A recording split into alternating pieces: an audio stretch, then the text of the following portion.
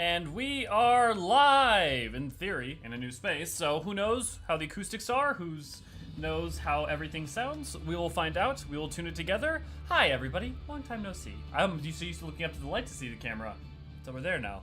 Still a lot of things to figure out. Ray, good to see you, glad to have you. No spoilers, by spoilers, not that there's much left to spoil, but basically just the bits we haven't gotten to yet. Dude, I can hear my voice echoing a little bit. I gotta keep putting more foam up. Oh god, that's weird. Kiko, good to see, glad to have you. Infinite, good to see, glad to have you. You literally can't imagine how I miss my daily dose of Elio streaming. Oh, Infinite, thank you. That makes me feel good. Tracy, good to see, glad to have you. Missed you guys too. So how did your trip fare? I'm really hoping there's considerably less ethereal sickness in the last stream. I did not get sick to my stomach. The trip fared well. It was over 20 hours of driving.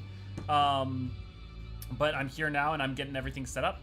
Let me know how the audio is. Let me know, if I talk like this, is it particularly worse than if I talk like this? If I talk into the mic, because right now I have the mic all set up over here.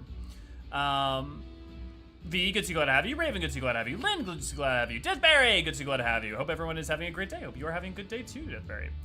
Bramblebear, everyone finished their pre-patch prep? Honestly, I haven't been able to do any pre-patch prep because I have been traveling and moving and all that. So, no, but also I didn't really have much to prep. So, frankly, I just have all the other side stuff I've been wanting to do anyways that, so yeah. My cats are currently trying to destroy everything before stream, it seems. I see you have adopted Raven's cats. Commiserating over cats. Oblivion! Good to see, glad to have you. Sounds good, sounds good. New background? Yes, new background. Sound is fine. Hey, Leo, hope how the move go. Lady, good to see, glad to have you. It went good. I still have a lot left to do. I still have bunches of, like, cool things that I want to put up, but I have to get, like, frames and stuff. I've got all the crystals from all the different jobs, but I have to get like some magnetic backing things to hang them up. I have posters like this that are gonna go here. Ugh. I got a disc plate of a cactar.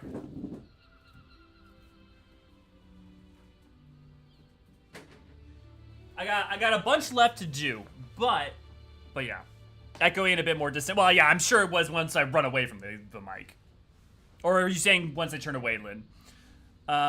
Someone stole your shelves. I actually still have the shelves. They're just currently being transported. Doesn't sound echoey to me, but I can sympathize. I see you finally unlocked your echo power. Nice jacket. Thank you, Raven. One of my partners got it for me. Alora, good to see, glad to have you. Talking to the mic is better. When you face away, it's a bit echoey. Okay, I'll keep that in mind. And I'll try to see if I can set a setup that's more midline at some point. Sound good, oh man, that's a long move. Glad you look to be settled in now. Glad you're back. Thanks, Deathberry. I appreciate it, I really do. And yeah, luckily one of my partners, the one who lives here, did everything she could to make it so that I could settle in very easily. And not only that, but like got me, got like little things and nice things for me. I currently am installing a bunch of foam. I have stacks of foam behind me to produce echo and stuff, but we need more adhesive and it's a whole thing. It's a whole thing, getting things set up. So obviously no video, there's gonna be no video this week. Tomorrow we're gonna be doing the 6.4 stream.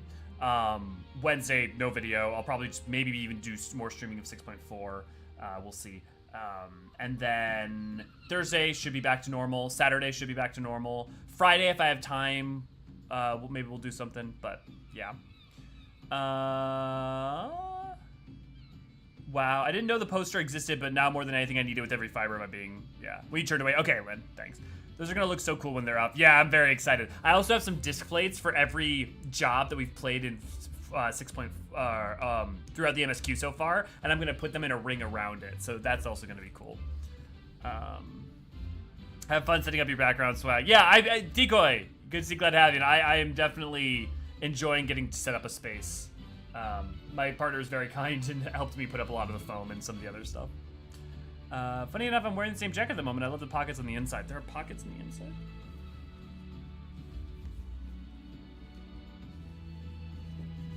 See, there's this pocket. Oh, I see. Yeah. I guess all my jackets have stuff like that. I don't know if it's just like men's jackets usually do.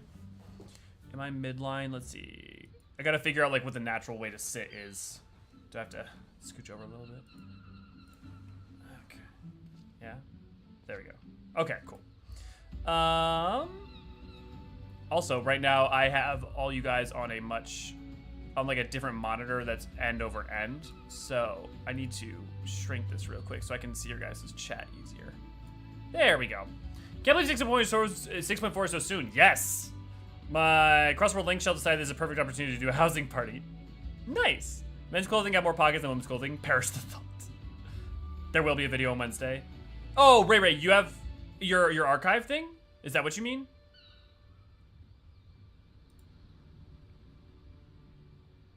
Or is there a separate thing that I didn't know about? Because I just meant, yeah, okay, no. I thought, I just meant like a content, like, I saw that as a different sort of thing. I'm used to having no pockets with things I wear, so having pockets isn't a huge deal for me. Yeah, no worries. Okay, speaking of 6.4 coming close though, let us go ahead and get on that story before we run out of time.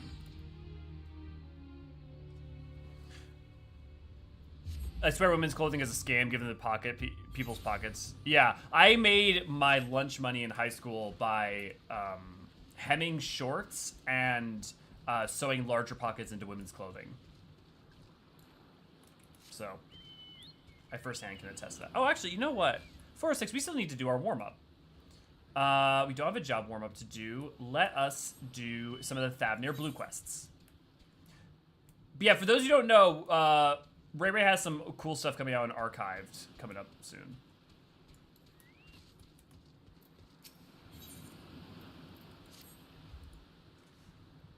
Do you have a moment, adventurer? One of my colleagues has gone missing. She said she was going to Kadja, footsteps to get a bit of exercise, but she hasn't come back. I'd go search for her, but it's almost time for a shift change, and I can't very well leave the kill to operate itself. Could you find her and fetch her for me? Leave it to me. You're too kind. She should be Kadja's footsteps. Keep an eye out for Hyur with black hair. I'm sure she'll be happy to see you. She was out the last time you were by, and she was devastated that she missed out on the chance to meet the adventurer aiding the student of Baldesion. Will we be getting to Zone 3 today? I don't know. We've got a lot of cutscenes and stuff, and we shouldn't have to do a short day because of patch. But, I don't know that we'll see. We'll see. Just all the stuff they have to do with the setup to go to Zone 3, I wouldn't be surprised if we had a bit of time.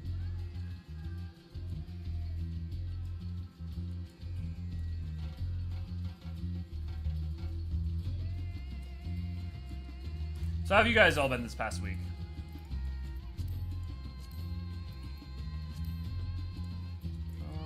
Oh, right, that was the glam that we had for Summoner. I guess technically still Arcanist.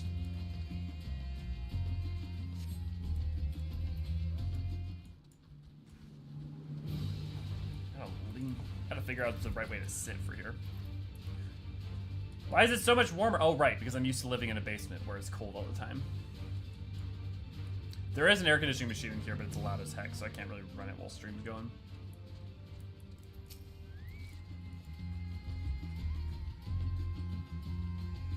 Are you okay? What do you mean? I need to go back to work. Oh, have I really been out that long? I should really go. But I was hoping to get a better look at the stage before I left. I am sure you are busy, but could you assist me for a moment? Thank you. I'll inspect the walls so you could make sure the stage. Could you make sure the stage is in order?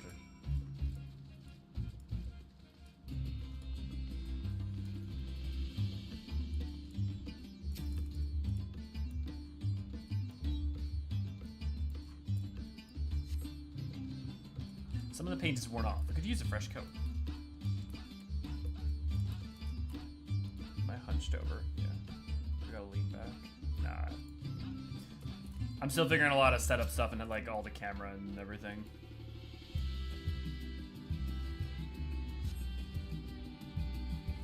The quaff wavers exquisitely in the wind. No problems here.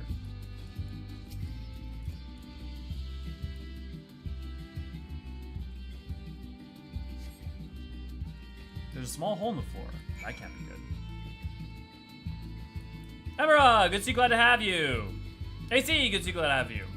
I've been neck deep in Tears of the Kingdom. I played Tears of the Kingdom like almost the entire ride up here. Been exhausted all week, but okay. I feel that, Deathberry. Yeah, at least you're getting your tooth stuff fixed, so that's good, Raven. It says it's a perfect speed to level Warrior to 90 before 9.4. Well, I'm assuming 6.4 hertz. Currently on 70 and patches tomorrow. Infinite, I remember that happening when I was leveling a bunch of my ults before Endwalker, and I was having to like go hard on it every day. On the bright side, you know, you make good progress, and that progress is permanent. Any problems? The floor and the paint. I'll have to fix them the next time I come by. Thank you for checking. You know, it seems odd that I've never met you until now. You wouldn't happen to be the adventurer sent by the students of Baltesian, would you? That's me. You are? And I hear I was delegating you menial tasks. If I had known. I have always admired travelers like you. You see, I was studying to be a dancer under Mistress Nashmira at one time. I wanted to see the realm as I traveled for performances. And maybe I still can. Not as a dancer, of course, but as an alchemist. Oh, but we should hurry back to the great work. I don't want to cause any more trouble than I already have.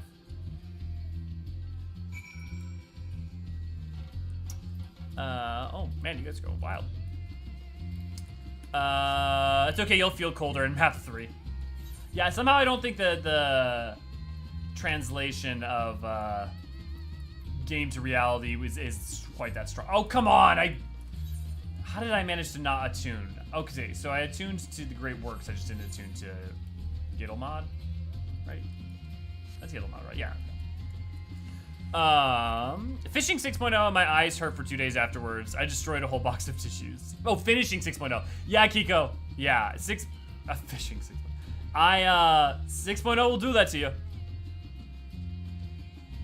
Yeah, it does that. Yeah, I believe in you, Infinite. Yeah, you still got this, Infinite. So remember, once you hit 71, you can do Bosnia. Bosnia, you can level really fast in. You can get at least from 80 to, or 71 to 80 really, really quick. And frankly, you can get from 80 to 90 pretty fast. But the alternative would be doing Eureka Orthos from 80 to 90. Would be one of the best ways. The other fastest way, and depends on your team, but is just dungeon running. If you just do dungeon runs, it can be quite speedy. Going to have to take a short break from Tears of the Kingdom to do 6.4. It's fun, but so big. I almost fell asleep in my chair while playing. Yeah, I have finished, no spoilers, but I have finished almost, I have all but like 4 shrines and all of the world below. And I have all the dungeons complete. I'm basically ready to start heading into the final fight in Tears of the Kingdom. I just need to find time to do that. You moved, didn't you? Yes, I did. Kurani, good to see you, glad to have you. Might download Tears of the Kingdom from the shop past the time during maintenance. That is a good idea. It will work. Those little Arctic air machines are pretty good and surprisingly quiet. I'll note that. I've been barely doing anything the past few weeks while waiting for a ton of things to happen all together soon. You say, I feel it, Alara. Also, Alara, I am working on, or the second I have a free moment, I will, or if you want to help me out, or whatever our plan is, figuring out the people for raiding, I really, really, really want to do that. I just have not had a second to plan anything. Why did you choose to destroy the Dancer Monument during the trailer? Do they? Yeah, let's pull it up. Swiftly bleeding light. Because I thought it was the statue that you see in Vanaspati.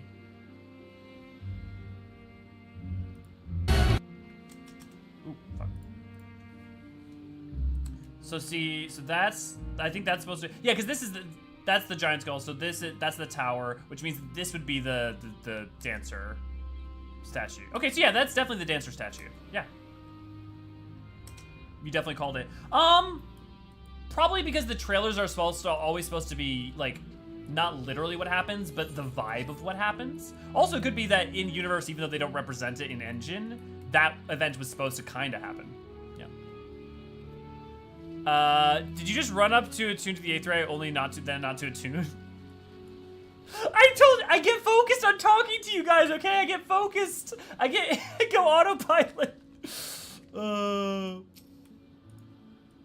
Maybe you shouldn't have I shouldn't have eaten. Well, now I have job stones to eat. Like, dude, you guys should look at these. Like, they're so pretty.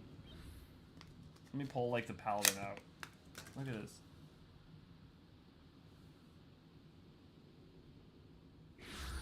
They do look quite delicious. I will say, it's probably the most I've vibed with Raven before. Where did I put the warrior? Ah, there's the warrior one.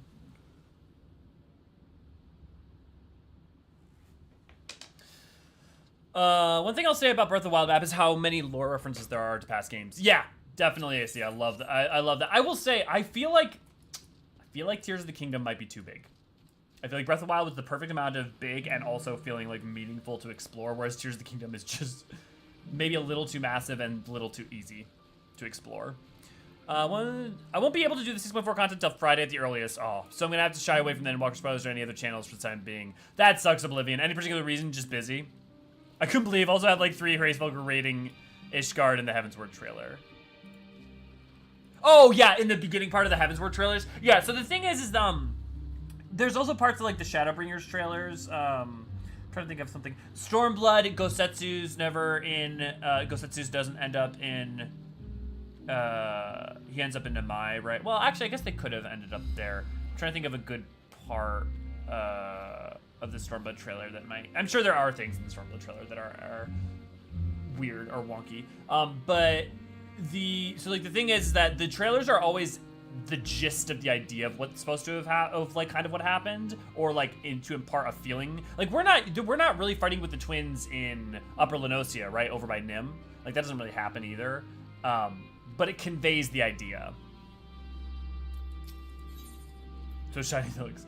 Oh, yo, this is the setup for the job quest or the oh my god, the travel quest. Why are there Matanga everywhere? Has this town fallen? Hey, can I help you? Ah, your face! It is known to me. You were the warrior who fought the mole in the Nadam. I am Ogle of the Katayan. It was your bravery and skill which inspired me to embark upon my own hero's journey. Yet now I have foolishly blundered into a den of Matanga. Why do these others walk without fear? Do they not care if they are slaughtered?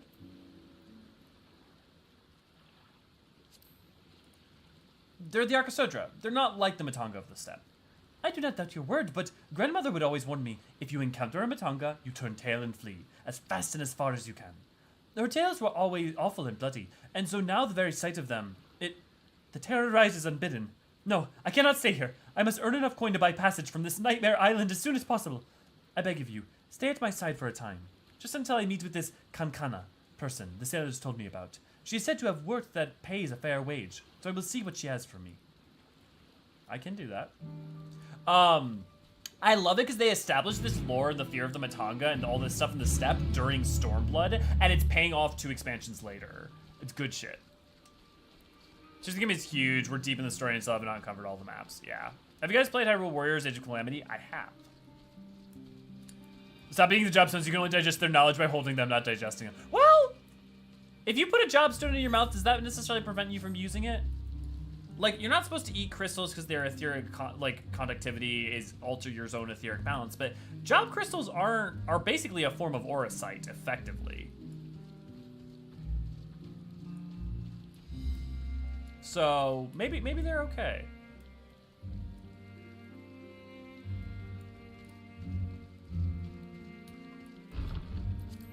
I think you could use it until you digest it and stop being a thing. But would you digest it? Like, would your body even break it down? Yep, that's definitely what I said, Lynn. You should just go ahead and eat the heart of Sabik. 100%. Cast Ultima in that stomach of yours. By the Dusk Mother, no one told me Kankana was Matanga. Could I ask you to speak with her in my stead? I mean, I guess? Hello? Welcome to you, little mad traveler. I am Kankana, and it is my job to assign the right work to the right workers. Might I have your name? I'm Elio Forceron, but this isn't exactly about me. Elio and Ogul, was it? Let me jot those down. Oh, grandmother, why? Why did it have to be Matanga? Is your companion quite alright? She has a fear of Matanga. Ah, an understandable reaction. The Gajasura tribe have done much to stain the reputation of our people. You are looking for work though, yes? Many have been forced to take what they can since the troubles began. So I'm afraid all the simple jobs are gone. As for what's left, I only have the tasks fit for Stevens and fighters. Does that sound like something you could do? Fighting? I can fight. Lest you doubt my skill, it is likened to that of the Dragon's Bane, the legendary Chakad Zoe herself. I'm not familiar with that name, but you sound formidable indeed. Why don't we start you out on an escort duty then? A group of artisans set off to harvest materials and ask that I send any prospective protectors their way, should I happen to enlist any. What? They're already set off? Is our duty not to escort them? There's to be a ritual dance performed by in Kajaya's footsteps. They'll need incense and costumes for the dancers and such. The entire thing was decided rather suddenly, so there was no time to waste.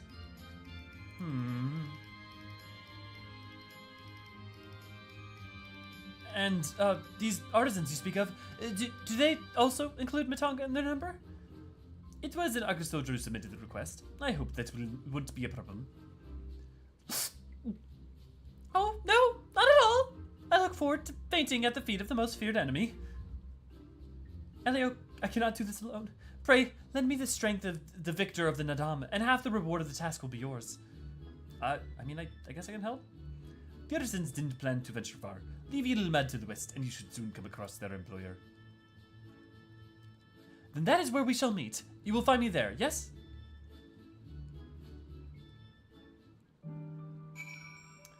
I mean, presumably stomach acid is pretty strong. Yeah, but a crystal? Like, if you eat like a rock, if you eat like a quartz crystal, you're not gonna digest it. You're gonna poop it out. Link in the. Oh my god, I just played Truth Game and tried to climb up this ledge.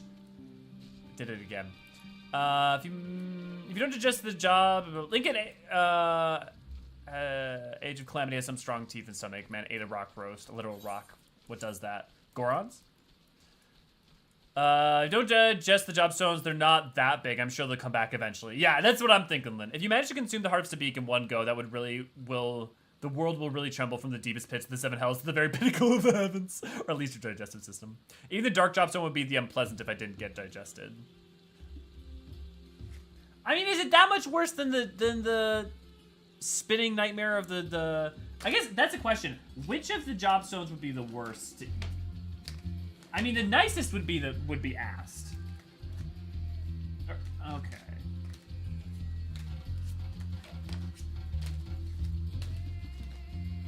Yeah, admittedly, the Pokebits are gonna suck. So the question might not be if you can eat them, but if you can pass them. Yeah. The Hammer of Darkness brought to bear against the shield of your poor digestive system. The Archosaur woman is taking the fear of Ogul as a surprisingly good spirit. Well, because she gets it, right? Like, the Gajasura are, like, the Archosodra are afraid of the Gajasura. And then, like, also, if you grew up with nothing but the Gajasura as your, like, only touch point for Matanga, she gets it. It makes sense to her. Oh, you must be our belated escort, yes? That would be us. Glad to have such good, courageous... is your companion not well? She seems a touch shaky. She has issues. Of course, I should have thought of it before. I shall harvest the necessary ingredients while the artisans stay here. That way I have no need to fear him, being harmed. Perfect. Umino, good to see glad to have you. Zenro, good to see glad to have you. Tam, good to see glad to have you. Kathra, good to see glad to have you. I must say, this is less than ideal. My people are already scattered across the wilds, and I wanted someone to roam around and ensure they were safe from attack. Your friend perhaps frightened by Archosaur. I have met such travelers before. Well, no matter. If you could patrol the area as I asked, I must attend to my own harvesting.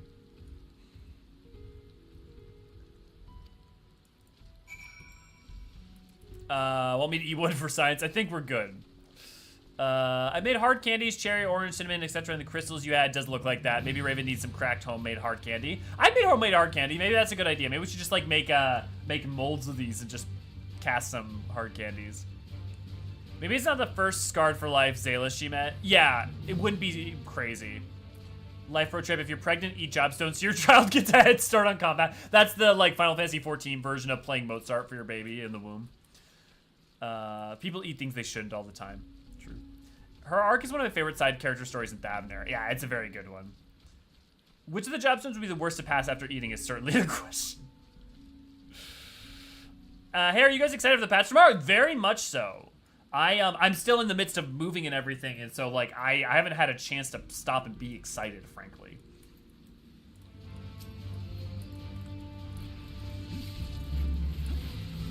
Like it honestly, like all I'm thinking is like, oh, I'm getting things set up. It's like, oh right, patch tomorrow. But I am very excited for more story. Although I have a bad feeling I know where it's going.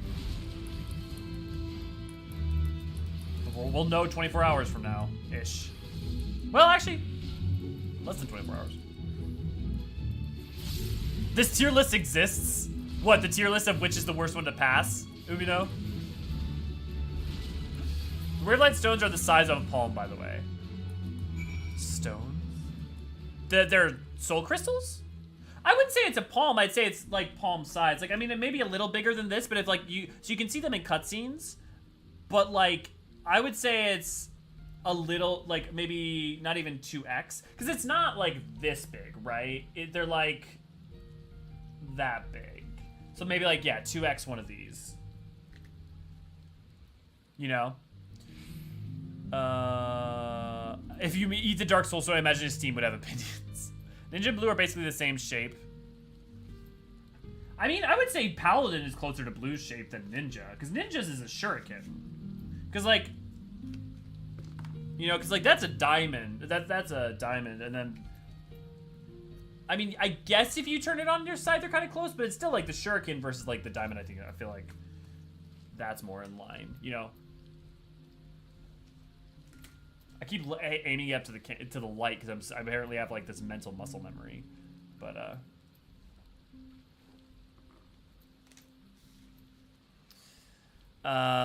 Samurai, Dragoon, and Summoner might be rough.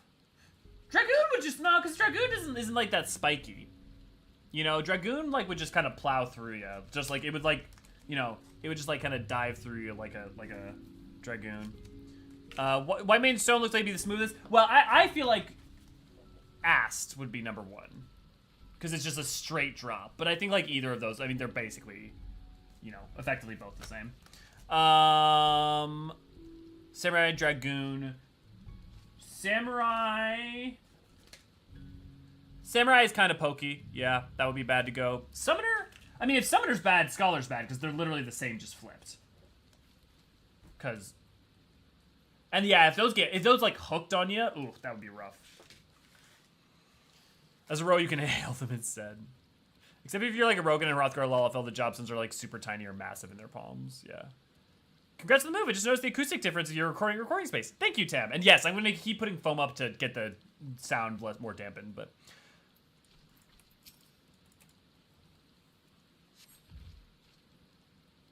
You must think of me foolish. I was so absorbed in my test that I failed to notice the ground shaking at their approach. Also, let me know if I do need to like pump up the volume or anything. Still, my injuries are light and my satchel is full. Thanks to you, I think I can make it back in town in time to meet the others. Reefer, yeah, Reefer would be bad. That would like cut up, that would like catch your gut. What happened? Did you slay the beast? That was me. That was a near thing. I took the first one by surprise, but the second, knowing Matanga stuck at my back, my mind froze and my body refused to obey. Grandmother taught that we should let fear wash over us like water, but to my shame, I could not have failed her more thoroughly. Not to sound ungrateful, Elio, but why did you follow me? I had a suspicion you might need a bit of help. We were to patrol. Forgive me, I should have waited for orders, instead of running off alone and putting lives in peril. Come, we should return to our employer. I want to be sure that the wounded man reached safety. There's a show called My Strange Addictions. Yeah. Weird Habits. Yeah. There's a lot of stuff on that. I remember watching a man eat a light bulb. I mean, what else was it going to become, Raven? The White Mage Soulstone looks like it'd be smoothest. Yeah. My gut hurt just thinking about it. Scholar and Summoner would catch in the worst ways. Yeah, I think they like definitely hook on to stuff.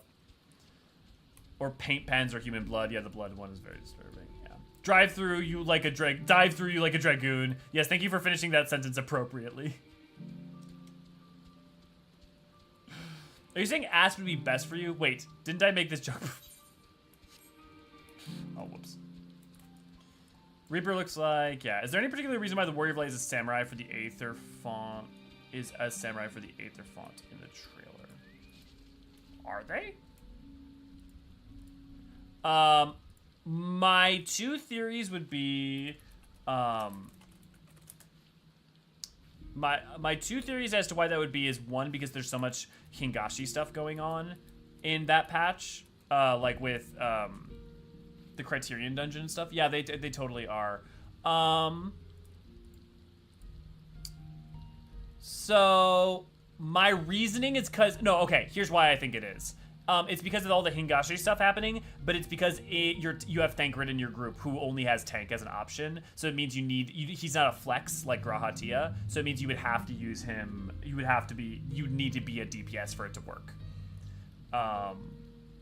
If they want to have that setup of people, and seeing as later on in the trailer you can see Thancred, I'm not gonna say her name, and Eorzean, as part of some of the dialogue.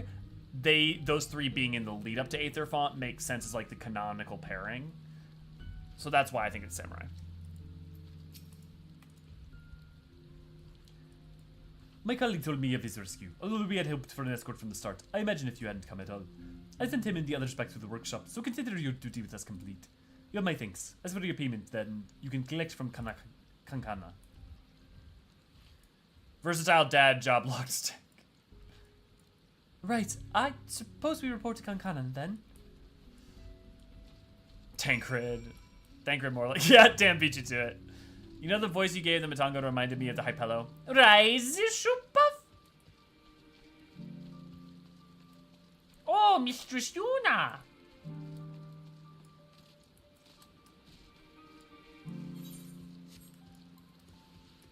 I love how he becomes a barkeep. I love the one that becomes a barkeep in X2.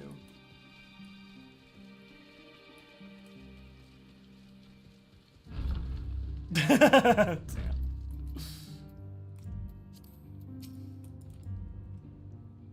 Ah, there you are. Your employer expressed satisfaction with your work, so congratulations on a job well done.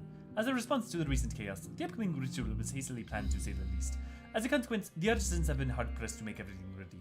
But when the times are hard, the people of Dadlin rely on traditions is to renew their faith and bolster their hearts with the teachings of the divine. The death of an artisan would have thrown the whole thing into disarray, and thus your rescue was timely indeed. Please, accept your payment, half each as agreed upon. Are you interested in further work? I may have something for you if so. If you have not done this series of quests, by the way, you absolutely should because it's great, but also because it unlocks the tribal quests. Okay, we're gonna turn on that other one, and then we're gonna get going on the MSQ. Only took 30 minutes to get going. Oh my god, I have a new chair too. Ah, everything's new. I don't like change.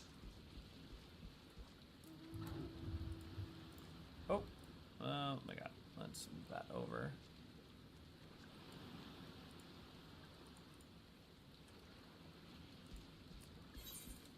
Ray, how are you doing without having to see me every day for a little bit? Was it a nice break?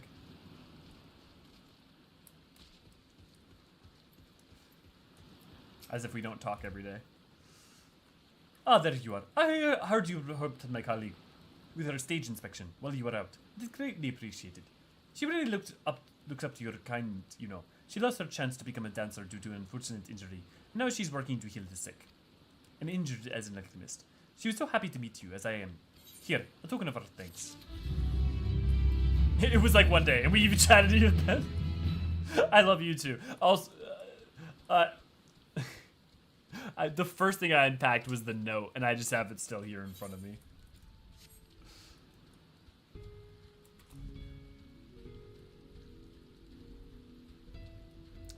Yeah. Theoretically, could a samurai learn to use two blades or a katana with a short sword? The combo with the short blade seems more ideal, though.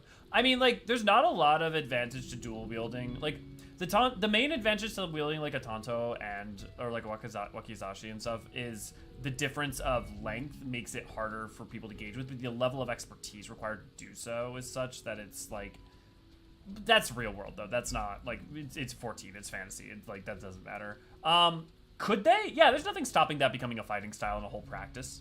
But because like Iaijutsu and like a lot of the stuff for samurai is based in like kendo techniques, like I think that like there's a lot of those techniques require you to have both hands because effectively you're using one arm for power and you're using one arm for control. With one katana, so like by sacrificing it, you're sacrificing a lot of like the strengths. Is there an instance where all your trust options are not there with you at the end? I thought canonically you have them all fighting with you and you only see 3 while you play the game balance. No, I don't think there's any example where they're not all with you at the end. My point was more just like whatever the like canonic grouping is. So for instance, what's a good example? I can't think of a good example off the top of my head, but some dungeons in the trailers, they like will show specific people in that fight, even though you have more options for who could go into a dungeon. And it's kind of like how the canonic jobs are partly based off of the like CG trailers, but also based off the gameplay trailers. Funny enough, the shoot buff are elephant-looking creatures. That is a good point, AC. The weapons restrictions are mostly game mechanics. Yeah, there's a few samurai actions where you use a side blade, I think. Or use a side blade. I'm assuming you mean like the blade at your side, because that's one way. So like the thing that's like one of the stances. Yeah, I think that's actually the sheath, not side blade. Yeah, I don't think you have a, because like most things, most samurai glams don't have any kind of like wakizashi or tanto or anything. But using your sheath as part of like your like fighting and tactics is a thing in some versions of Yaijutsu. Ah, our friend of Eorzean. We've been expecting you. You and yours will lead the mission to the tower, I'm told. The warding scales will be delivered soon. Till then, please stand by at the boat we have readied. When your fellows arrive, I will direct them to join you. We pray for your safety and success.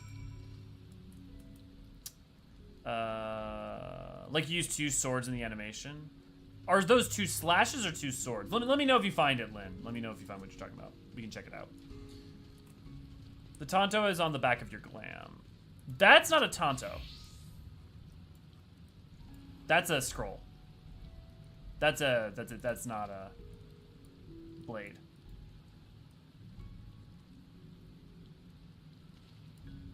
And also every glam wouldn't even have that necessarily.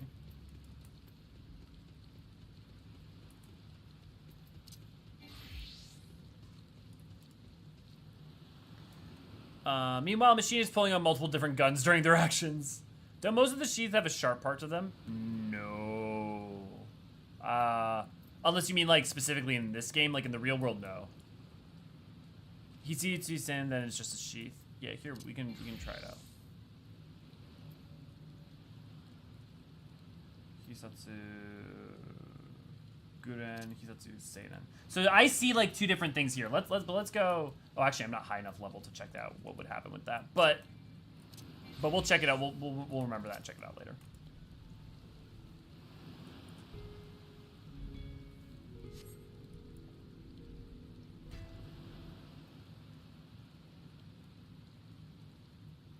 Look, I don't play samurai. Maybe I'm wrong. Maybe you do like summon an etheric sword or something.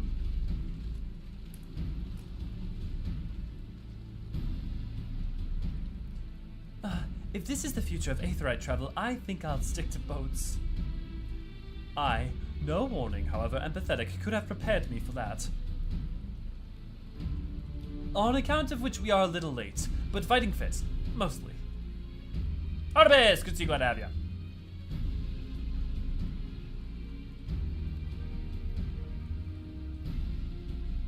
My friends, permit me to thank you for accepting this mission. You must be, we should still call you Varshan, I suppose. Indeed, it would not do to confuse our soldiers. Very well then. For our part, we are humbled that you should see fit to entrust us with your warding scales. Please convey as much of it to His Excellency.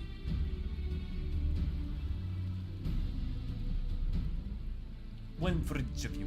Please accept them with my blessing. Our thanks. With these we can go anywhere. Those with the blessing of light can go. Ah. They do this throughout Endwalker. They say the blessing of light on repeat, but also like they refer to the echo. Endwalker really muddled this whole thing because like the echo is not the blessing of light, but the echo provides the protection. Not only for this operation either, but all the ones to come. We can finally break your monopoly on primals.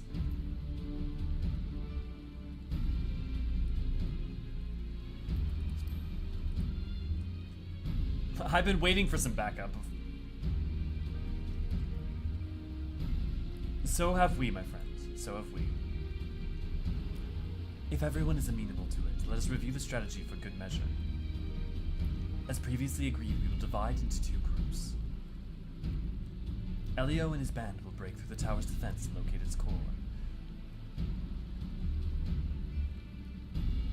Meanwhile, the rest of us will tend to the prisoners, who will doubtless want for healing due to the duress of repeated summonings. The problem is that Oblivion, it made sense when they were used interchangeably when people didn't know better, but after 5.2, these people know better, which is why it's weird that they use that specific. And so, like, them using interchangeably before is fine, and using interchangeably now is still fine, but it also leads to confusion where, like, people are like, wait, what's when they just repeatedly say that the thing that gives you protection is Blessing of Light, Blessing of Light, Blessing of Light, but also it's Echo, but they don't specify that. Here is why people get confused about the difference between the two. The primals which the tower bringeth forth shall be divinities of that Narian myth. As we have no prior experience with such foes, pray exercise the utmost caution when confronting them. We commence the operation at your word, my friend. For the people of Thavnir, nay the entire world, we must prevail. Flora, good to see you, glad to have you. Okay, because it's gonna still be important even onto Endwalker, we'll go over it real quick. The Tower of Zod, now accessible. The Echo is a thing that you have as a byproduct of having a soul of a sundered ancient. You witness the star shower or some other specific medium thing that awakens some memory of the final days within you and gives you access to the Echo and some of the powers of an ancient. The Blessing of Light is a specific blessing granted by Hydaelyn that is like when you see the mandala and the like crystals and the Traveler's Charm, as we'll get to later. That is the Blessing of Light. The Echo has to fundamentally provide protection because not everyone who has the Echo has the Blessing of Light, and those with the Echo have protection from tempering, even if they don't have the Blessing of Light. However, repeatedly it will be pointed out that the Blessing of Light gives protection from tempering as well, which means that it has to also give protection, which means that they could be both give protection and also it's stronger together. But it's weird. Sounds good, Raven. No worries. I was on the call, so I didn't hear the line of dialogue. Was it a silent that said it? Yes, it was Thancred. Oh, there's only silence here. It has to be, yeah. I mean, in-game, some of them have them. Yeah, some of them have Tontos, but for the slash, I think they just focus the Aether and the Sheath along with the blade for the cross slash. Okay, yeah, that makes sense. Using the Sheath as a foci for Aether would make sense. Just having the Sheath have a blade doesn't make any sense because, like, the whole point of a Sheath is to have something. Like, especially, like, a lot of techniques with, like, with your blade are about holding onto your sheath like that, so you wouldn't want to, you know. If the Echo is supposed to be a fraction of the power we used to have as ancients, what was it at full power meant to be? The only thing I can recall from La Habre and Lilimus. So, there's 2 possibilities there. One of it is that the fraction of the power is less to do with the limitations of the power we have and more to do with our awareness of how it can be used. Part of it also may be just that, for instance, some people have different Echo powers, right?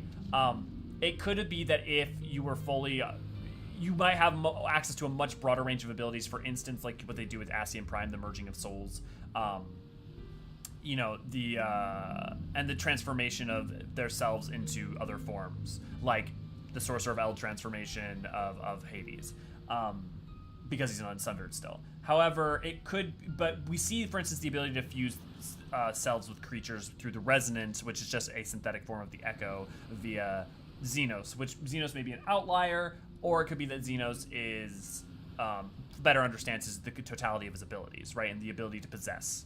That may be something that it's implied that anyone with the Echo effectively can do that, but you have to know how to use it and use it appropriately. So part of it could be that we're weaker in it. Part of it could be that we're just more limited in our knowledge of it. For instance, at later points, we have a much better ability to actively use it to seek memory, right? Other than the people in 5.2, who else has the Echo without the Blessing of Light? Well, I mean, anyone with the Resonant. So for Dola and Xenos. I think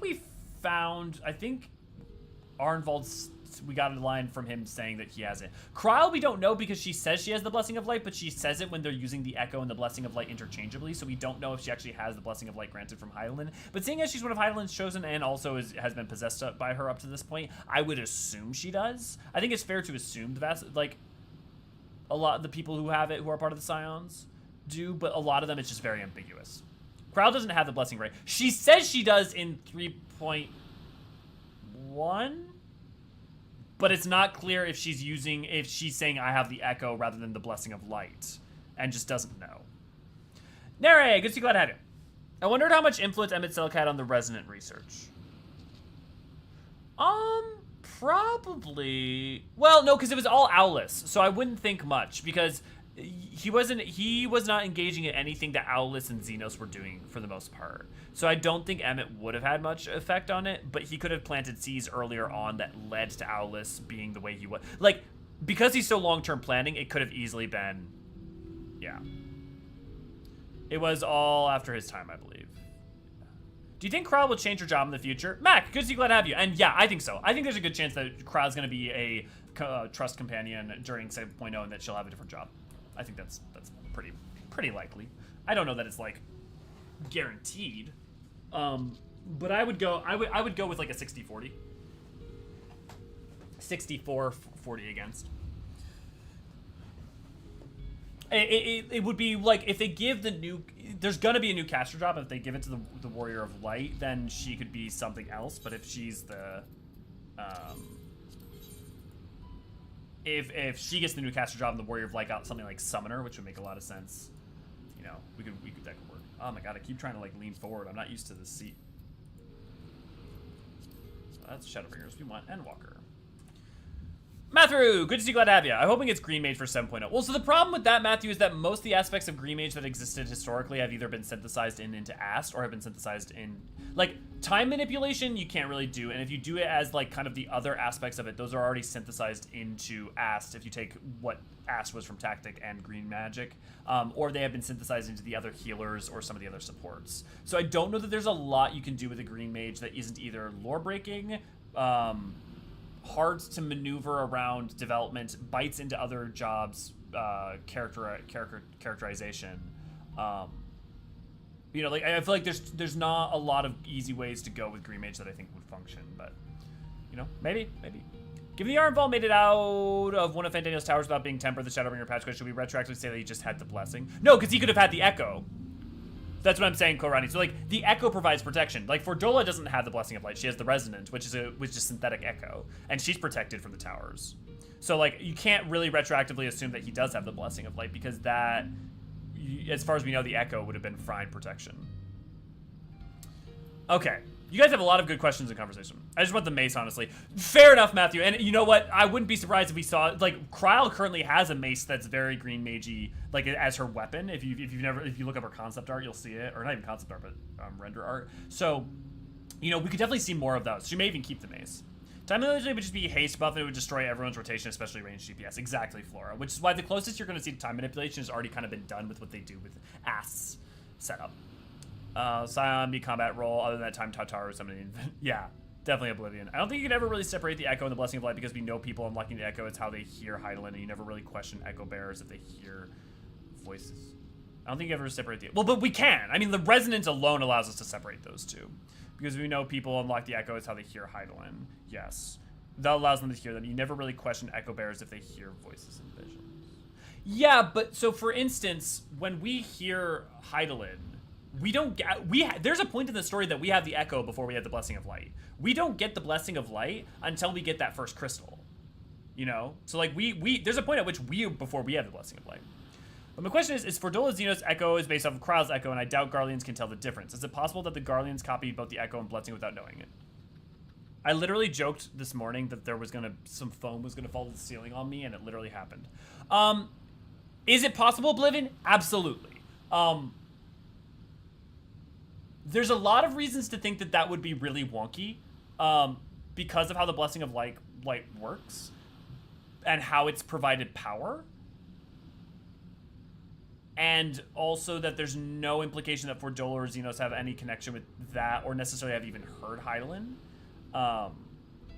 But I super don't want to say it's not possible, because it is possible that they were somehow, that if you treated the Blessing of Light as purely a spell, and that spell had a casting upon someone, could you copy that? Sure. There's other problems though, because also the Blessing of Light is an enchantment, whereas like what the resonance system does is it takes someone's soul and basically applies the soul, like the shape of the soul on top of another soul, synthetically. So I wouldn't think that would copy the blessing, but if use time magic, what's stopping people from casting it on a person's heart to stop it from beating? I mean, but yeah, but like, what's to stop you from casting fire magic inside someone, you know?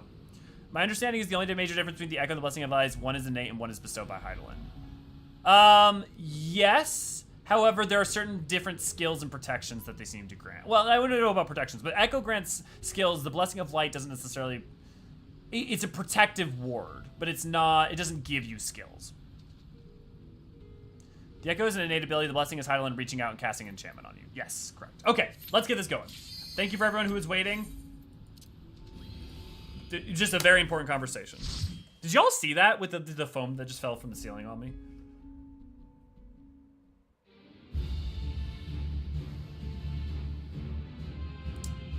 Yeah, but I would implore Decoy that if like literally at no point you have Fordolo or Xenos referencing the fact that they've hurt her in any way, shape, or form, that's noteworthy, right? So like, you're right. We can't prove things in a vacuum, but we do have to like kind of make assumptions based on the information at hand. A foul place. Let's proceed with caution.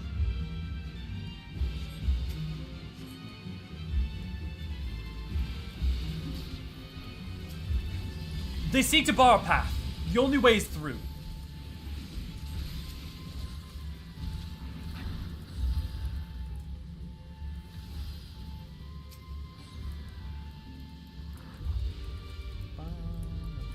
Oh gods, poor Nadana. We'll free you from this place soon, I promise.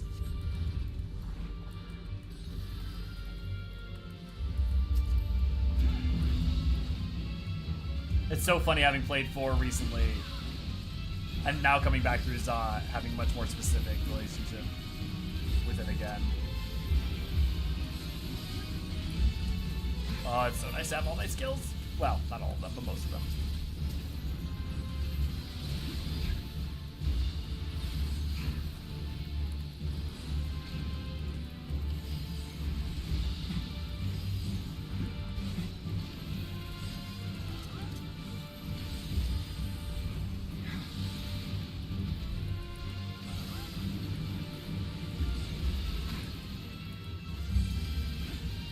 What is the next dungeon? I sense a great surge of aether, as if something hath begun. Is the next dungeon Babel? Does it go stop Babel? Look, those beastly masks! It's a Mansuya come to life. We will focus on sustaining the Archosodra. The rest of you must keep going, onwards and upwards.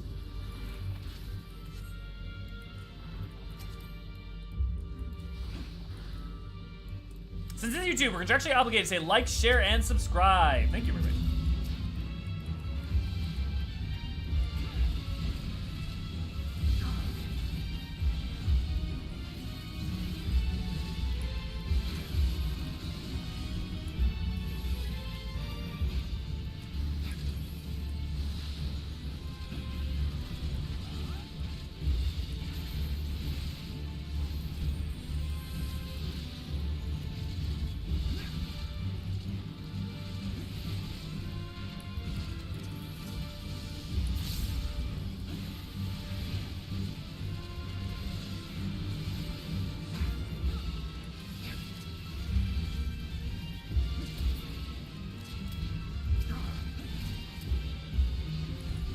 Oh man, playing through, new Paladin feels better.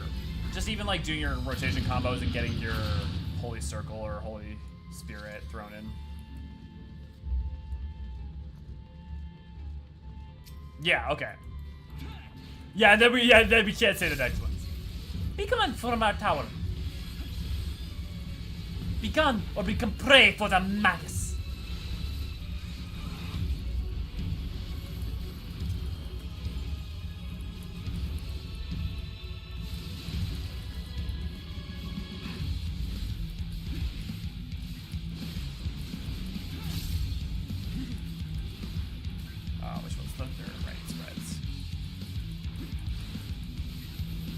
bio. Behold our ingenious magics.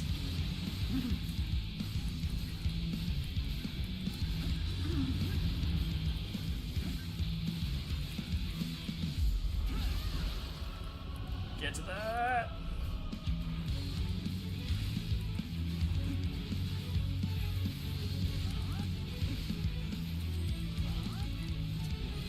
I know a lot of people hate how complicated, like, or how much is going on with these fights, but man, I love the sisters.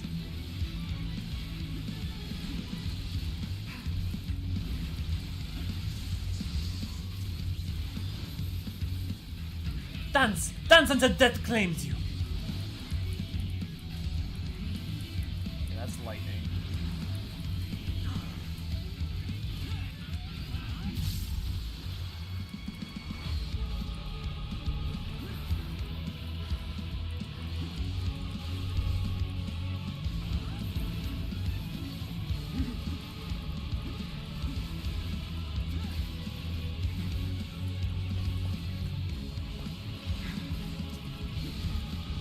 I love how simple the drums aren't here yet. It still like has the right energy.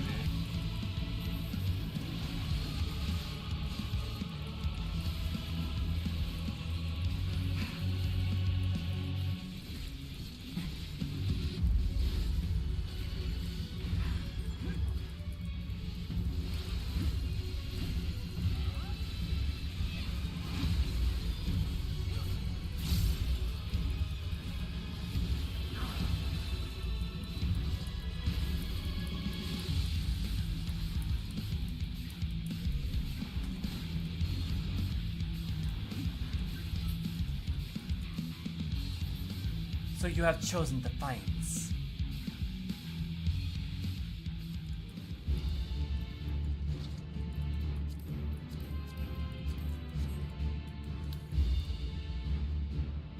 Yeah, definitely, Kathra.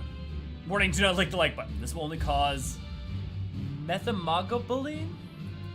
Are you just coming up with illnesses now, Ray Ray?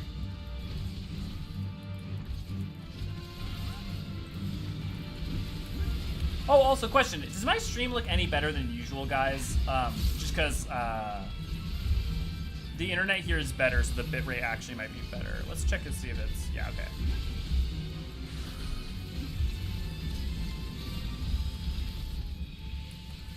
In theory, it should look a little better.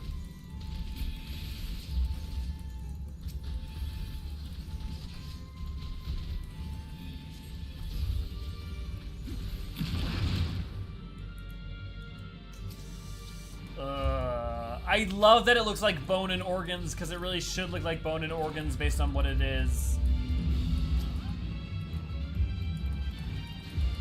Okay, good lady. Video quality is definitely better. Sweet. You might even be able to push it even higher.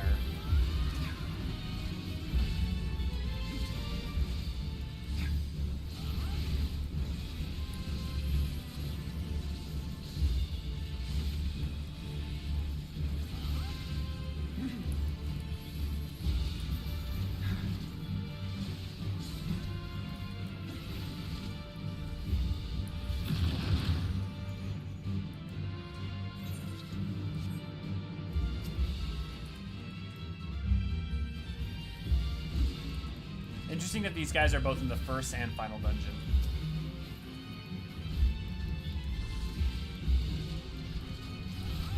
Ugh. Repeated lunar temperings. Look, tempering is a bad way to go in general, but...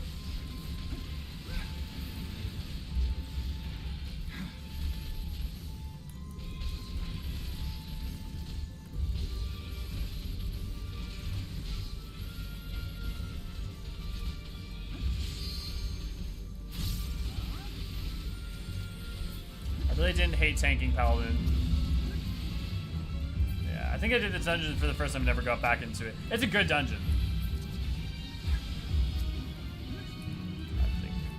Are we just doing it a little bit slower? Okay, cool. I will pace my health out a little bit more. We're just going a bit slow. It's probably going a bit slow. And also, I'm probably slightly under geared for... I mean, X-Archic should be fine. But I'm not material melted, so...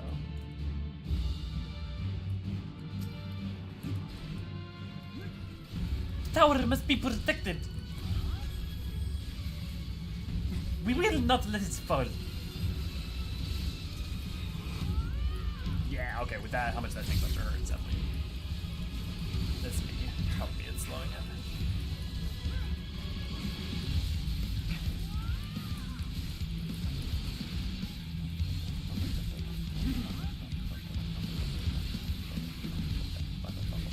You will not steal away our prosperity.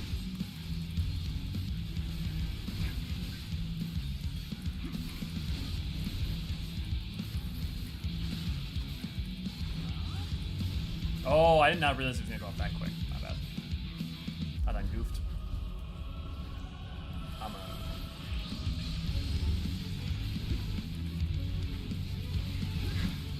thought it was gonna be much smaller than that. I didn't realize it was gonna... I actually have done Zod a couple times, unlike some of the dungeons that I've gotten very few times in roulettes.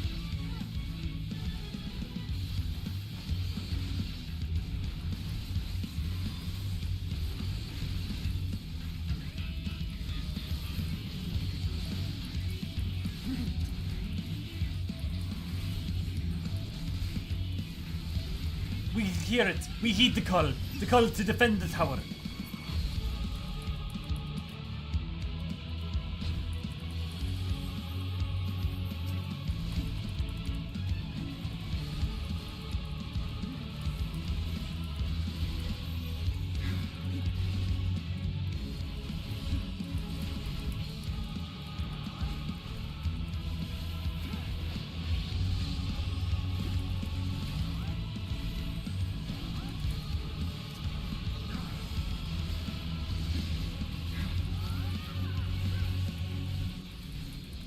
It's one of the most rewarding playstyles there is, in my opinion. I think, you know, rewarding, I find it in my experience is really just about personal preference. Like, tanking for me is by far the most, but I definitely see healing as way up there, too. I just find it super depends what you get out of a playstyle, right? Like, tanking appropriately, using mitigation correctly, while also doing your perfect rotation, I find very rewarding, even though I know some people find it very boring. If I alone cannot expel you.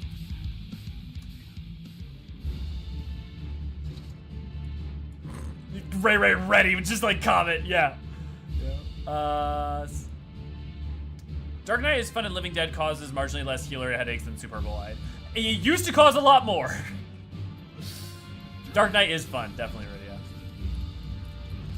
Good to see, glad to have you, Iridia.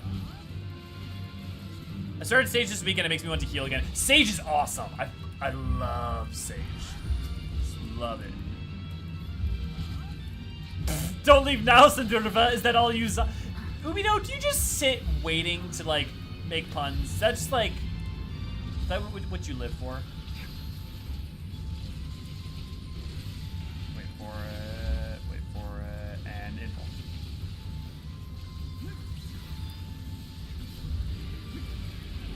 For some reason I thought I could pull on. Sage causes me headaches. I mean, look, there's a lot of interactions with it, so I can imagine it, like, being... I can totally see that. For whatever reason, the way it's designed, Sage just works perfectly to my brain.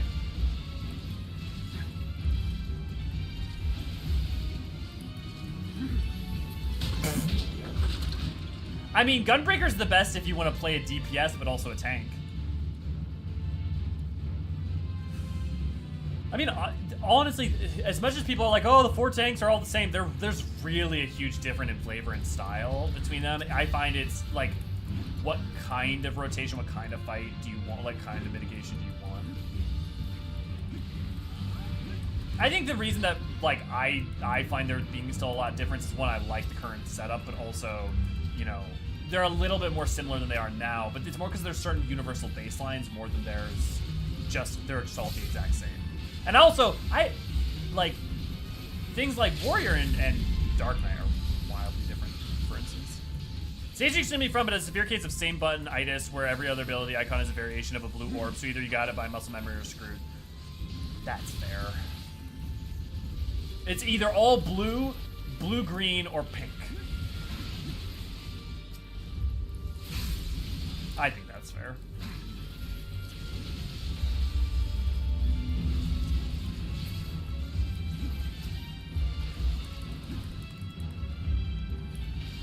The thought's just coming.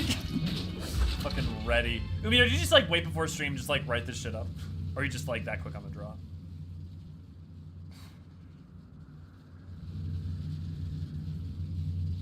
No matter the cost, we must protect the tower.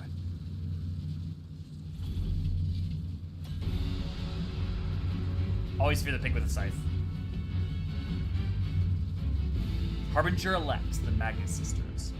I just like being angry and not dying from self-heals. I don't know why, it's just so fun to me.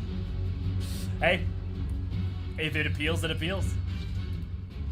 Dez, good to see, glad to have you. Sodom.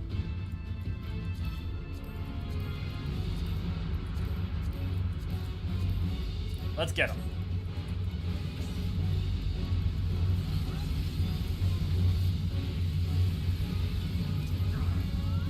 You persisted in your desecration.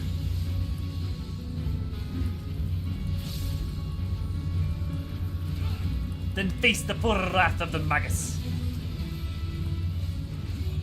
The three stand as one. Join with me, my sisters. Glacial ice and tomb our foe. Oh boy.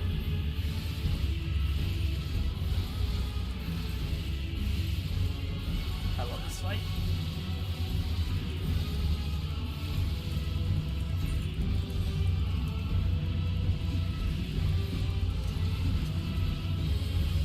Maybe it's also because I play tank, so anything that gives me an excuse to move around.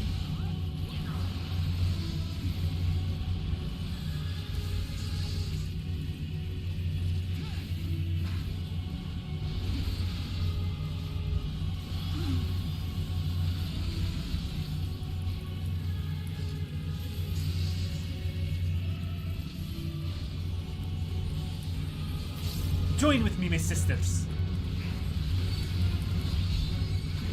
Insatiable flame, consume our foe.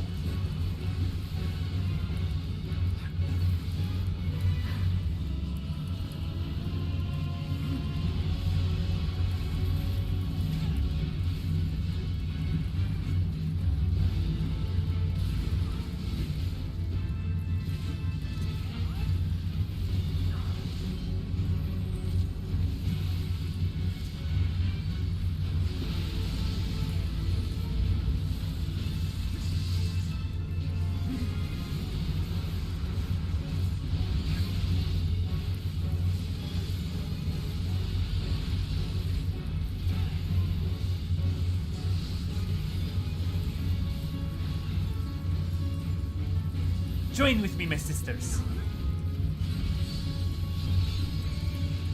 Thunderous tempest, smite our foe.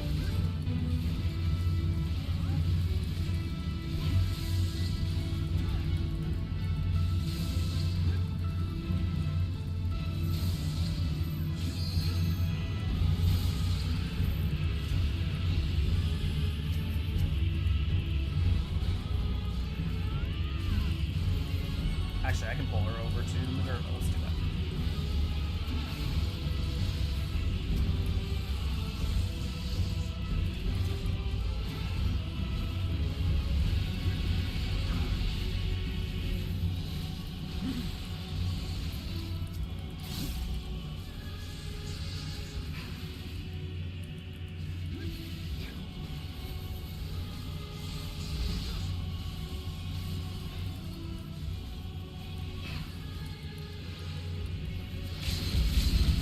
I forgot right now my camera is still attached to my monitor, so it's probably shaking a little bit.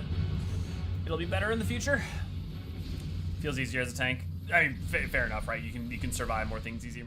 So these sisters not insatiable, it's finality.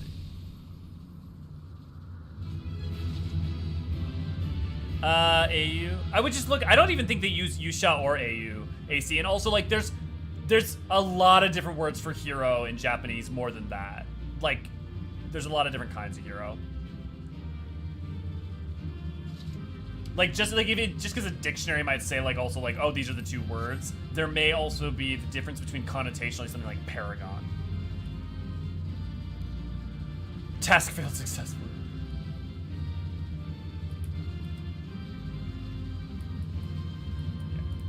Thanks, guys.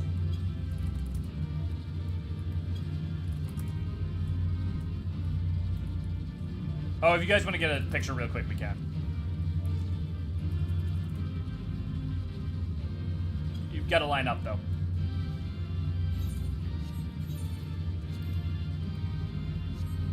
Here. Yeah, that's fine. Here, I'll move over.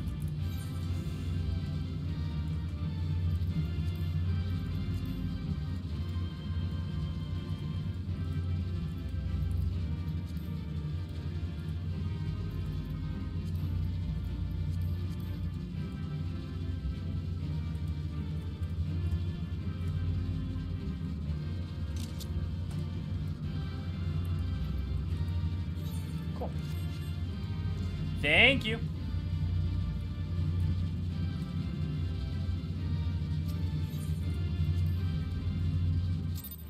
The pun meter is melting down here. Well, Flora, you're more than welcome to join our FC. We're on Crystal Curl.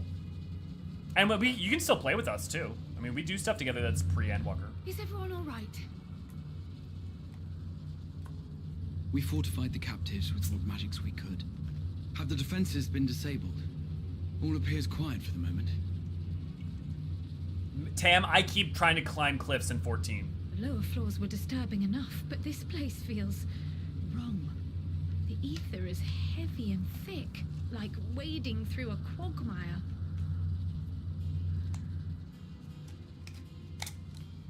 I believe we stand in the tower's beating heart.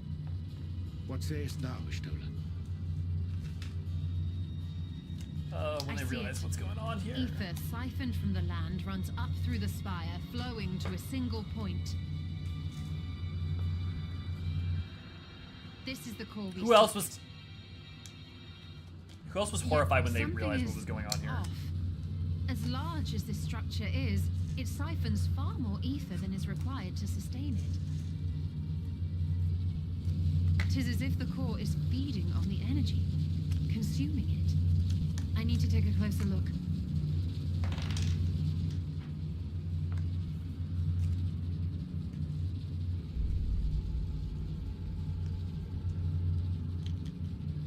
Curious. There is something there embedded inside the core. Yeah, Catherine, I see you. I'll respond in a second. Man's limb. This is what we came to destroy? Yes, if you would be so kind. I'd like to point out she does not specify what it is. It could be any limb. I'll let your imaginations go wild with that.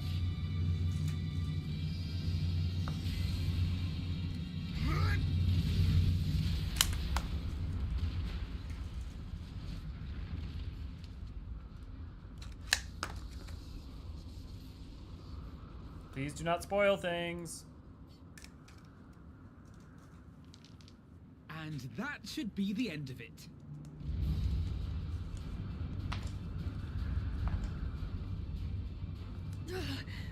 What now? My theory that the tower might come crashing down following the core's destruction doth appear to be correct. Bully for you! And how are we supposed to survive the fall?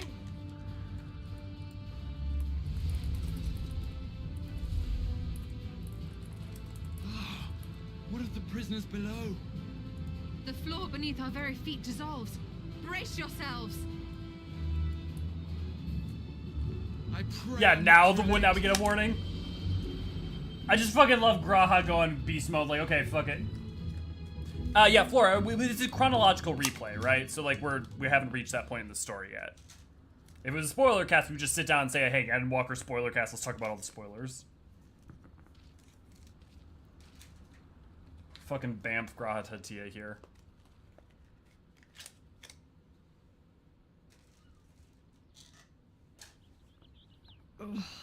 What happened? Where are we?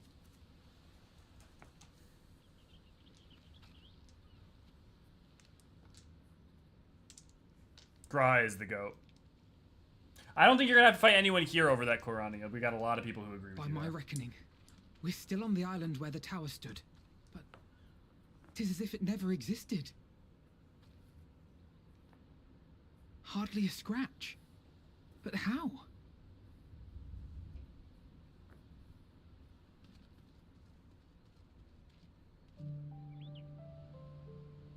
Fucking Bamf. Raha wove a levitation spell at the last moment. Large enough to catch everyone, it would seem. They have the audacity to play Eternal Winds. Must you pull at my heartstrings so? That explains the lack of obvious injuries.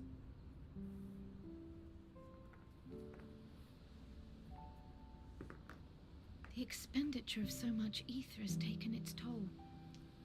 He will need plenty of rest, but should otherwise be none the worse for wear.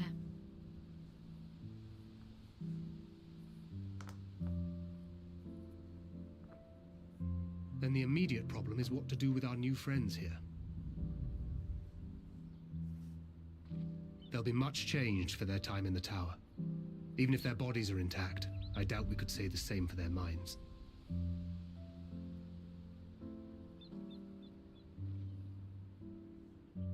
Angelo and I will take care of that. I have every faith in you, Alize, but there are just too many for you to treat alone.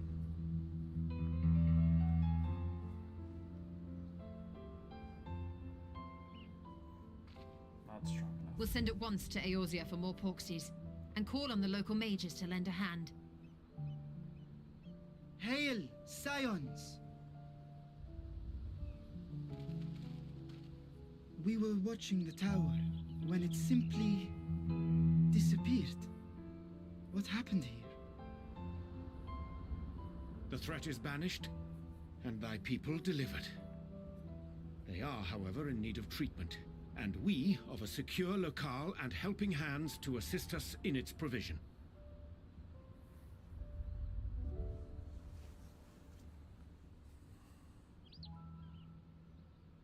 You shall have all Enough to this cast and float, more. Mac. Come, let us convey these unfortunate souls to the city. Luckily, he's not having to teleport all these people, right? He's just basically casting enough magic to keep them aloft for a short period of time before crashing to the ground.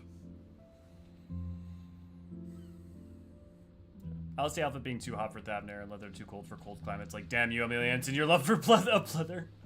I don't think it's pleather. I think it's just leathers. Yeah.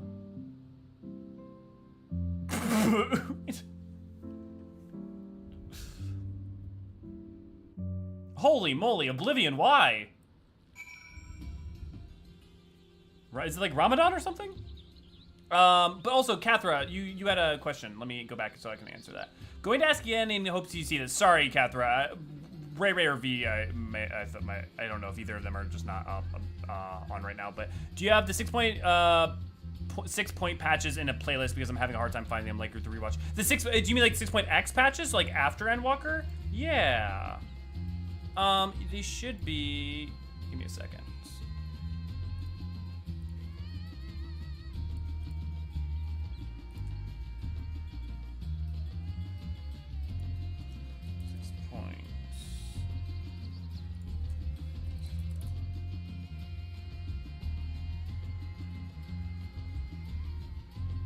Yeah, so if you type in FFXIV 6.1 MSQ live stream Eorzean archives, if you like do that for 6.1, if you do that for 6.2, yeah, that'll do it. You can also, let's see, are they on a playlist or anything?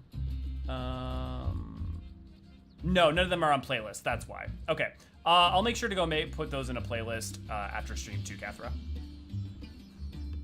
Oh, thanks, V. Sweet. Thank you, V. Much appreciated.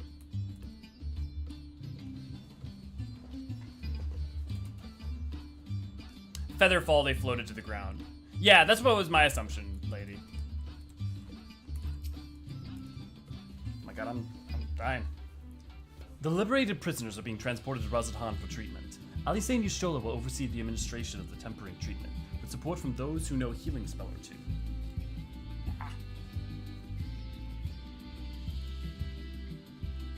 We'll go ahead and join them in the city once you had a moment to catch your breath. Leffy, good to see, glad to have you. Thank you. It's still in progress. It's very much still in progress, but I'm liking it. Looks so clean. Thank you. Carrying all those Matanga may have been a true struggle. Had enough rest, have you? You never were one to be for idling. Right. Varshan's blade has come to the Megaduta at their earliest convenience. The others will join us there once they finish tending to the prisoners. Wait. On second thought, you and Estinian should go on ahead. I need to make a quick detour by the Great Work. We left Grahan the Alchemist care, you see. Best to fetch him before he crammed into a specimen jar. Just you and me, then. The guardsmen at the gate should wave us through. The Avner theme is my favorite area theme in the game, along with Amarang. Interesting. I feel like there's kind of a juxtaposition between those two. Like, one's very lively and one's the chillest of the entire game. I love Amarang. Thavner's not my favorite, but Thavner's not my favorite not because I don't think it's excellent. It's excellent. It's because it just man, I have so much muscle memory. Like, I literally have been doing this so for long with you guys that I like look to the light when I want to do a facial reaction rather than looking at the camera right now because it's mounted different. It's just not as much my vibe. How strong is Estinian?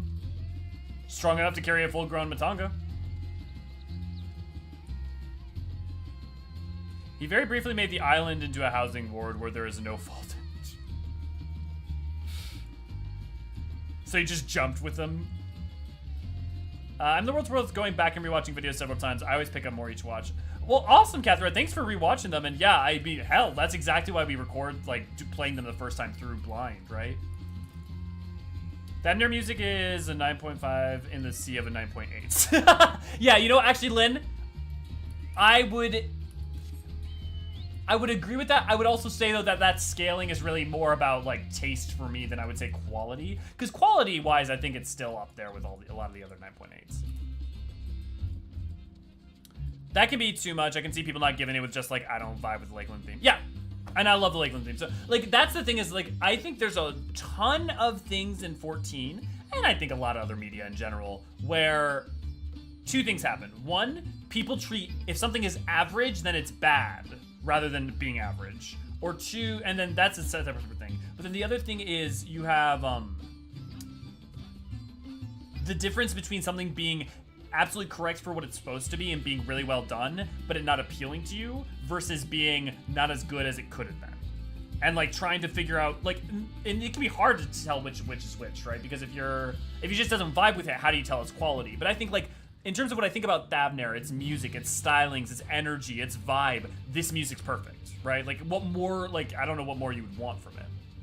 I'm pretty sure until either Shadowbringers or Endwalker, he was considered to be either stronger than or equal to the Warrior of Light. I think that's just based on, I think that's just bias scaling from a Dragoon friend, though. Yeah, well, I mean, we defeat him in ARR. I mean, he obviously gets more power from there. I would say as of Heaven's Word, we're probably somewhat comparable. I mean, it's hard because our Blessing of Light gives us protection, so we never get to see him face up against a Primal, but we get him fighting up against Nidhogg, right? And then he also gains more strength from post 3.3 and the Shadow of Nidhogg residing with him. And then so you have him like 5.x when he's fighting the Ultimate Weapon prototype. But we could have defeated that. So yeah, I think there's an interesting discussion there for sure. Because he could use some abilities that dragons don't have access to, like Alamorn or something like that, one of the solo duties. Right, but that's because of, just because he has specific abilities we don't have access to doesn't make him stronger, you know? Like, is he a better Dragoon? Yeah, that would be fair. And Eorzean, you are free to enter at your leisure. As I cannot leave my post, I'm afraid you must make your own way. Should you require directions in the city, the sentry stationed at the fountain and up the steps should be glad to assist you. Armor blessed by Bratatosker and a spear anointed in the essence of a Nidhogg. Yeah. I wonder how much that blood, though, actually provides any benefit. I may provide him a deeper connection, but, like, I mean, honestly, his soul scarring from Nidhogg is the bigger thing. I mean, in Stormblood, we sit there worrying about the big gun turret and how we'd ever manage to destroy it, and then Estinian turns up and nukes it. That's fair, Oblivion. Here's a question I want to ask, because I think that's a really good point. Here's the question I want to ask, though. How much was that his not capacity and raw strength, but in a specific way of dealing with something that we couldn't have dealt with ourselves because of the specific strengths and aptitudes we have? But granted, I think that's fair to say that Stormblood Estinian post 3.3 with the Nidhogg powers is probably comparable to Stormblood Warrior of Light, but it's hard. There's a little bit of potato, apple to oranges here, right? Though I've been in Rosatan before, this place is a veritable maze. Rather than risk getting lost, we had best ask for directions from the sentry at the fountain. Lead the way. Don't expect me to act as your tour guide like certain others. Oh, Estinian. Never change. Like, Greenhunter can cast Death, that doesn't mean he's a better DPS than Y'shtola. Yeah. Basically, the only time Estinian fought a Primal was just now if you did the Dungeon Duty support. Right. Right. Stormblood Cannon was also a matter of positioning and also have to worry about non-plot armored people. You're not wrong.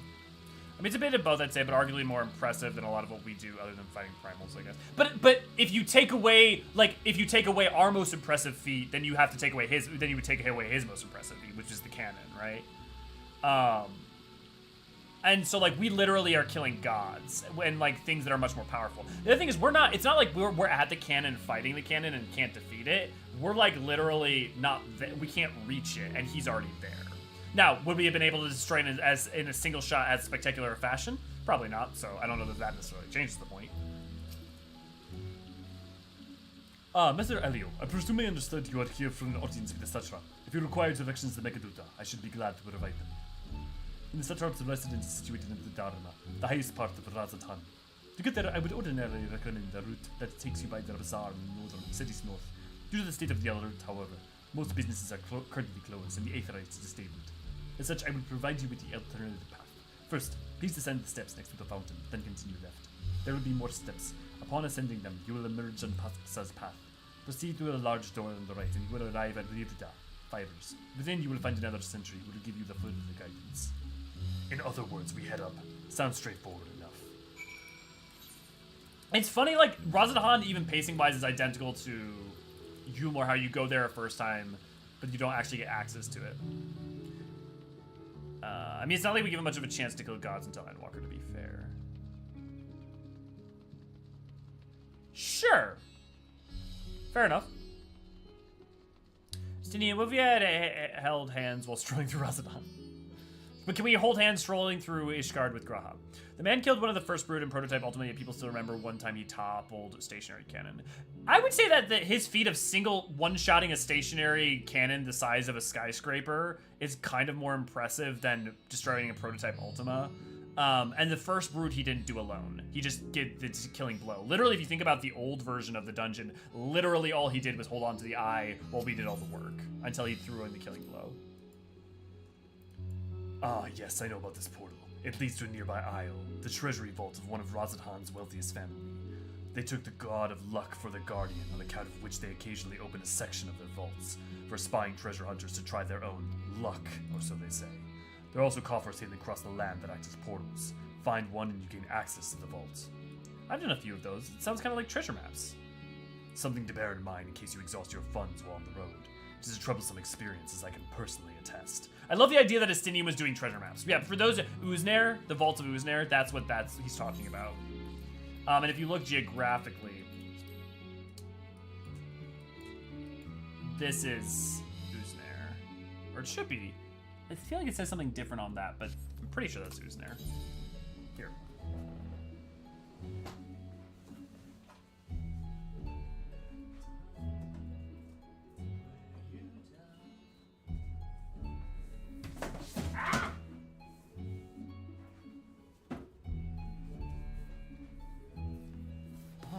Wish them well. Again, for those of you who don't notice, it's Flow.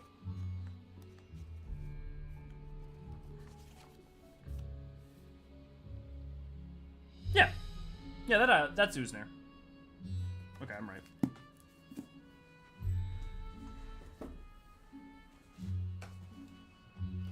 Is it a different version of the theme? Yeah. So, both Thavner and Charlian, both their main themes are versions of Flow. You okay, Elio? No dying? Yeah, no, I'm good. Just everything was falling. Still getting everything set up. Yes, but killing Nidhogg Ultimate doesn't look nearly as badass as doing a cannon from orbit. Honestly, I gotta agree with Oblivion there, Infinite. Is it ever stated how many towers there are? No. However, if you think about the ones you can see, at least in Eorzea, you've got at least one in Lenosia. You've got the one you can see. You can see one in far off in the locks. I don't think I ever actually went and counted them. But there's honestly probably at least almost one for every city-state, if not more. Thanks for joining in, Alara. I mean, a different version of the Razahan's theme. Yeah, there's multiple versions of it. There's 2 different versions of Razahan's theme. Actually, I think there's technically 3. There's at least 2. There's one in the Dravani Hinterlands. I thought so. That makes sense. Okay. It's Perfumed Eves. This is the name of the song, Light. Also, Light, good to see you. Glad to have you. Or, no, I said that before. Kind of off topic, but the War Thunder is recently and is currently going through a massive players versus devs drama. Stuff like this makes me appreciate the good relations between the devs and 14 fans. Yeah, it does. I feel that. Does it have anything to do with people leaking yet more state secrets on the forums? Oh, I'm sorry. That's now Discord's job. Hedging them into Da, are you? In that case, please follow the hallways to my right and go through the door to the top of the stairs. You'll emerge at the entrance to the airship landing, where another sentry should be beyond the hand to assist you. Incidentally, if you ascend the steps to either side of me, you'll find the workshops of Raduva's fiber. Though you're free to observe the artisans, take care not to lose your way. I realize that I need to do a heck of a lot of crafting prep. Also, I have 5 hours. Do it, Lara! Do it! Put second monitor the shit out of this and go focus that crafting. Also, to any of you guys, make sure you're getting anything done you want to have done. Ah, Thavner's weave. Hard to imagine more vibrant stuff. I dare say Amaric would be partial to the gold thread. And the blue, of course. He loves his blue. I can attest to that. I never put much thought into what I wear. A spare set of clothing is usually all I carry. If that isn't enough, I can always obtain something locally. Yep, that sounds like Estindian. Mister, I'm gonna wear my armor covered in Nidhogg's blood until the day I die. And until literally another dragon actually grants me my own set of armor. Yeah, this is Razahan Summer, the only place during the story. Okay, okay, so there are 3 versions, because there's Razahan Day, Razahan Night, and Razahan Somber. If you are here for the airship, I'm afraid all flights have been suspended until further notice. So is the state of alert still in effect? Perhaps it is for the best. But aside, we're not here for the airships. We have business at the Megaduta. Oh, in that case, permit me to direct you. From here, it's quite simple. Ascend the steps, and then continue straight across the bridge. You cannot miss it. I remember seeing a tower out in the Forelands. Okay. Yeah, there are quite a few towers. The Joka, is War Thunder the one that, yeah, classified information, yeah. This one lists the unusual day and night, so 3 songs. Okay, so I'm not crazy. The joke got so far, yeah. No state secrets, but they screwed pro progression in the game that released and are basically assaulting the players. They ended up getting review bombed and players and boycotting. Yeah! There's a you can have a contentious relationship with your player base to an extent, but only so far. I remember passing by here with Fashan. The situation being as it was, he regretted not being able to show us the sights. Life is yet to return to normal here, but when it does, you ought to pay another visit. Though the city is confusing, the food is quite good. I'm partial to Hamsa myself. The meat's surprisingly tender and flavorful.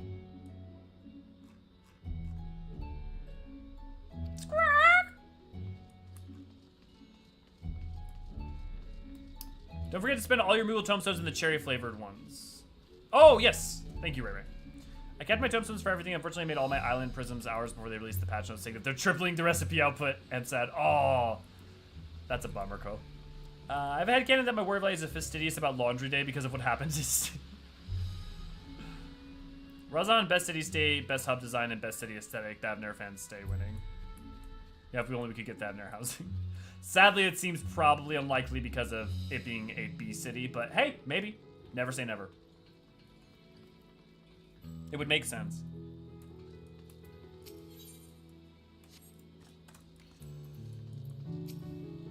I do love that, like, Thavner's a B city, but it's basically, it might as well be an A city.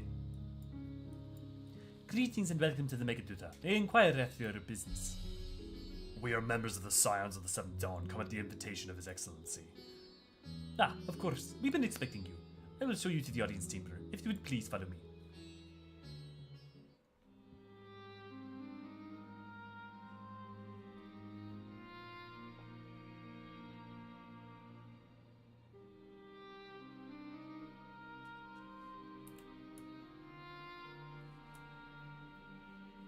Oh, this is such a good scene. I'm gonna be saying that a lot as we go through Endwalker, but this really is. I love, there's a soliloquy coming up over here. I also love how much they explain the dragon's history for those who like either weren't paying attention or just forgot it. Are we the last to arrive? I hope we've not kept you waiting. Not at all. Your comrade is feeling better, I trust. Much better, thank you. Harness remedies are certainly potent in more ways than one. One becomes accustomed to the taste, although I hope you never have cause to do so. Pray, take your ease.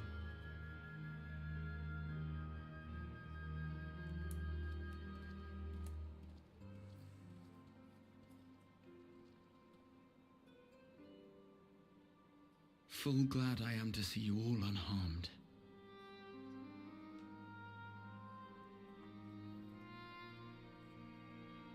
Valiant scions, for your heroism, you have my boundless gratitude.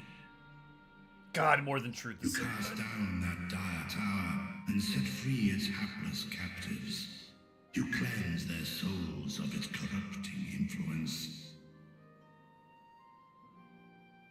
No words of thanks will suffice. In place of platitudes, I offer a bounty of warding scales. Pray accept your due reward, along with the goodwill of Radzatan. Alchemists throughout the land were put to work in the forging of your talismans. The finished ones have been collected, and now await you at the High Crucible of Alchemia.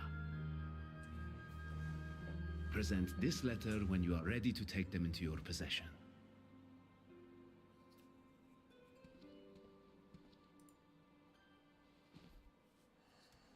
Mood, Flora.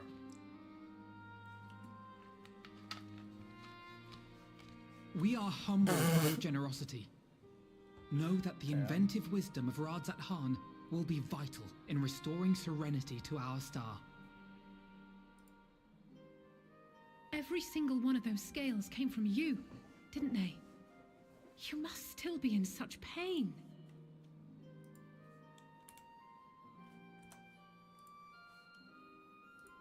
Oof, rough. 'Tis of no moment. A mere annoyance compared to the dreadful suffering inflicted upon this land and its people.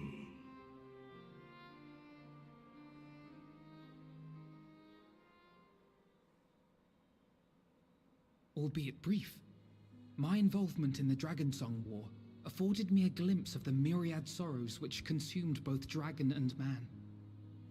Though you were half a world away, such tragedies as befell your kin must have affected you deeply. Mood, Ray. And yet, you chose to live among men.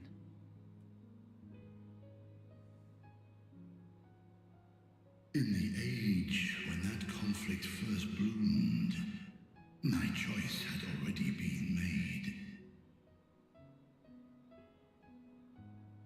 In some distant place, man slew dragon, and dragon slaughtered man. Yet no hate could I muster for those smiling faces which did look to me for guidance. Not even my brother's righteous rage could rally me to his cause. I huddled here, secret and still, hoping against hope that which I had built would remain untouched by the chaos and carnage.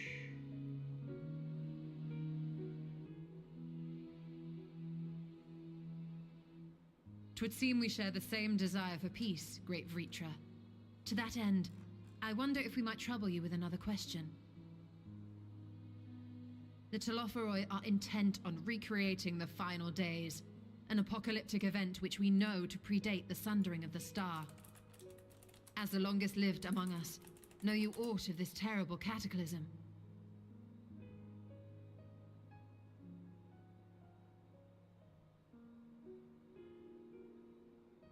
Nay.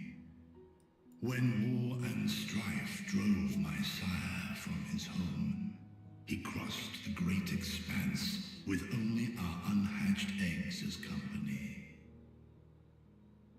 He alighted upon a shattered source, its 13 reflections long since scattered beyond the rift. Okay. Everyone who, just because of this Midgard Summer already had the eggs that would become the first brood. When he arrived, the sundering had already happened, but he arrived on the source, so he flew from without and then landed in the source. Post sundering, but pre first astral era. Of events preceding his arrival, he knoweth naught, save that which Hydaelyn hath deigned to disclose. I see. So again, 'tis the inscrutable Hydaelyn to whom we must look for answers.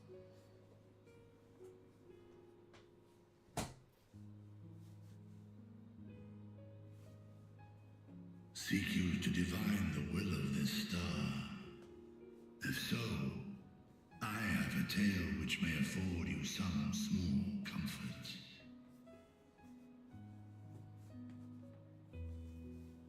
'Tis a story from my youth, many, many years ago. To my sire, I once posed the question, of all the stars in the sky, why didst thou settle upon this one? To which Midgardsormr did reply, 'twas the last bastion of hope. He believed so long as Hydaelyn endured, so too might dragonkind. Solemn and portentous were his words. What deeper meaning they held, I could not, dared not pursue. 'Tis a stone I've left unturned ever since. Yet take you solace in the knowledge that whatsoever Hydaelyn does strive towards, 'tis an ideal which hath earned my sire's conviction.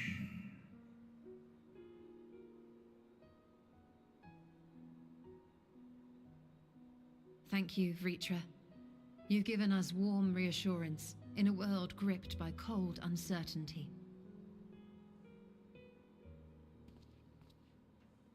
While I'm sure we all have a great many questions, I think it's time we collect the talismans and be on our way. Our fight against the Telophoroi is far from finished.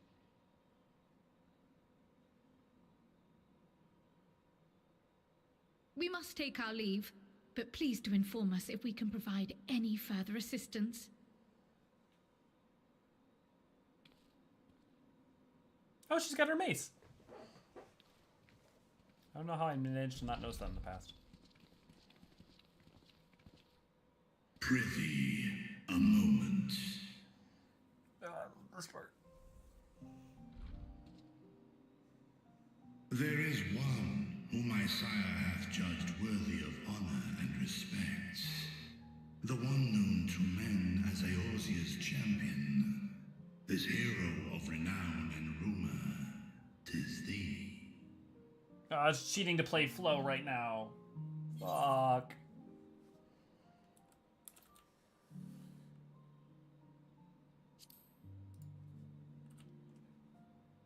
I only wish he could be here with us now.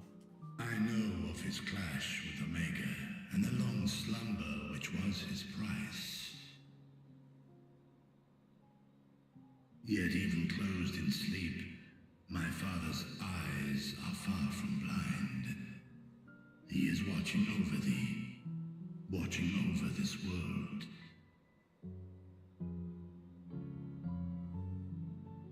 'Twas a revelation most pleasing that thou, a child of man, had gained Midgardsormr's trust. But alongside mine elation runneth a rivulet of dread. For upon thy life's reel wind too many threads of fate, power, wheel enmeshed with woe. Amidst this tangled knot, thou shalt know no rest.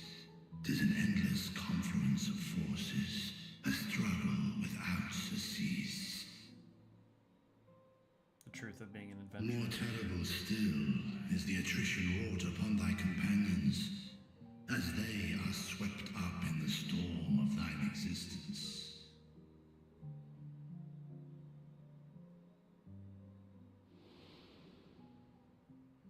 All those lost along the way. I love that they're taking time to point this out. It's not just glory.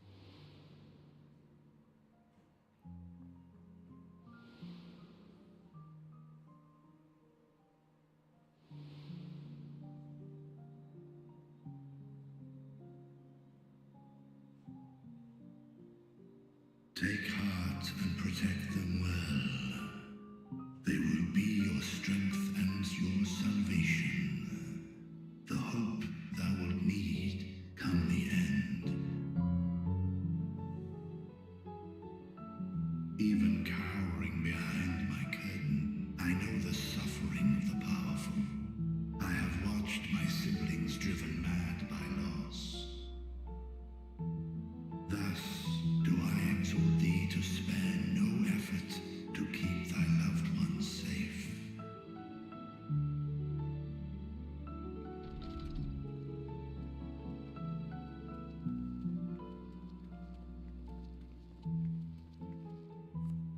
Apologies.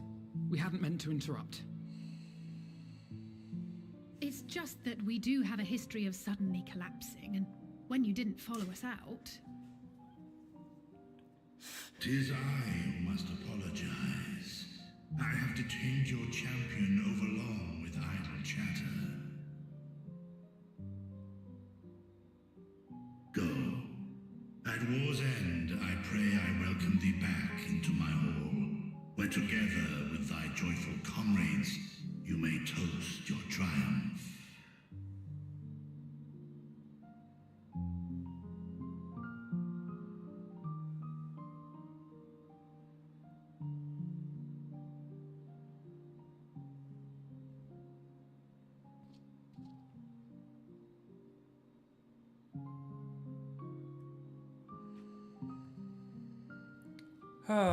Kral's weapon is amazing.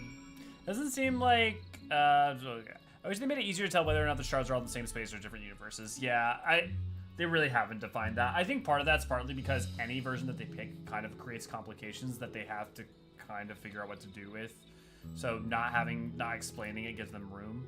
And other than like us wanting to know what from a narrative standpoint is important about knowing. Like from like if you're telling the narrative, what is important about communicating that, really? Because on a pragmatic level, it doesn't change the effects.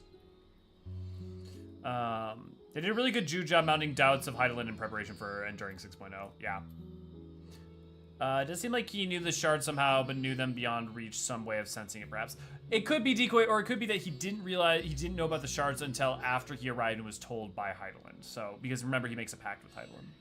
So when a dragon dies, does it go to the life stream?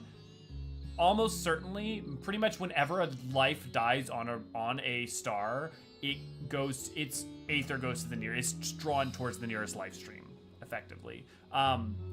Certain shots like Nidhogg's final demise may be a little more ambiguous. However, it going up in the sky doesn't preclude it from necessarily returning to the life stream. So yeah, I would say so.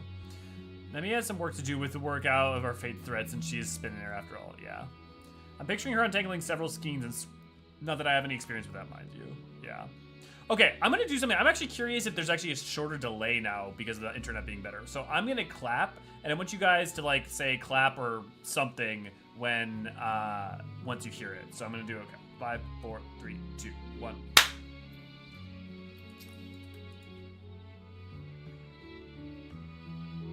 Okay, yeah, so the delay is shorter now. It's now only like a couple seconds. That's cool. So, where were you, what were you and Freacher talking about? Nothing of real any import. Nothing? Very well, if you say so. The others have gone ahead to the High Crucible. Let's catch up to them. Imagine separate universe theory makes more sense given that we can't just use redacted to travel there.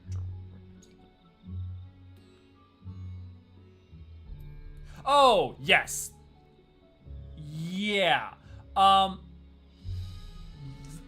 My personal interpretation is it's phasial shifting. So for instance, they all occupy the same space, but shifted in dimensionally. So that way it makes sense why like they all exist within the same, why they all seem to have the same stars. No, that's not confirmed. But yeah, it's pretty strong. It's pretty likely that they are not all somewhere out in the same universe and like shot across the universe. For a lot of reasons, both from the ways that we travel during how void gates work, how the gates in our travel to the first work, how, yeah, there's just a lot of reasons that they're almost certainly it's not that.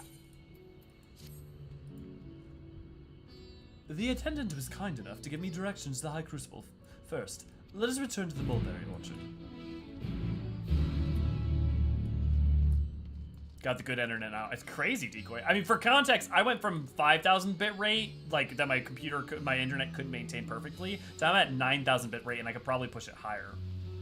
So I almost doubled the amount of like detail that could be. Well, it's probably not actually a literal doubling, but a lot of the level to which it can send information.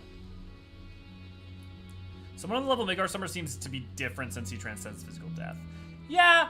Part of that, though, I think, is just an aspect of his soul and the strength of his soul and the strength of... I mean, like, to an extent, Nidhogg does, too, right? It's kind of, I think, the level of, like, being uncentered beings of incredible power, I think, is more to do with it. The same way that, like, an Assia does. From here, we're supposed to follow the path left past behind the mulberries.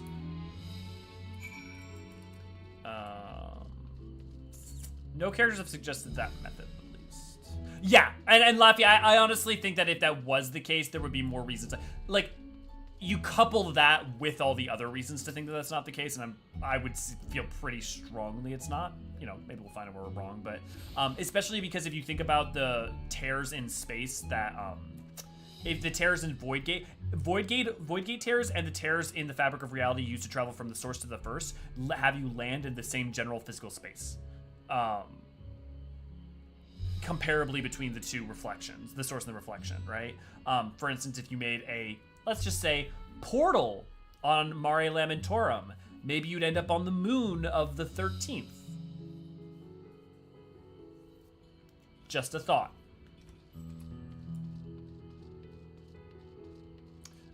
Because of how void gates seem to work in that it's a one-to-one, it seems to be one-to-one in physical space. Or at least close enough to one-to-one. Worlds within worlds, yeah.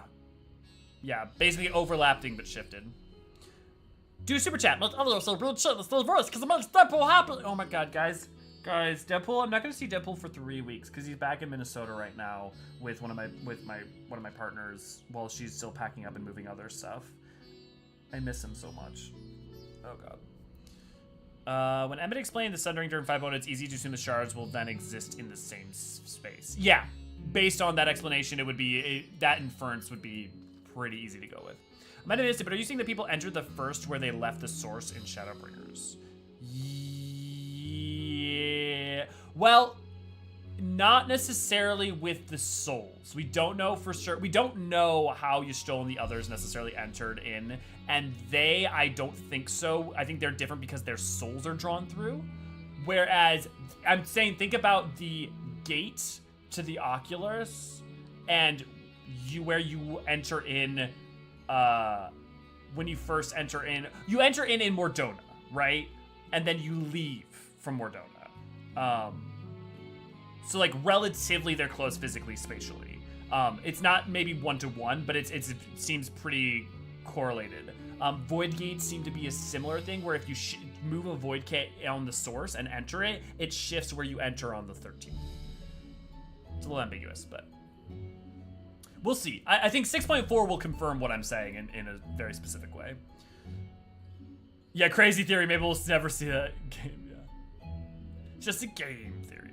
I do like the concept of Final World like Kingdom Hearts compared to the live stream. I fucking hate. Well, I think the Final World's beautiful. I fucking hate what Kingdom Hearts did with the Final World, and that's a whole thing. I kind of really hate the vast majority of everything Kingdom Hearts did in 3, which is sad because I was so excited for it. I just don't think it works very well, and I think it disconnects and undersells and I think the final world, if it had been an idea from the get-go, would have been awesome. I think the way it's tacked on is garbage.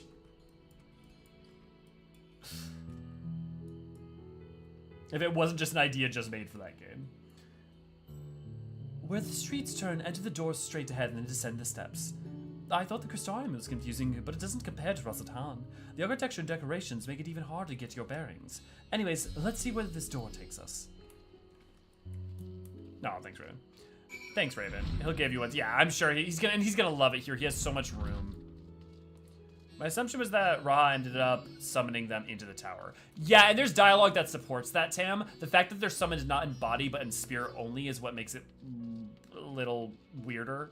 So it's not clear what if the rules for that are different.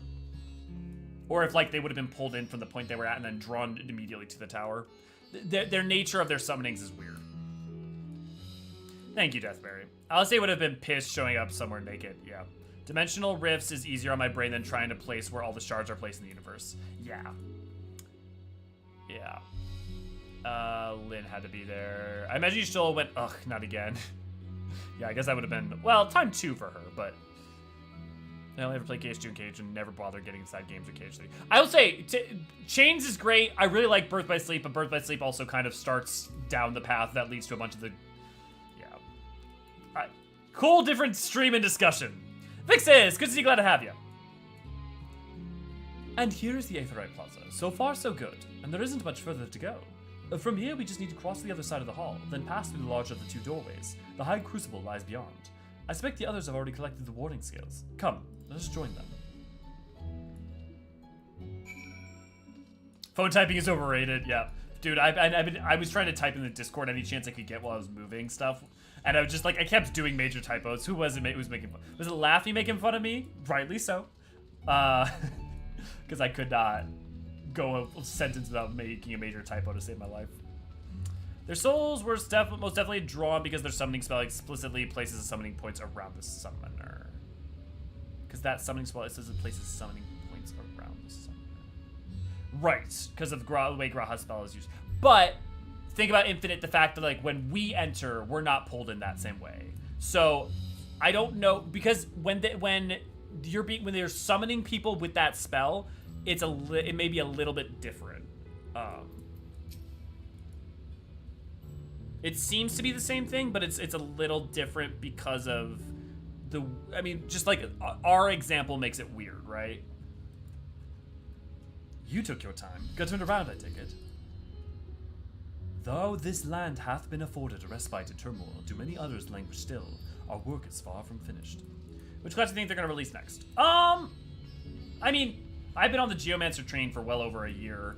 I think the thing is that unequivocally it's going to be a caster. I don't know if we can necessarily predict what it's going to be, but I would just say Geomancer makes a lot of sense. I think it would be really cool if the Warrior of Light was a summoner for the job for 7.0, which would make a lot of sense if we go to Mericidia. And we're probably going to Mericidia. I'm making like 6 assumptions, but like assuming those assumptions are correct, I am probably right.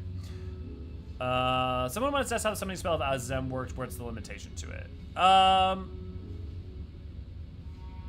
I mean, I don't know what the limitations of it is. It's the ability to summon those, souls that are connected to you through time and space to your side. Its limits are unclear. Yeah. Did they say they were going to do the only original? No. Okay. So sorry, Flora. This is a pet peeve of mine. They did not say, very explicitly, they did not say they're only doing original jobs. There is an interview with the FF11 people talking to FF14 people. Yoshi P's specific phrasing was, it is hard to come up with new jobs, or it's hard to figure out how to use old jobs to make new things, so we're eventually going to have to start doing wholesale new jobs. And it wouldn't be surprised if many of them, we see those mainly in the future, effectively. He does not say they're only doing new jobs, and I don't know, I wish that had not got misconstrued and spread like wildfire. It is that there will be new jobs that are wholesale new. And that there are going to be fewer and fewer jobs based off of old things. So that's what happened. No undead summoning class? No. Necromancy in 14 is explicitly evil. So there will never be an undead summoning class. Ever. I mean, again, make fun of me if I have egg on my faces, but I'm going to be pretty emphatic about this one. You will never see a necromancy job, because necromancy is effectively explicitly evil. You are either desecrating someone's corpse, or you are forcibly taking a soul from the live stream and forcing it to do your bidding. There is no good version of that. The closest you get is what the Reaper ended up being, right? So there's no way to have the Warrior of Light be, because like a Dark Knight may be on the edge of society and like pushing against the natural bounds of law, but it is still a warrior for righteous justice. Like a Reaper is still it is a consenting pact between two beings that are also fighting for good, right? Not evil. I'm good with Dark Class like Reaper. Yeah, Blitzball. Yeah. So the thing is that necromancy can never not be evil in 14 effectively. Yeah, but a caster version. But the thing is that you don't want to make a job that does not have its own identity. So like you need to. This is another really important thing, is that every job has to have an identity. So if you just make Reaper that's caster, then it's not different. You just made Reaper. Actually shows how they could make a good version. But it doesn't, because the thing is that a void scent is not the same thing as someone who's returned to the ethereal sea. A void scent is its own entity that can make a pact with you that can be mutually beneficial. Being torn from the ethereal sea would be tantamount to torture, and also the desecration of the sanctity of life, as well as the desecration of corpse. They could give us Blitzball Mericidia, I believe. Yeah, Flora, I've been hoping that forever. Reaper is a necromancy. Right. Reaper is not necromancy whatsoever. If you think about Ashkin in general, you think about the Traitor's Spurn, you think about the Palace of the Dead and Nibeth Obli, you know, and like Tamtera and Ada and all what happened to that. Like, necromancy is evil. Yeah. Is there a way to set up a stream effect where you press a button and a long crawl of text flies across the screen like a drug side effects and is Elio's necromancer spiel? Yes, because I have had to do this a lot of times. So, yeah, we should definitely show it. We should just like have a button I press it, just like a pre-recorded thing of me explaining, here's why I can't be necromancer. Again, make fun of me later if they're like, and our new job, necromancer. I'm not infallible, but I feel pretty strongly, like, if you said a void scent summoning class in the past, I would have been iffy on it, but I could have like potentially see some arguments for it, like before Reaper came out. Because the thing is, a void scent may be potentially evil, but the packs could be potentially put to good use, even though there's like some bad history of it. You know, our video on 7.0 job weapons. Thank you, Ray Ray. Yeah. So yeah, people tend to forget the negative side effects of necromancer. You're going to become a decrepit and decayed yourself. Yeah. What if the next job is necromancer, but it requires the POTD title? Right now. Yeah. So I would. The thing is that they're going to want to. So if we look at where you would go for 7.0 and what the jobs would be based on, right? Like the jobs would be in some way connected to that or connected to something in or around that. So like you have Dancer ends up being semi-relevant for characters like, you know, Lena and Seven Crystarium. I mean, like there's not a huge connection. That Gunbreaker you end up having with Bosnia, right? You have Sage, and Reaper being connected to Garlewald, Sage Charlian. You have Samurai and Red Mage being connected to Alamigo, and Samurai being connected to Doma and Hingashi. Dragoon connected to Ishgard. Warrior not particularly connected to anything, but just like a generally, you know, well-known class and job. I mean, it's connected to the Far Reach, but obviously there's not much with that. I would look towards something like Geomancer, something like something around Shugendo if the Gosetsu thing pays off. Or I would also potentially look to like original things. So if we get 2 jobs, I would imagine it's going to be 1 caster and 1 probably range fizz. And I wouldn't be surprised if at least one of them wasn't completely brand new. Gundam using class. I mean, but yeah. Banned from most dungeons by virtue of not fitting there. Yeah. But if Rere, yes. Bad mech is not real and cannot hurt you. There are workarounds to faux necromancy class. For example, you can use Aether of the Dying or Deceased in Spellcraft. But that's... No! But you can't do that, AC, because that's literally the same problem. You are stealing the life force of the dying or deceased. If you're stealing the life force of the deceased, what you're doing, literally, is having to rely on people being dead around you, or stealing Aether from their souls as they're going to the live stream. So, like, that's not a workaround, that's the same problem. Rather than actual undead. No, because that's the exact same problem. Because if you're, that's still a desecration and an either torturous stealing of and destruction of the sanctity of like a soul trying to return to the live stream. And if you're saying, oh, well, a body that's dead on the ground, you can steal the remaining aether once the soul's left. That doesn't work for a job. Also, that's still desecrating the corpse. Something related to the Mystery caster who tamed dragons. I wouldn't, so related to Mericidia, highly likely. I wouldn't look at taming dragons because one, I would look, like, the problem with that is that there's not a lot of dragon taming that we get in any ways like that. And the thing is that the dragons are more leaders than they were, like, Tiamat and Bahamut were more leaders than they were wild. Like, dragons aren't wild beasts, right? They're, like, intelligent creatures. So you wouldn't really tame them like you would creatures. But you could imagine something that's shamanistic or something like a Hingan geomancer, but through a Mericidian lens, right? Like a different, like, flavor of it. Or... You know, the problem with Mericidian lore is that there's like a relatively limited amount of things that you could think of based on what we know because of how much destruction that arrived there. You could think about something that's Allagan, if there's remnants of Allagan and like the people who were there still learning to use that. You can think about something Void Scent related based on the Void Scent that might be remaining there, but it doesn't necessarily make sense after having Reaper. You could have something with any of the three groups that were the summoners for the Warring Triad, but there may be many swaths of other types of groups that will experience beyond that. Puppet Master as a limited job. I take Puppet Master as a limited job. Honestly, I prefer Beastmaster as a limited job because let me play Pokemon. But yeah, dragons are people too, yeah. I would main dragon-based caster for the rest of the game's lifespan if they made one. It'd be more attached to summoner, but the rework made the gameplay less fun for me. 10 out of 10 aesthetic though. The thing is, Cole, I bet you're gonna love. I bet you might enjoy 7.0 summoner because the thing is that what they did was they remade summoner and made it a really good bedrock, and so now they can expand it from there. Denny, good to see you. Glad to have you. Shout out to the FF11 stands. Yeah. I vote Lalafell Tosser for range DPS. I'm a bit behind, but Spirit could 100% have a consent pack in the same way a Void Scent can. Except for you can't, because that's just what an Ashkin is. So unlike a Void Scent, which is not just a soul, right? Like an Ashkin is a being of a spirit. So like go play the Alchemist quest, right? Go play, like there's multiple quests that literally touch on this. The Alchemist 60 quest, I think, or maybe it's the 50 quest.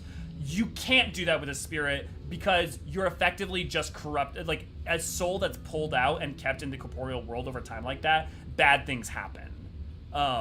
It's not the same as a Void Scent. All hints showing it's a Geomancer, but Beastmaster is something I'd hype to be. I wish they would do a limited job for Beastmaster. I want it to be a limited job because I want it to be able to be a fun side thing with a bunch of fun and weird content rather than, okay, you have Beastmaster, but you have only like 4 things that you can pick from. It's like a very limited subsect because it has to be balanced. Cafe took that personally. Yeah, Curse Summoner feels like missing an expansion worth of content. I can't disagree. I also really love it because of how like it's just a TikTok. Yeah, I'd like to see some sort of shamanistic job. Catherine, I think there's a good chance we'll see something like that with what Mericidia is and how it's kind of, you think about how it's very much, Mericidia is Australia and there's, you know, Aboriginal, you can combine like some certain aspects of like Aboriginal, thought or vibe or ideas. Matthew, good to see you, glad to have it. Well, I'm pretty sure it'll be caster and range phase. It'd be cool if it was see Chocobo Knight where you summon it for a few battle abilities or summon it and your abilities change to reflect it. Yeah. I think we talked about this like a year ago or something. My difficulty with that is like spatially for how the arena's set up and how combat is set up in 14, but I'm sure there could be a way to make it work. Maybe a bow staff job, though that's a lot of overlap with classical renditions of Monk and visual similarity to Dragoon. Yeah, but if you combine that something like the Shugendo arcs that we see with Gosetsu, that could be something, you know. A good weapon for Shaman, Vulcan Gatling Gun. Yeah. I don't know if they'll make more limited jobs, it would be cool. Yeah, Mac, I'm with you there. I wouldn't be surprised if we don't see another limited job because of how much like the blue mage is made to give them a headache. But I would really like, as someone who's not huge into limited jobs, I think they're a great type of content for people. Yeah, but your contention to it are now mechanical limitations in need of a workaround more than a moral and frame to summer. No, I'm not talking about mechanical. I'm talking, no.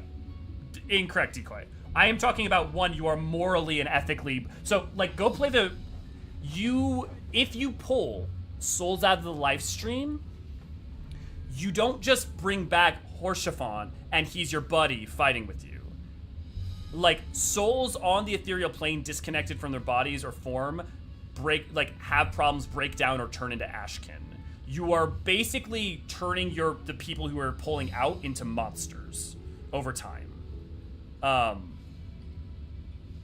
So like it's not a mechanical issue, it's also a moral and consent, like an ethical issue. Like that's how you get things like Nybeth, right? Like that's how you get things like the Ashkin in Totorock Hard. That's how you get things like Siren Song. That supports what I'm saying. Your contentions to it are not mechanic limitation, need of workaround more than a one. Right, but what you're just saying is to not allow death and to pull people's souls out and then find a way to put them into something that would cause eternal life. Which is, within the confines of the universe of 14, considered immoral. Like, there's supposed to be it's okay to have a cycle of life and death.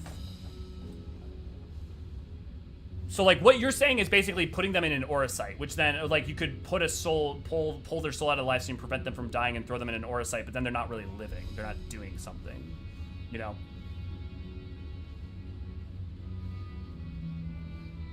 Current Summoner makes my ADHD brain go burr, love the rhythm. Yeah. It's fun. It's too simple, but it's fun. It's not too simple for me, but it's definitely too simple, I think, for most people. And the Chocobo is red comment. Current Summoner is fun, but I do just like how below 86 you end up with a lot of dead space with no procs and just spamming Ruin a bunch. Do you? I feel like... yeah, maybe. I think the devs regret making blue and having to keep it in every extension. I don't know if they regret... Yeah, I don't know how much I put regret. I think it's more just like it's complicated to balance with everything else for sure. Pets have a hard time in 14. The amount of time I lost my Eggy attacks because of mob movement or boss involved and phase blocking is while Eggy moves to a target. Yeah, they're still fixing the pet AI to this day. I mean, that's honestly one of they're trying to get rid of they try to get rid of more and more of it. Yeah, maybe. So like okay. So Decoy, your point is that okay, well the souls are still in the life stream. If you could find a mechanism by which you pull them out of the life stream and they could be maintained and stable, then it's fine because they can consent to it if they want to stay in the real world. The problem is what you're saying is literally to defy death completely, which is there are multiple quest lines, both in MSQ, to an extent in MSQ, and also literally kind of part of the plot of Endwalker, but also throughout the job quest, the crafting quests and side quests, about why that is not just physically impossible. It's not like a physical prevention thing, but it always is to ill effect.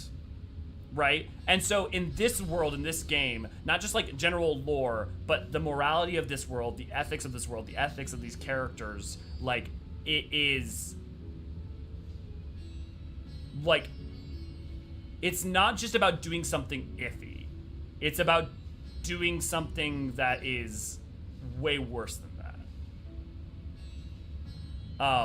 And I don't think there's ever going to be a mechanism by which you just like completely cheat death in this game, because also the amount of problems you're going to cause with that. If you do that, you kind of can't justify why no Scion can die really, because like okay, anyone who dies, what does it matter? You know, you've completely cheapened and destroyed death. Current Summoner of a different primal rotation after Phoenix. It's very samey, Grant. I think the job in the fireplace are ultimate where you have to actually think about it. Yeah, I guess the thing is for me, I love the TikTok. I love the Bahamut, do your 3 into Phoenix, do your 3 into Bahamut, do your 3. Like, but, yeah. 20 to 30 seconds of filler. I mean, maybe I'm just not playing Summoner enough. Just spamming Ruin while waiting for Bahamut or Phoenix to come off cooldown.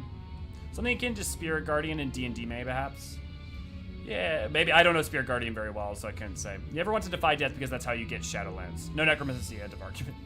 Yeah, no, look, I think it's an interesting discussion. I just think that, like, if the argument is, well, like, oh, we haven't found a way to do it yet, like, I can never really fully argue against that, right? Like, you're always going to have a point. But I think this game has gone out of its way. Like, even with Void Sent, the Maki had ways to create Void Packs. Like, Void Packs were a part of the lore, and they had been established, and like, Void Sent, I would have been, like, kind of surprised, but Void Sent is not just inherently evil. It's, like, really, really iffy and kind of a bad, like, not necessarily a great thing, but in the same way kind of that Black Mage is, right? In that Black Mage draws on the land's Aether. The desecration of the dead, though, is, like, kind of a plot beat for multiple things, you know? What do you think they're gonna do for the Dragoon rework? I couldn't tell you to save my life. I've played some Dragoon. I know it well enough to like, but like, what I would say is probably just the grin of everybody, chagrin of people listening, but I would look at the Summoner rework in terms of like recreating something from the ground up that's like really solid, maybe a little too simple, but gives them room to like improve and add more in the future. Karani's talking about Summoner earlier levels before you get the 3 primal astral flow attacks. Okay. You're not leveling Summoner off stream. Oh wait, somehow forgot about that whole moving thing. Yeah. Shall we get going instead of spending oodles of time talking about... I mean, look, I love having these conversations, but eventually we have to get through Endwalker. It's okay, though, because I'm actually kind of hoping that we won't go to map 3 by the end of the day, because I want to spend, you know, all of next week on that. Summoner's weird, and I don't like the rat. The rat? What? You don't have Garuda's Slipstream, Titan, Mountain Burst, or Ifrit's Crimson Cyclone. But don't you still have the same... You have the same amount of charges, though, right? It's just a different spell. We're last, of course, but at least we found the place. Look, I trust you over me. I don't play a lot of Summoner between 80 to 90. These are the talismans we were promised. I quote this cutscene all the Yes, time. and I made a quick count. There are far more than we could have hoped for. Enough to outfit an entire company of soldiers, in fact. Considering the involved process, that they were able to manufacture so many in such a short span of time is nothing short of a miracle. Once we have distributed them to our allies in Eorzean and the Far East, we'll have a fighting chance to bring down the other spires, just as we did with the Tower of Sot. Or we could use them to invade Garlemald proper, and strike directly at the Telophoroid's base of operations. God, I love how they use footfalls. Of course, we would need to consult with various alliance leaders before such a drastic measure could even be contemplated. To which end, I could set out forthwith and present the idea to each of our allies in person. Pray allow me to undertake some few of those journeys. I find myself restless and in need of purposeful duties. I can head eastward. Bosnia and Dalmasca are just a short hop from here. And Doma's shinobi network should come in handy for passing on the word. Okay, so We they shall say share Bosnia the 2 burden times in the then. plot. 5.4 and 6.0. Meanwhile, I think it best that you and the others take the talismans back to the Baldessian Annex. We must keep them safe and secure until we've decided upon a course of action. No, that's fair, Decoy. That is really Please, fair. I must speak with you. Oh, look, Nidana is... Okay.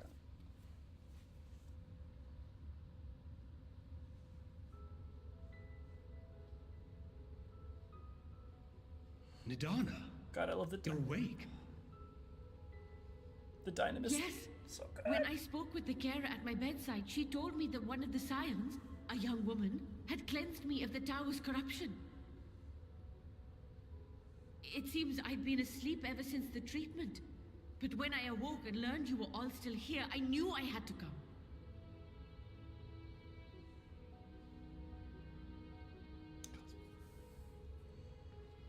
As you said, Nidana was captured only recently.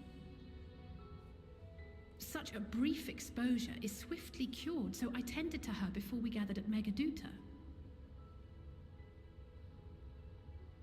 And I am truly grateful that you did. I cannot thank you enough.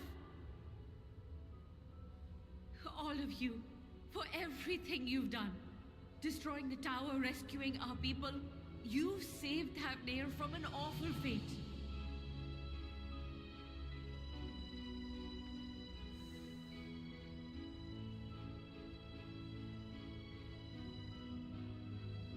Yet who has truly saved whom? Due in no small part to thine inspirational courage, the alchemists were successful in reproducing warding scales of proven efficacy. Replications of thy work now stand ready to travel across the seas, unto the hands of those who might wield them against this rising evil.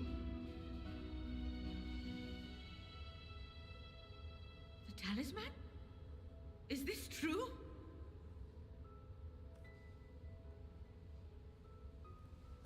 Oh, what a good head nod.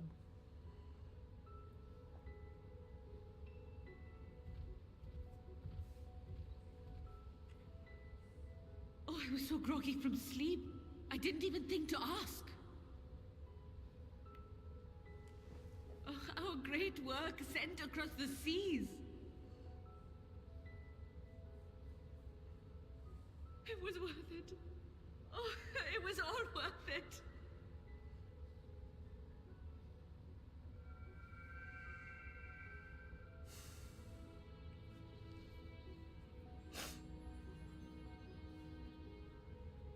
Look at that. Its color is completely changed.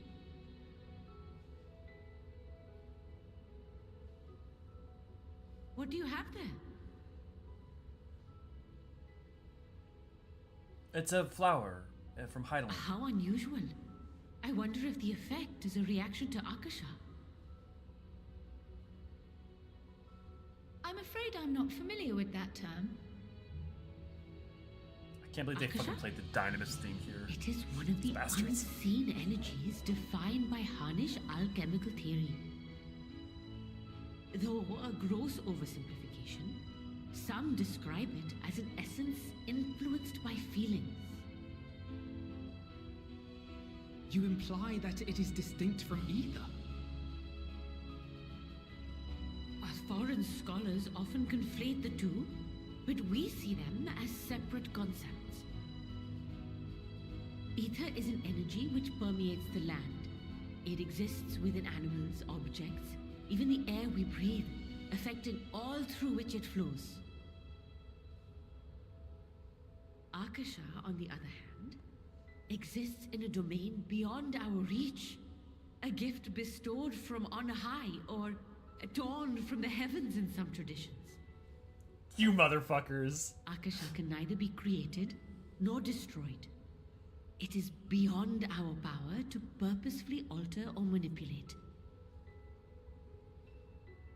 The only thing observed to influence it is an abundance of, I want to say, spiritual emotion. As a veteran of the battlefield, surely you've experienced moments of desperation or exaltation when you've transcended the usual limits of your capabilities.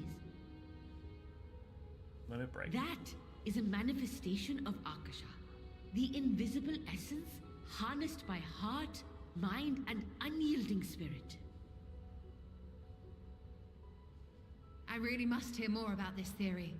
Our disciplines are based entirely upon the idea that ether is the fundamental form of all energy. I'm glad my haphazard explanation has piqued your interest. But even for us, Akasha is a somewhat abstract field of study. A lack of practical application lends itself poorly to formalized research. Which is why my analysis of your flower can amount to little more than idle speculation. I am sorry. Nonsense. You have nothing to be sorry for. Your insight is much appreciated.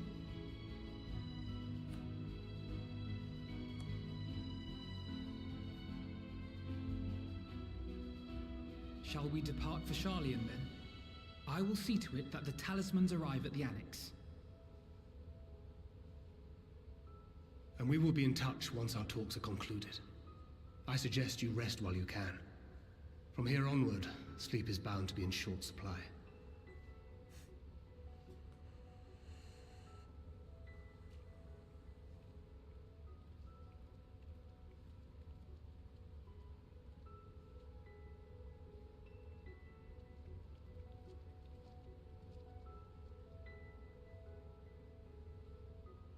She is the Julia Child, this expansion Tam. Totally agree.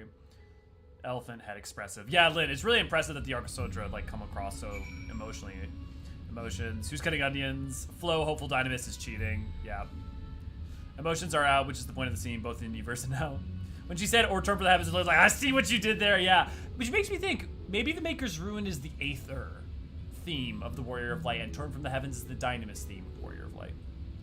The musical streams really come in handy. Yeah, Umino, yeah. Better to speculate than to spec you never. Y'all a fucking bunch of jokesters. Let's keep track of the colors too, shall we? I think I have, so I know there's yellow, blue, green, red, purple, gray, iridescent, and ashen. There's, I think, 8 states of the flower in total that I can think of. We'll have to keep track of them. Love how early they hinted the final trial confirms about Limit Break, trying to be as vague as possible for the folks who haven't completed it. Yeah. You know what, that's fine. I'll let that sit. Do try to be careful about references past the point of the narrative we're at, but yeah, totally agree, Matthew. And so debate what job uses Akasha for its actions begin. Which is... No job uses Akasha for its actions, because that's not how Akasha works. Okay, I've said my piece. Avoid Send couldn't eat Dynamis, could it? Well, no, that's not... Aether and Dynamis are like matter and dark matter. Unless you coalesce enough Dynamis in a place for it to cause an action or do something, it doesn't... It's just obliterated by Aether. So it's not... Like... Yeah. We'll get to... There'll be a lot of talk about the metaphysics of Akasha as we go through. Lynn, I have theories. Yeah, the answer is that... Also, okay. Emotion is not Dynamis, first off. Emotion affects Dynamis. That's one thing some people... Emotion affects Dynamis. Great and strong emotion of the heart affects Dynamis. But also, Aether can be affected by emotion. So for instance, a Dark Knight is not necessarily using Dynamis. The emotions of anger, retribution, justice, those things within can affect the Aether and quicken Aether itself. But Dynamis is separate to Aether and obliterated by it if it's in small amounts, and obliterates Aether if in large amounts. I really, really wish Dynamis was an orchestration role. It's not? That's crazy. I like her explanation because it's also the nature of energy. It can't be destroyed in a true sense, same as Aether. It's never destroyed, diminished, or expanded, but that's just how it is, yeah. And when I say obliterated, it means spread out and separated. I've stated all gunbreakers. Just fucking with me, Oblivion. That's correct, Elio. Can only ever be explained to every person that considers Holmgang or Living Dead Dynamis powered. Yeah. Okay. Yeah. Dancer discourse, go. So, there's an interesting discussion to be had about whether or not the dancer as an occupation and the quickening of emotions matters for the fighting of despair in a way that I think is super fair. But I think people really need to be careful that just because something is tied to emotion does not mean it's not aetherological and Dynamis. Like, there's more to it than that. Lack of practical application makes it difficult to study. Exactly, right? And it's important to remember that having a lot of Dynamis on a reflection, on a place with a lot of Aether becomes difficult because Dynamis is blown apart by it's separated and pushed away. You know, like matter and dark matter. Takes 8 people several minutes to tap into Akasha for just a moment. Somewhat flippant because gameplay sometimes departs from canon. Yeah, no, that's a good point, Umino. Like, how much we could use Limit Break as an example specifically because it's gameplay mechanic as opposed to like, But yeah, I mean that's I think it's an example, right? Is the like utter, like the extremes of emotion on the battlefield of like the most, like the highest of height of strong emotion tapped into by all of us together is enough to make to cause any sort of action. Remember, the Alpis flower is not turning yellow because like it's Dynamis. It's turning yellow because it's an entelechy. And it's responding to a little bit of somewhat of the emotions around it affecting Dynamis. So it's not even like, Dynamis has the power to like in and of itself make it yellow. It's something just responding to, imagine if it was like infrared light and the flower's responding to that infrared light, right? When I finally got my house in 14, I had overwhelming happy emotions. I finally experienced Akasha. I always imagine Dynamis and Aether more like water and oil.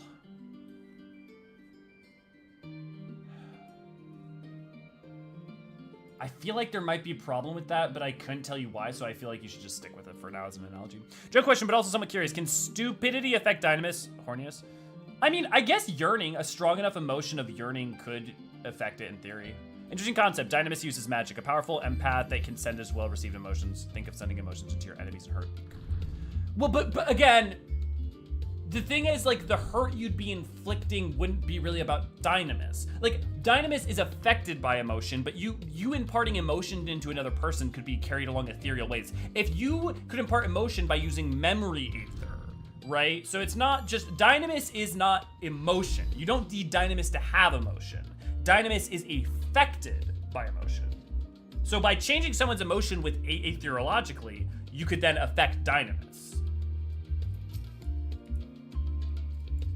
It's good to be back, and with the fruit of our labors safely in storage. But for now, we have but to wait, and for others to return from their respective meetings with the Alliance leaders. As Thancred suggested, you should get some rest in the meantime.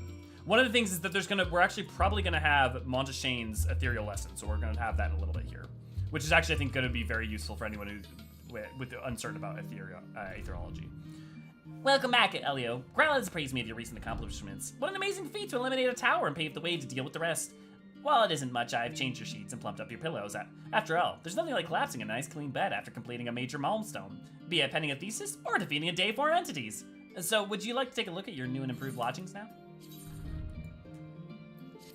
You can affect Dynamis or just make an etheric spirits that cause havoc on their own. Sprites that cause havoc on their own. With emotion? Decoy, like creating elementals out of that?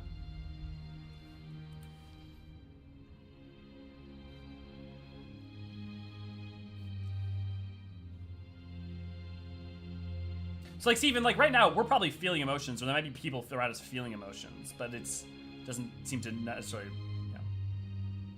Take heart and protect them well.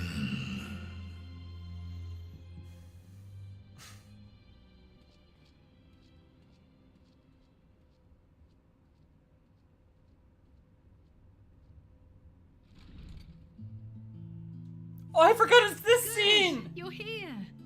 You haven't eaten yet, have you? We've bought quite a spread if you're interested. Only the finest dining from the last stand.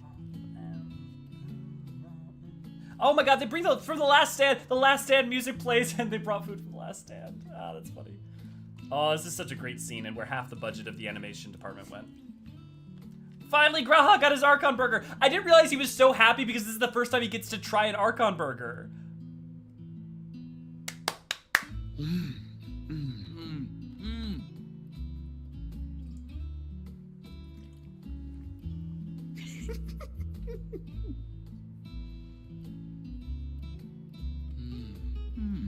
That's why he's so excited, because it's the first time he's gotten to try it. That's so cute. Lest you wonder, we invited Estinian as well. But he refused with a rather grim-faced, "No, thank you." I suspect Sharlayan cuisine is not to his liking. The fool. The absolute buffoon. Oh, I don't know about that. Perhaps our lone wolf just needed some time apart. What? To perfect his brooding stare? Next time, I'll drag him out by the ear, sit him down in front of a Sharlayan feast, and see that he eats every last bite. An excellent idea. Of all people, warriors must take proper meals and rest if they are to maintain a healthy constitution. Poor Estinian, beset on all sides.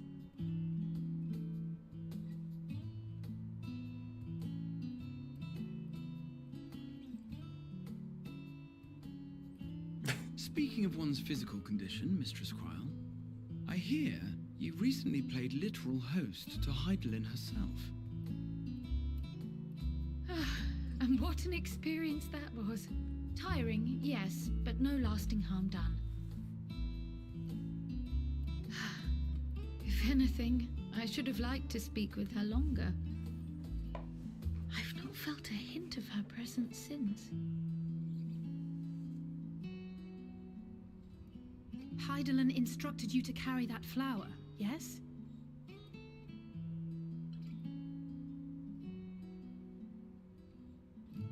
It will be your guide, test and proof of your conviction. And then something about seeking joy in darkness, was it? Come to think of it, isn't that what happened with Nidana back in Rad's at Han?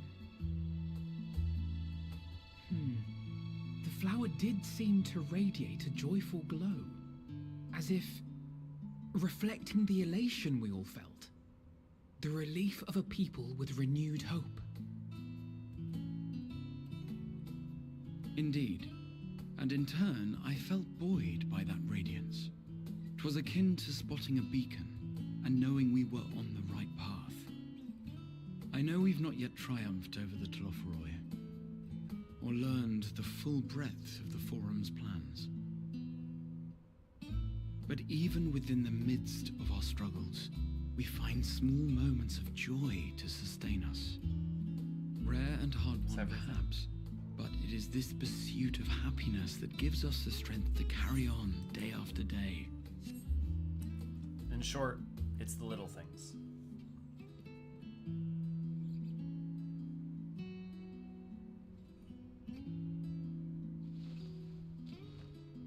Hey, that's mine. To the swift the spoils. Though I recall that levitation spell of yours was quick enough. Only barely. And even at my best, I'm still too slow to wield it effectively in battle. Mayhap I simply require more practice with this new magic. You unearthed it from the depths of Numenon, I presume. Oh my god, it's the scene. From a veritable mountain of arcane tomes at that. 'Twas necessary to facilitate my solitary explorations.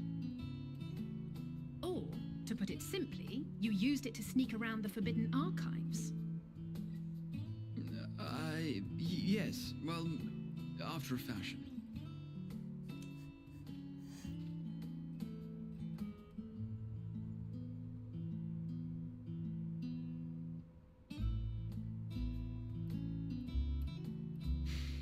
They're tall, you see. The shelves, they're too tall for me. And I could hardly move the library's platforms without attracting attention now, could I? Oh.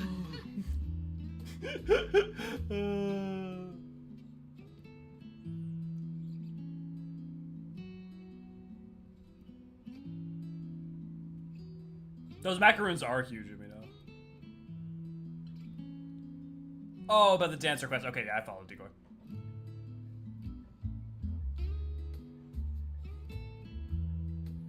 I do not have that problem, for I am tall.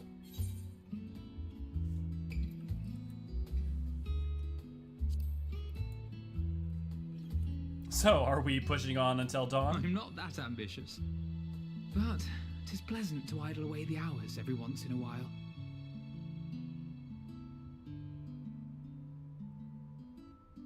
Oh my god, Graha's shocked that his... Oh, she put the pickle on his plate! Oh my god, little things he knows in the background. And green. Of peace and friendship. So yellow is relief.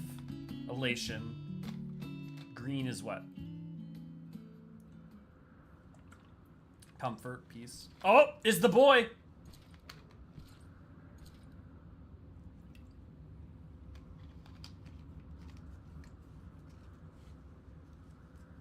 Comfort. Yeah, I like that lady. Ah!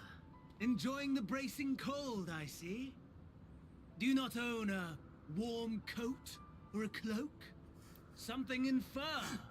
Or fashioned from the skins of your enemies? Or... well, never mind that. I come to you once more as the bearer of bad news. Our tower in Thavner has been toppled, and I need not tell you by whom. Given how many we have at our disposal, the loss of a single spire is hardly fatal to our plans. It does, however, slow the rate at which we siphon ether. If they continue to preoccupy themselves with the towers, then all will be well. But should our foe prove bold enough to strike at us here, then the timing becomes questionable.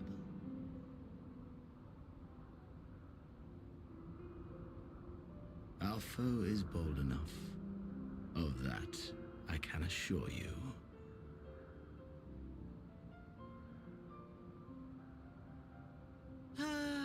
Yes, very well then. I suppose I must prepare a proper welcome. Honestly, talk of your nemesis is the only thing you seem to enjoy. Does nothing else spark your interest?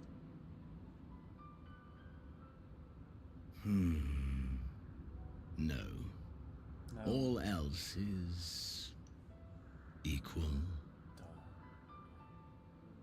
Equally tedious, equally disappointing. The world is a tepid bog into which we sink, too weak to thrash as the mud clings to our eyes and fills our throats till we blissfully choke. But then came the light, blinding and pure and hot, so very hot. Enough to set my soul aflame. I basked in the afterglow until the void yawned once more. And then I knew the muck would never claim me again. There was naught for me ahead, so I drew the curtain on all that had come before.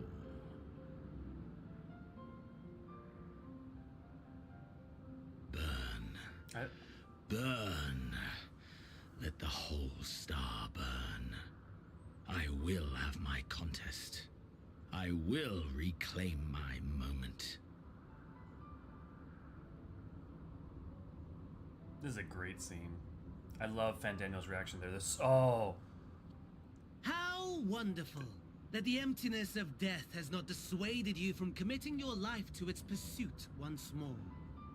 A moment where the facade fades for just a little bit. I don't know whether to envy you or pity you.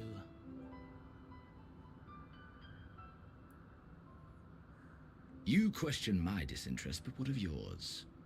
Despite your noisome antics, I sense you take little pleasure in this endeavor. Mercy, my lord. Such pointed barbs from one who barely acknowledges my existence. Nevertheless, you are mistaken. For I do find this part somewhat enjoyable. You see, when I was mortal, I would always have the same dream. It was a fragmented thing, disjointed, all the faces incomplete. The setting, too, was unknown to me, so I thought it simply a fantasy of my sleeping mind. Until one day, I realized it was showing me the truth. Much as your dream of the final days enlightened you.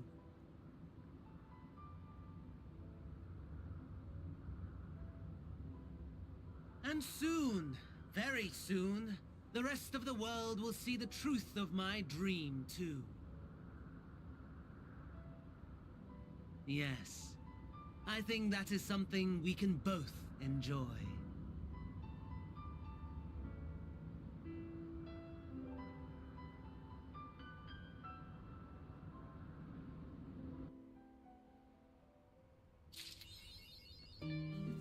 That's a great fucking scene in terms of like characterizing Fandaniel and Xenos. Like, it's funny because in one sense there's so much like just text, but there's also like really interesting subtext going on there. And then also you have one, I love Fandaniel's voice actor and the other character he plays later on. His performance between those two characters is so subtle and yet so different.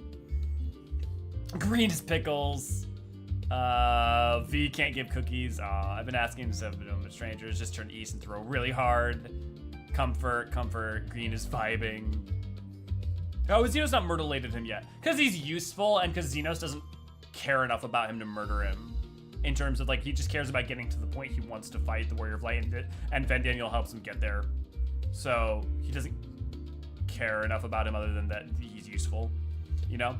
I feel like this was written, was the writers teasing us, are we going to make you do all the tower, or are we going to give you what you want? All of the tower, or are we going to give you what you want? I'm not sure I follow, lady. Green means pickles is my headcanon now. I guess canon per version of, yeah, RAF is fantastic. Yeah, so it's because that's a version of that theme is used in the Fractal Continuum.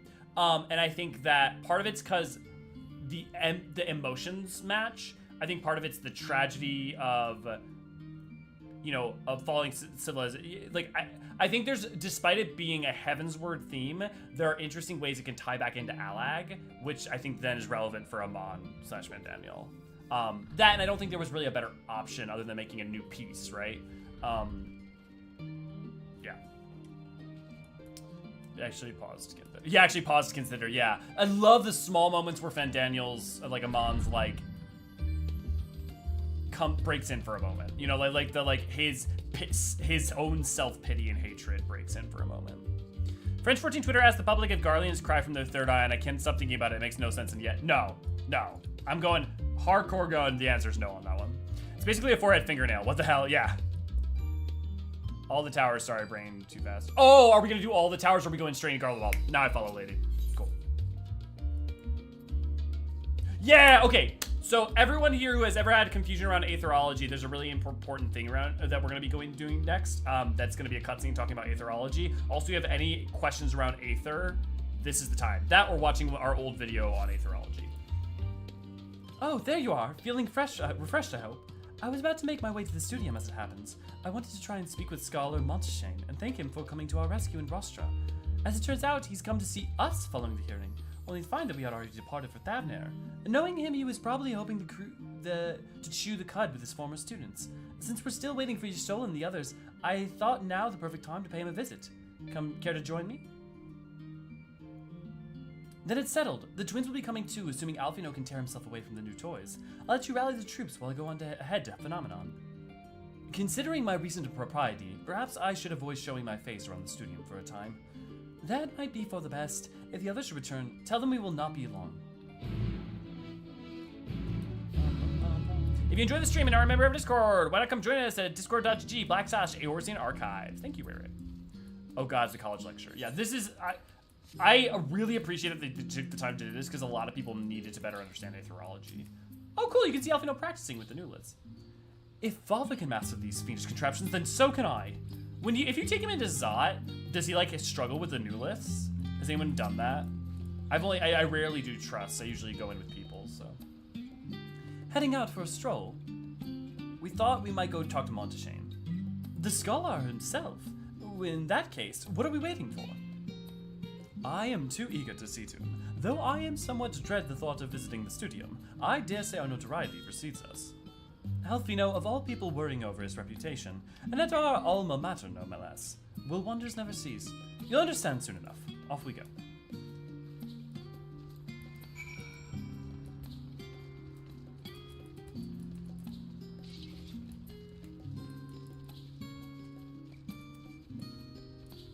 You know, the Stormblood outfit, or is this Shadowbringer's outfit actually? It's Shadowbringer's.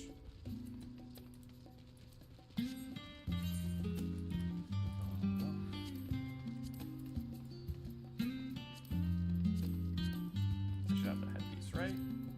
Oh, I probably threw it in the... Anyways, it looks pretty good.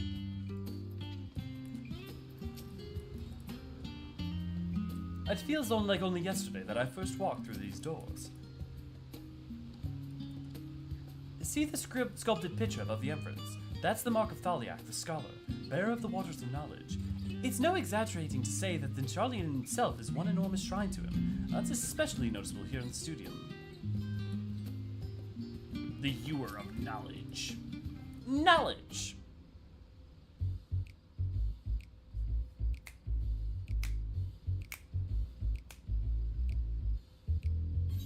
Here it is, Phenomenon. Well, I expect you made note of it before. One can hardly miss it. This is the first time you've been here on official business, correct? While most of the space is taken up by expansive auditoriums, it also houses numerous laboratories, testing grounds for experimental magics, and a host of administrative offices and so forth. As the center of what would later become the Studium, it was established to promote the study of aetherological phenomena, hence the name. Though with aether being a fundamental aspect of nature, its scope expanded to include every conceivable facet of life, even the universe itself. And then, in the 432nd year of the 6th Astral Era, Phenomenon was decreed complete, and the Studium officially opened as a place of learning. With a long and storied history, it is without question the world's leading authority in aetherology, the arcane, the occult, astromancy, and countless other fields, standing proud as Sharlayan's foremost educational institute. You always did enjoy giving the grand tour to new students. Indeed, I have long since lost track of how many times he has recited the same foppish speech, such as his undying love for his own stomping ground. He was in top form back then. Youngest entered the Studium, graduated with highest honors in magical arts and aetherology, undisputed champion of the debating chamber. Hold on, you both joined the Studium at the same age, yes? And from where I stand, you're equally prodigious scholar. Nice of you to say, but Alphino actually entered half a year before me, nor did I do well enough to graduate with honors, and I'm certainly not the Studium's most notorious master debater. None of you make a joke. In all respects I've ever been in his shadow. If nothing else, just remember that this was where the legend of Alphino Levior began. We should expect everyone to be fully aware of our recent escapades. Hopefully we'll be somewhat more welcome here than we were at the last stand. I know better than anyone the adoration the student body has for Alphino, and with a bit of luck, it might work to our advantage. Well, there's no time like the present. The first things first, let's look for Scholar Monteshane. Our faculty tend to frequent their offices, but unfortunately for us, he's fond of wandering wheresoever his whims take him. Let's split up and ask the students if they've seen him. God damn it, Tam. Alphino, nerd of light. I love the theme the class-specific armors get. Gunbreaker just gets nice coats, Paladin gets Knight Armor, War gets a Spike Central, and IDK with Dark gets.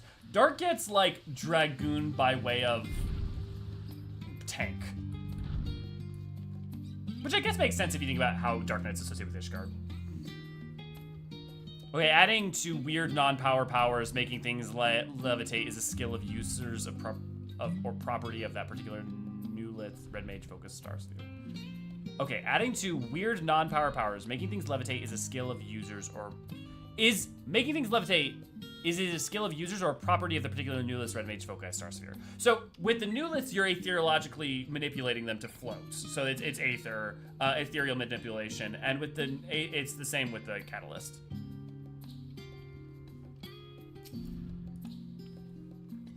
That was Alphino Levier, wasn't it? The Alphino Levier? And he was with his sister, Master Baldesian's granddaughter. This can only mean one thing. An event of epoch-shattering proportions is fast approaching. Spread the words! Lalafell ho! Yeah, have you seen Monteshane? Oh, sorry. You said you're looking for the scholar? Yes. Knowing him, he could be anywhere. But Miss Alipo should have a better idea.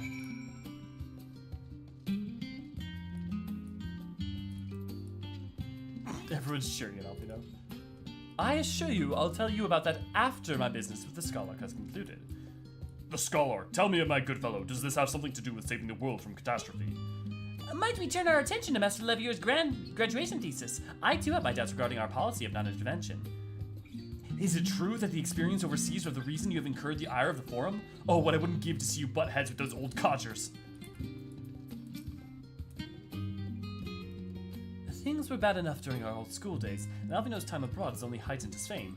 Or should that be infamy? He had his rivals and detractors, of course, though most of them gave up after his adoring fans set upon them like ravenous dogs. Alphino, on the other hand, never paid them much notice. They were simply beneath him.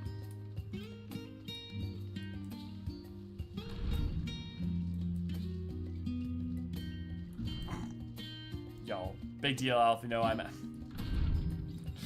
Didn't they graduate at the same time? That would mean Alice graduated in even less time. That's a good point.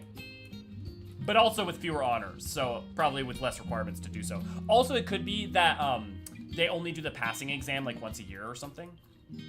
So it could be that they had to take the test at the same point. I really wish they gave Silence outfits that weren't just the job armor. I love the Gunbreaker coat, but I don't want to go to matchy with Thancred. Yeah, I mean, other than Thancred, though, do they do that? I mean, none of the Scions other than Thancred. And also, Thancred's the prior expansions one at this point. Because, like, his coat isn't from this expansion. I mean, you can also dye it, and it's wildly different. Also, the Gunbreaker quote from Endwalker is phenomenal. Miss Alipo, do you have any idea how little that narrows it down? Yeah. For those of you who don't know, Keepers of the Moon, their names are determined matriarchally, and they keep their last names over long periods of time. So some of their names date back almost as far as the first astral era. So if you see Alipo, it doesn't necessarily, it means that they are at some point correlated, but it doesn't necessarily mean that they are like sisters.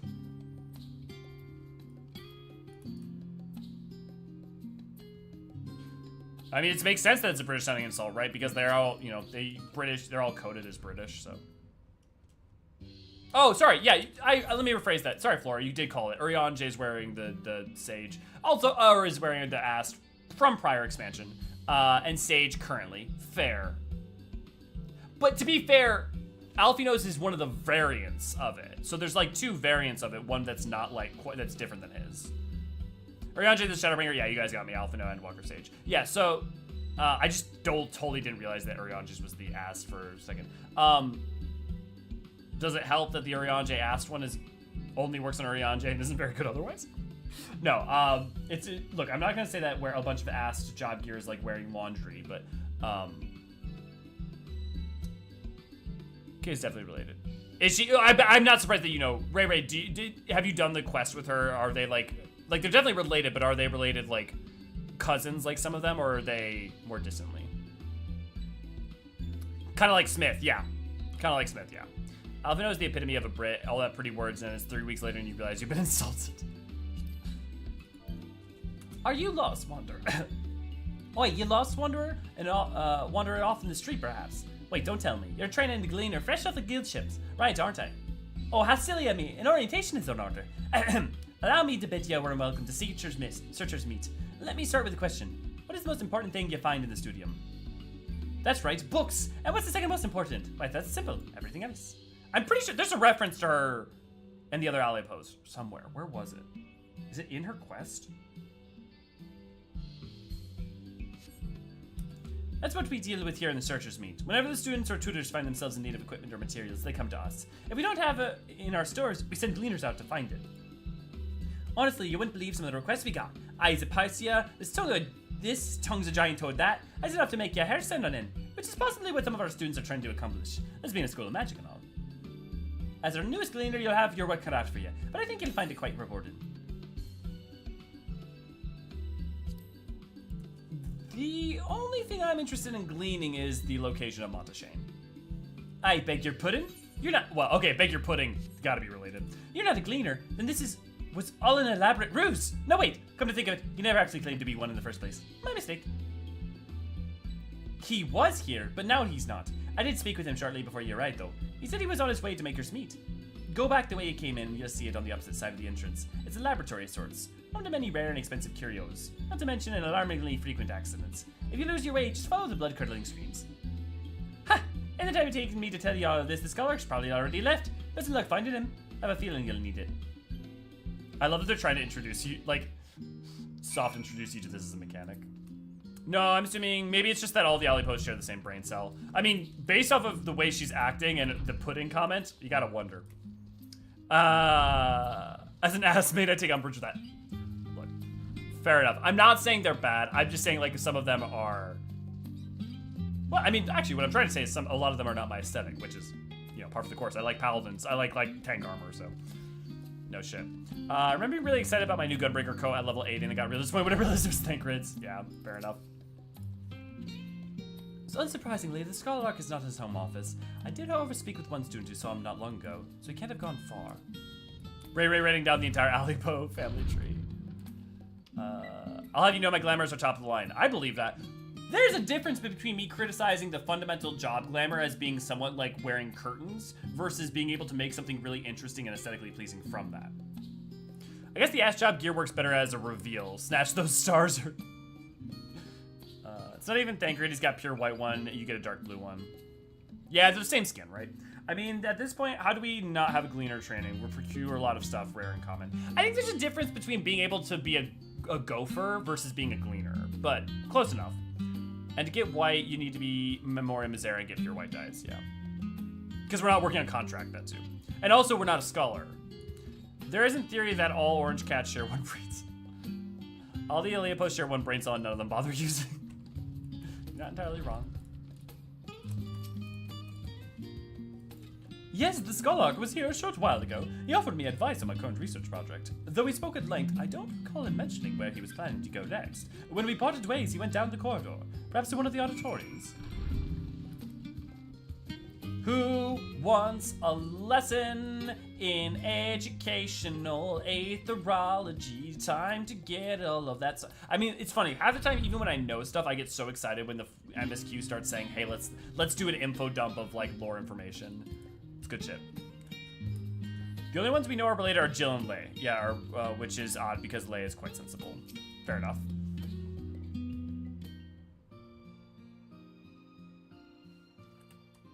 I remember you.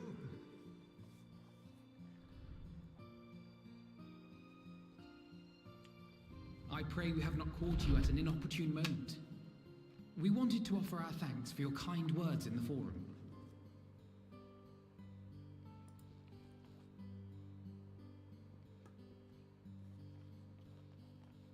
Well, I could hardly let that Inquisition go unchallenged. I've always believed that curiosity should be nurtured, not stifled. Thankfully, a majority of my colleagues agreed. A slender majority, aye, but a majority nonetheless. Had the vote not gone our way, we would be having a very different conversation, if any at all. Though I'd like to think you would have not given up on our cause. I'm told you paid a visit to the Annex afterwards. Yes, that's right. I was hoping to speak with the grandchildren of my dearly departed friends Galuf and Louisois in a less dour setting. But it seems I just missed you.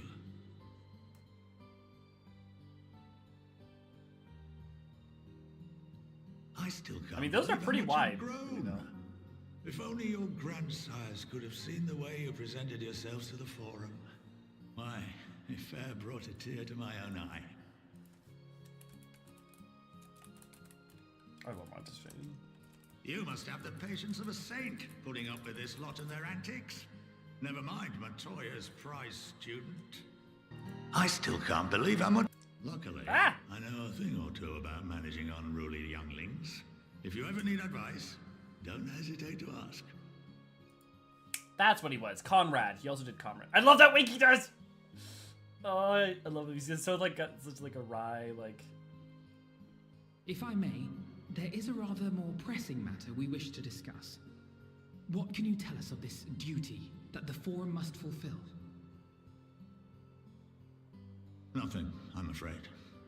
Like all humble servants of the Forum, I am sworn to secrecy.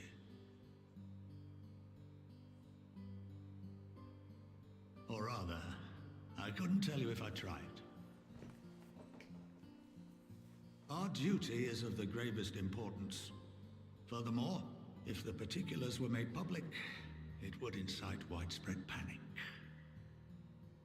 As such, those entrusted with this duty have been bound by an enchantment, which prevents us from speaking of such matters without the express permission of the Forum. How is that even possible? Memory Aether, baby. It's been some time since I last gave a lecture. Please, take a seat.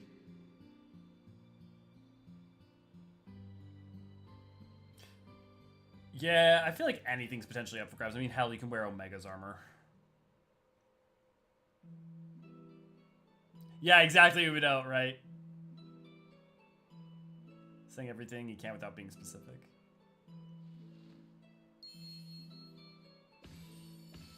There's something about that is so like Mickey from Sorcerer's Apprentice.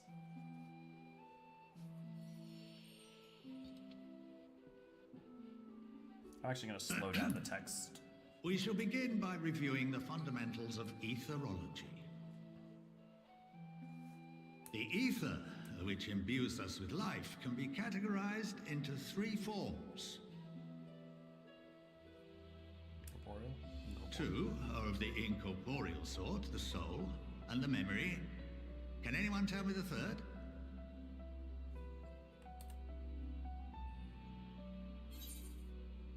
I wish that the corporeal... I wish they would not make it the top answer the correct answer. I wish they would make it, like, more...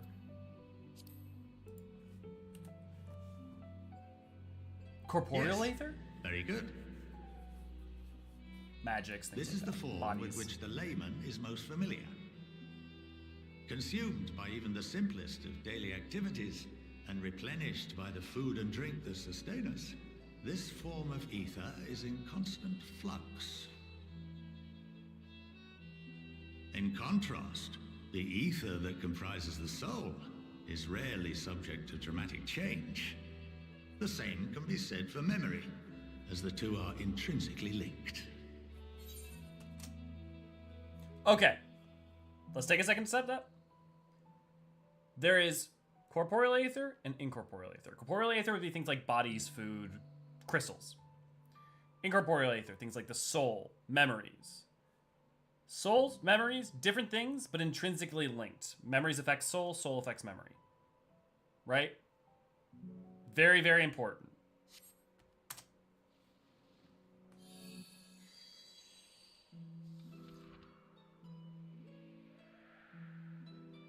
Picture the soul as paper, and memories as words written upon it.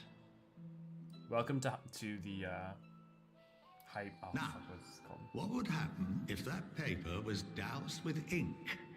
The same type of ether as comprises the memories.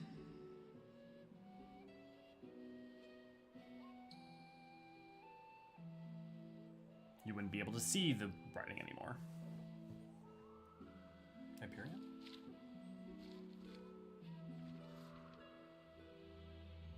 Welcome to It studio. would blot out everything that was written. Welcome to the studio, Precisely. that's what it said. We would be unable to recall the memories, and any activities that depend upon them would be hindered as well. So, imagine you can blast away memory aether if, like, aether of the same kind, or like aether, you can basically blast away memories or cover them up, right? Doesn't mean the writing's not there. So for instance, let's say a large amount of aether influxed the world, let's say after the Battle of Cartenow, after the destruction of Bahamut, and everyone had fuzzy memories afterwards because the sheer amount of aether that was released from that circumstance maybe caused some memory issues, especially for those who were at Cartenow. In fact, this exact phenomenon was observed on a vast scale not so long ago. And what might that have been? The Battle of Cartenow.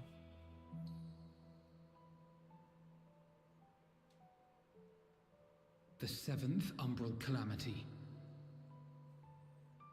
The people of Eorzea vividly recall Bahamut breaking free of the Lesser Moon and raining hellfire down upon the realm. But no one could seem to remember the events that followed immediately afterwards. Indeed. To this day, we have yet to determine whether it was an unintended consequence or a deliberate act. It makes me so mad that you can't, like, interject here. The enchantment which binds me and the rest of the Forum is based on a similar principle. And yes, Exactly, Gendar. Good. it is a contravention of the Sharlayan prohibition against the practice of memory manipulation. Good to see you. Glad to have you, by the way. Or sorry, Only Sender? when a Kendor? new member is inducted and told of our great duty are they subjected to the process. So, for instance, if you, no matter which starting city you talk to, when they're first telling you about the Warriors of Light who fought at the Battle of Cartenow, whether it's Ralban, whether it's Merlib, whether it's Kanisena, they will tell you, but we can't really remember their faces. Almost like a white light is, like, blasts over their face. No one can remember what the original Warriors of Light who fought at Cartenow, like, were like or looked like. But yeah, but if you do interject, you'd be breaking a promise, Tam. Yeah, exactly. With Tuluisa. When everyone had amnesia, but yes, also Sid. Especially Sid.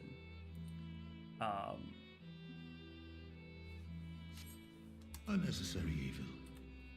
You have my word that it would never be used to manipulate the populace. I should hope not. But can this enchantment be dispelled and your memories restored?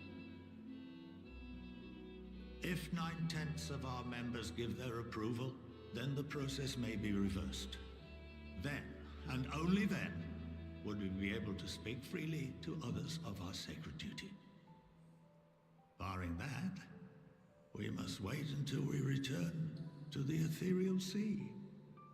Because the ethereal sea cleanses you of any magics of memory, so your memories return. Which is partly why when you start dying, why people are freed if they're tempering, because it cleanses. For there we will be purified, the blots upon our souls washed clean.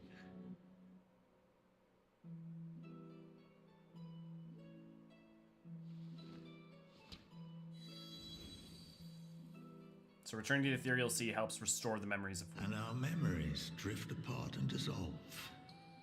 Rather defeating the purpose, I suppose. So let's say you were a tempered being and you returned to the ethereal sea, you'd be freed of your tempering, right? And your memories would be restored. Let's say you were an ancient and you had forgotten many, many things. By returning to the ethereal sea, your memories might begin to be restored. As long as they're, still within your soul. Some of you might see where I'm going with this for later. Is Elio the character a scholar? Yeah, absolutely. Are any of the four members known sign language? Do they just seize? It's about intent. Yeah, my guess is it's about intent. If you try to communicate the information knowingly, it prevents you. Let me know. But there are those memories that are indelibly etched upon our souls. Some believe. So things like the final days. So there are certain things that are so powerful that they etch themselves into the soul. The memory basically etches itself in the soul, kind of like how a soul crystal has memories and experience etched into it by holding on to it. If a soul crystal was like a soul, memories etch themselves into our own soul as well if they're strong enough. And can be brought to the surface. There's almost like a negative, imagine like a negative space in the soul where the memory, even once removed, is left behind, but that negative space is still a negative of what was there, and so there's still something there.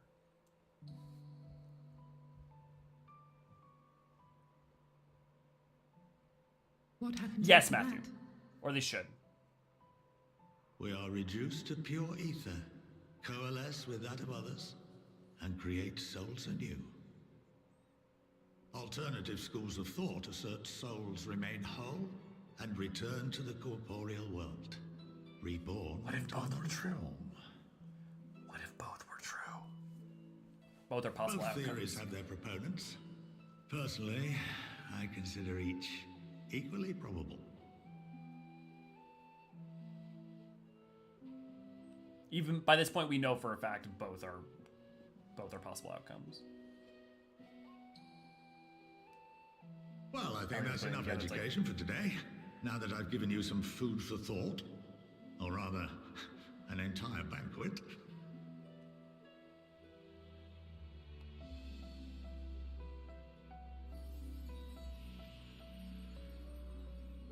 Porque no dos.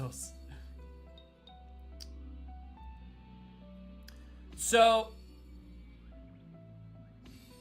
it's an interesting question, Flora. I'll get to it in a second. I would remind you that although I'm unable to assist you with certain matters, the resources at my disposal may still be of use to you. I'll arrange for you all to be given the run of Phenomenon. Of course, as associate to our alumni and the students of Baldessian, this privilege is extended to you as well, my friend. Oh, and I suggest you speak with Ki Aliapo. She's well known among the artisans of Sharlayan, and her network of contacts may prove useful in your search for knowledge. I wish you all the best in your pursuits, wheresoever they may take you.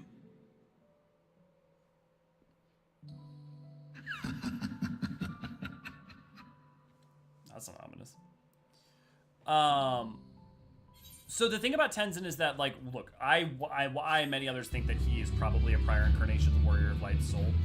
like a bearer of Azim's soul, and that would be able to explain why you can see him in that moment if he either there was a part of his soul, part of himself trapped in there just from aetherologically, or it comes from within you. Either of those work, and either of those would potentially explain it. That said, it's not explicit. We don't know for a fact that he was prior incarnation, prior holder of, but like literally everything Suzaku said matches up with what Genbu says matches up with that. The like lore, like it would work, but it only works as long as his soul in totality was not trapped inside of the spirit holding up the fifth lord, right? Worst part of holding newly acquired job crystals is when all of your clothes fly off and you're standing before your job trader in small clothes. And infinite. Something about being having so much radiant power literally damaged memories of everyone, especially ones who saw it, makes me nervous. Yeah. Especially in Ishgard. Yeah. Give the run a phenomenon. That's phenomenal. Yeah, that laugh. I know that was evil as shit. I love Monteshane. I also like how the cutscene also validates the belief of the Dothral. Yes, absolutely Oblivion. That's great. That I remember thinking that like a while ago. I totally forgot about that. But yeah, that's a really cool thing to it. We answered you, Matthew. Finally, an aetherology lesson inside an aetherology lesson. I have to wonder what makes these instances of I'll make this appear before me all that different from creation magics. There's a little bit about it with familiars. So there's two things. One of which is that the difference is like rather than creating that from whole cloth, what can be happening is that they're actually pulling it, teleporting it through space. Like he's drawing it to him, whereas it could be over in a different room. The other thing is that sometimes it's a manipulation of altering things that already exist, rather than so like what happens with Parago, for instance, right? Is not creation magics, but it is alteration magic. So I would look to that for alteration. The other thing I would probably assume is the aspects to it of that is a living being. And creation magics are like very limitless in what you can do. So even if it is effectively a form of creation magic, it might be so low lying. But yeah, I would probably assume that the earlier options were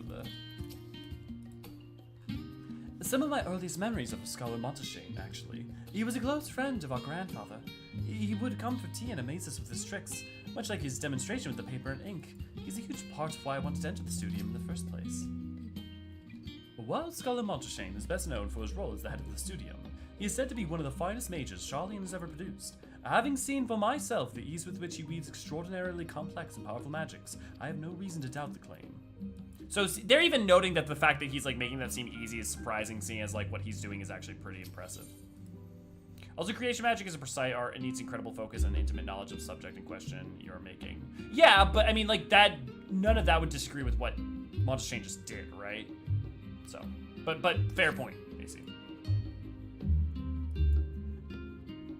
Well, that's given me much to mull over. I feel as though we're one step closer to understanding the form's true motives, and the mysteries of life itself for good measure.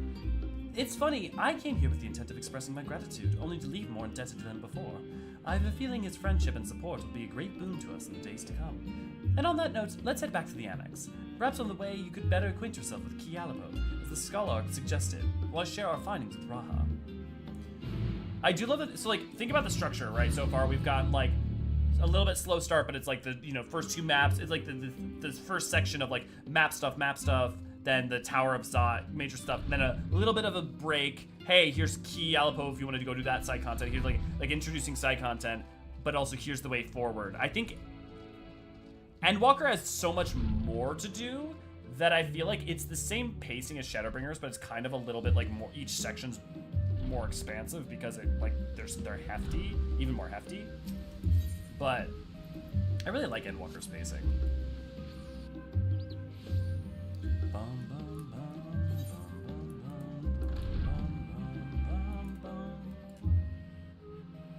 Daldash, a literary device, scholarly perspective. No, we don't have Last Stand quest yet.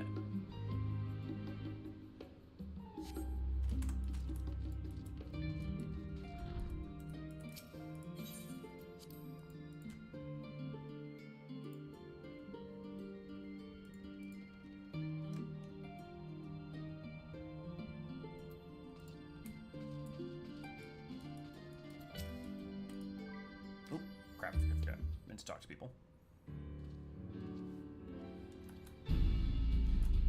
Welcome back. From what I hear, your trip to the studium proved most educational. While you were away, I received word from our fellow scions. As expected, news of the warding scales was met with much joy.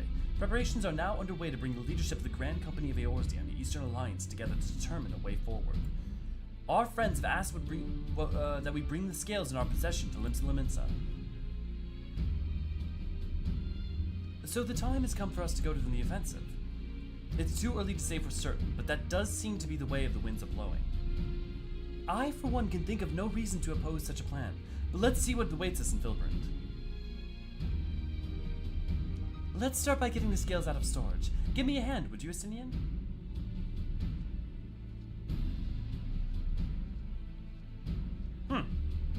That's an interesting point, Infinite.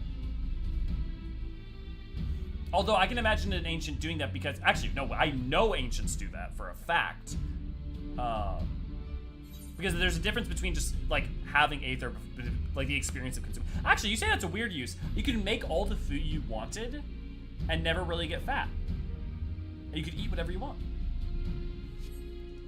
Whew, I didn't realize these crates would be so heavy. I shouldn't complain, though. Reacher and the alchemists of the great work put their heart and soul into each and every one of these scales, so you must treat them with the utmost care.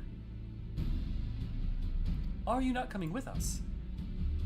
As much as I'd like to escape the Forum's watchful gaze, I've little choice but to stay. We've already on thin ice, and if I, in my capacity as our official representative, were found to be consorting with foreign powers, well, you can imagine how that would go. I shall remain here and do my utmost to avoid ruffling any more feathers as I await word from Master Matoya and our other allies. With luck, we'll soon have good news of our own to share. The tide is about to turn. I can feel it. To Limsa!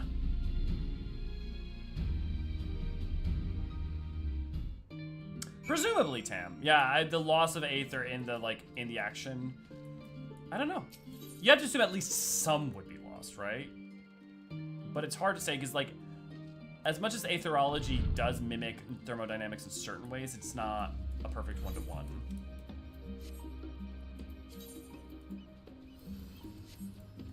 Actually, I can just use return. To the tea tree!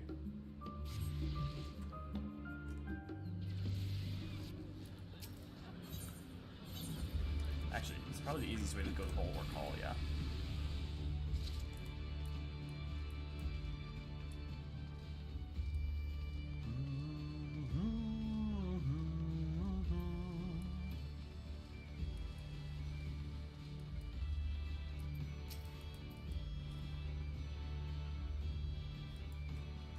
I was told to expect you.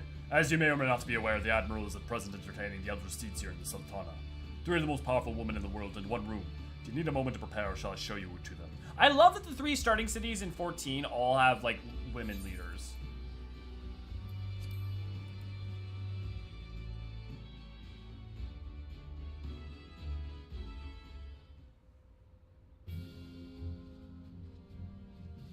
But the question is, do you even need nourishment if you have it aetherologically, Lynn? That's that's an interesting question all to itself. My apologies for calling you away from the Charlians at such short notice. On the contrary, we are honored and grateful and pleasantly surprised to be joined by such esteemed company. 'Twas only right that this discussion be conducted in person. We are locked in a war of attrition. Our forces struggle to contain the threat posed by the towers, and it's only a matter of time before we are overwhelmed. A victory will only be claimed through decisive action, and we have taken the initiative to set the wheels in motion. It is reassuring to learn we are all in accord. But might I ask what your plan entails?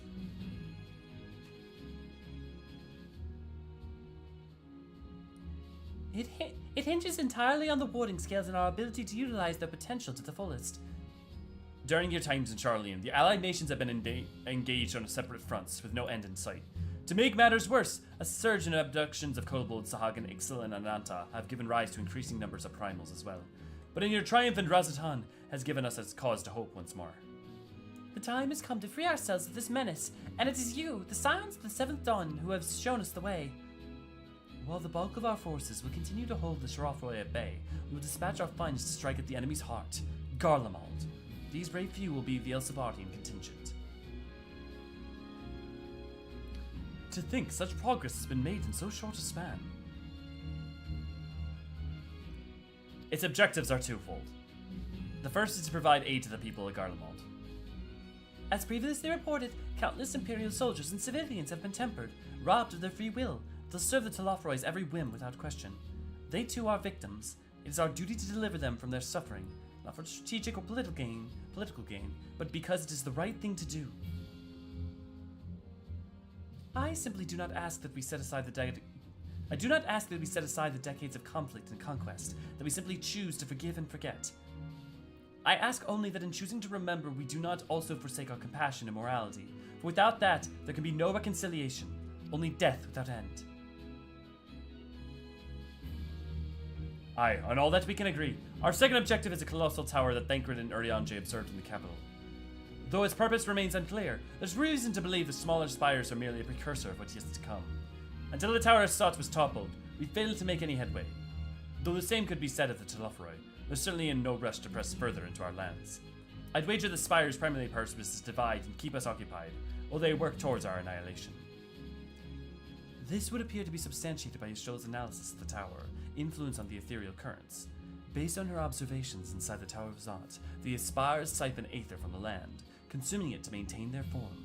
However, they draw forth far more than is required for the task alone. The excess of aether remains unaccounted for, but we can ensure it is not being harnessed for our benefit. It wouldn't surprise me to be in the least if it was being redirected to the larger spire in the capital. There's a logic in that. Regardless, once we have uncovered the truth, we'll bring the schemes crashing down, along with them infernal towers. That is all well and good, but what would you have us do? I assume it's more than handing over the scales and being on our way. We want you and your scales to join the Ilsabardian contingent. Consider it an official request from both the Grand Company of Eorzea and the Eastern Alliance. Do you accept? Perhaps you should be the one to answer that.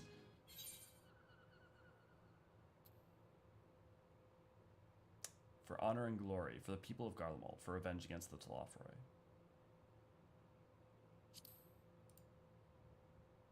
For the people of Garlemald, for a better future. Couldn't have put it better myself. Y'shtola, Thancred, and Eorzean have already pledged their support and are on their way to meet the rest of the contingent. They were positive you would come to the same decision as they did. Luckily for all involved, the prediction was correct. Once you have delivered the warding scales of Tal Amigo, the contingent will embark on its journey to Ilsabard. Rabban and Lord Aymeric are overseeing the preparations, so I suggest you make yourself known upon arrival. Pack warm clothes, furs and the like. Without it, the cold will do you in, before the Telophoroi so much as draw steel. As for us, we'll keep the enemy busy while you're gone. They're not the only ones who can create a diversion. Now go in the knowledge that Eorzea will be as you left it, or better, upon your return. Teams coming together, action rising, steps forwards, and walkers a go! Do you accept? Nah, and I'm good, have fun though.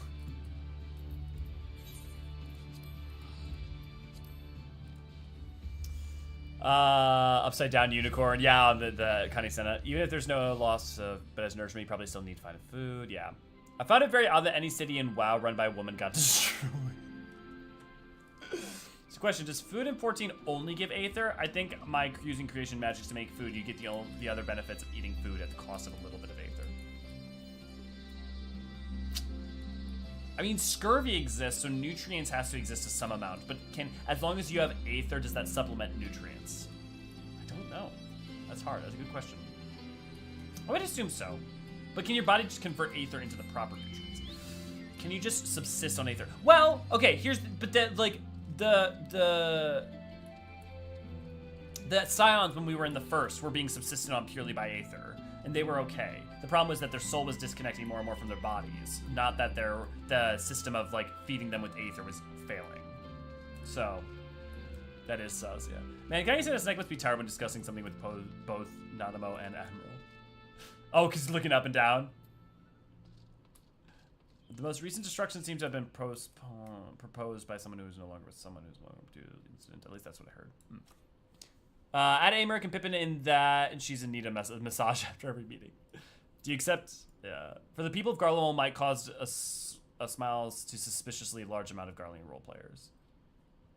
No, because it's not. You're not saying like for Garlemald, for the glory of Garlemald. You're saying for the people. We go to save the people. We're going not for our honor and glory. We're not going for revenge. We're going to save as many lives as we can. You know, we're going for the people to help them. You know, I really hope we can get to go to Zone 3. It's looking like it. Hope we get to go to Zone 3 today. Maybe we'll stop when we get there. We'll see. Yeah. Yeah. It's just, we'll probably have time. We'll probably end there. But they had Kryl in the source, presumably even keeping them fed, so it's possible whatever Kryl was doing was keeping them. That's what I'm saying, though, Oblivion. Right. What I'm saying is that in the source, Kryl was feeding their bodies Aether. Like you even see her do it, right? So, but they were subsisting on that without it becoming a problem. Which means to me that nutrients are not necessarily as vital as you think, as long as you're subsisting on Aether. Humanitarian mission, yeah. This is a humanitarian mission. Ah, fancy meeting you here. I trust our mutual friend is settling into life as a scion. Collaboration never was his forte. The moment the fighting ended, off he'd go like a gale cat swept up in a strong breeze. But rest assured, he will always be there when you need him. Probably. If Aymeric asks after me, say I'm getting on fine and leave it at that. Don't you dare breathe a word about the cord. The cord he bought in Thavner. I must quiz Thancred and Eorzean the conditions we can expect in Garlemald. I know it's cold, but how cold? Will I need to keep my ears covered? They can be a bit sensitive at times. Oh, Graha. I'll admit, this is rather daunting, though not quite in the way I was expecting. We'll be standing shoulder to shoulder with our alliance's finest, the best of the best, the warrior of light, and, well, me. It's silly, I know. Perhaps this is my way of distracting myself from the part I should be worried about, marching into Garlemald. You know, I'm quite looking forward to seeing who's been selected for the Ilsabardian contingent. I have a few people in mind. Care to make a friendly wager? Yeah, I gotta love Graha Matthew, for sure. Wait, nutrients do have to exist, given all the nutrients you need day to day is the entire premise of Archon Loaf. Yes! But that's a delivery mechanism that is non-aetherological, right? So nutrients exist, but my point is that you can sustain someone with pure Aether. At least you can sustain a body with pure Aether. Kryl was eating to recharge hers and channeling pure Aether and Scion, so in some roundabout way they ate through Kryl. Yeah. But it's interesting that Aether alone seems to be allowed you to subsist. Alchemist Culinarian level 80 quest touches on the whole nutrition thing a bit more. Yeah, there's definitely nutrition definitely exists, for sure. But so the key question there is just, can you subsist on Aether only? I think Aether is what makes up nutrition, exactly. So, but can your body process pure Aether into something that can be used nutritionally? They all need to wear a hat, yeah. Ray, as someone who grew up in the Midwest, y'all need to be wearing hats. I don't care how cool you look without them. Ah, the Wanderer's return. You've been busy bringing down the tower and producing the keys, destroying the rest of them. You should be proud. Those warding skills of yours are what made this venture possible. Will you and Lord Aymeric be leading the contingent? Regrettably, no. Our role is to organize the various delegations into a cohesive unit. Once we have seen you all off, it's back to our respective posts. We dare not neglect our duties for too long, lest our defensive efforts fall into disarray. And just between us, there was a fair amount of opposition to the formation of the Ilsabardian contingent. The very suggestion that we send out some of our finest troops behind enemy lines to render aid unto the Garleans has made me rather unpopular in certain quarters. Can't please them all. Sadly not, though I do my best. Truth be told, I'd much rather be at your side charging into the fray. Alas, I have battles of my own to fight, where words may serve me better than any blade. I hate to say it, but Lord Aymeric struggles to mirror my own. For the time being, the best we can offer you is the peace of mind from knowing Eorzean is in safe hands. As you fight the good fight in Ilsabard, I and other commanders will do what we can to convince the naysayers that our cause is just. Thank you, both of you. We meet again! We meet again, Warrior of Light. Much has occurred since we parted ways in Werlit. From what I gather, protective talismans you obtained led to the formation of this expeditionary force. My contributions had more I almost made a destruction non-intent joke. My contributions on this occasion is but a minor one, that being the information I have shared with Maxima. For the sake of the people of Garlemald, may the fates be on your side. So you're not coming with us. Strange, I thought you have a stake in this. I do. The Telophoroi have laid waste to my homeland and enslaved my people. But though every mote of my being cries for vengeance, I cannot be the one to deliver it. My presence alone would place the entire mission in jeopardy. I stand accused of murdering Emperor Varys and plunging Garlemald into chaos, or to travel with the Ilsabardian contingent would give my countrymen ample cause to question our motives. Conversely, for those who believe me innocent, may instead celebrate the return of a former legatus and attempt to raise me to a position of leadership, further destabilizing the region, complicating the contingent's mission. Does he show up even if you haven't done Whirl It? Whether I am branded a villain or hailed as a hero, I would only hinder your efforts.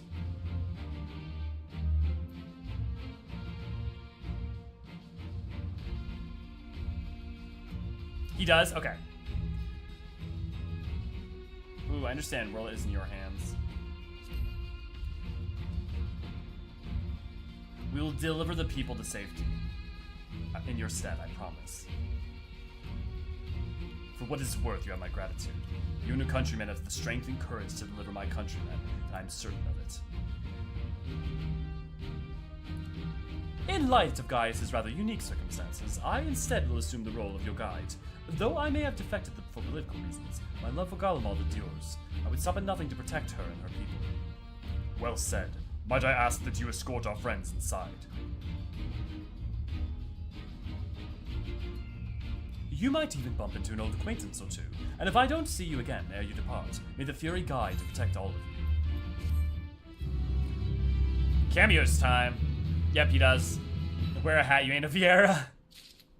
Still gotta watch those calories, though. Still sad I can't put a hat on my Vieira for the cold. Yeah, I already have that type of weather that slowly fries my naked head if I ever leave my house without a hat. Do you think the current situation with Garlemald was a long time coming? I mean, yes? I'm just worried I don't understand your question, AC, because I guess, like, so emphatically yes that, like, I don't think there's even room to say no. So that is Gaius Belsar, the horrors he must seen, many of his own making, I do not doubt. With the knowledge that our allies will hold the line in our absence, we may devote our attention to the Ilsabardian front.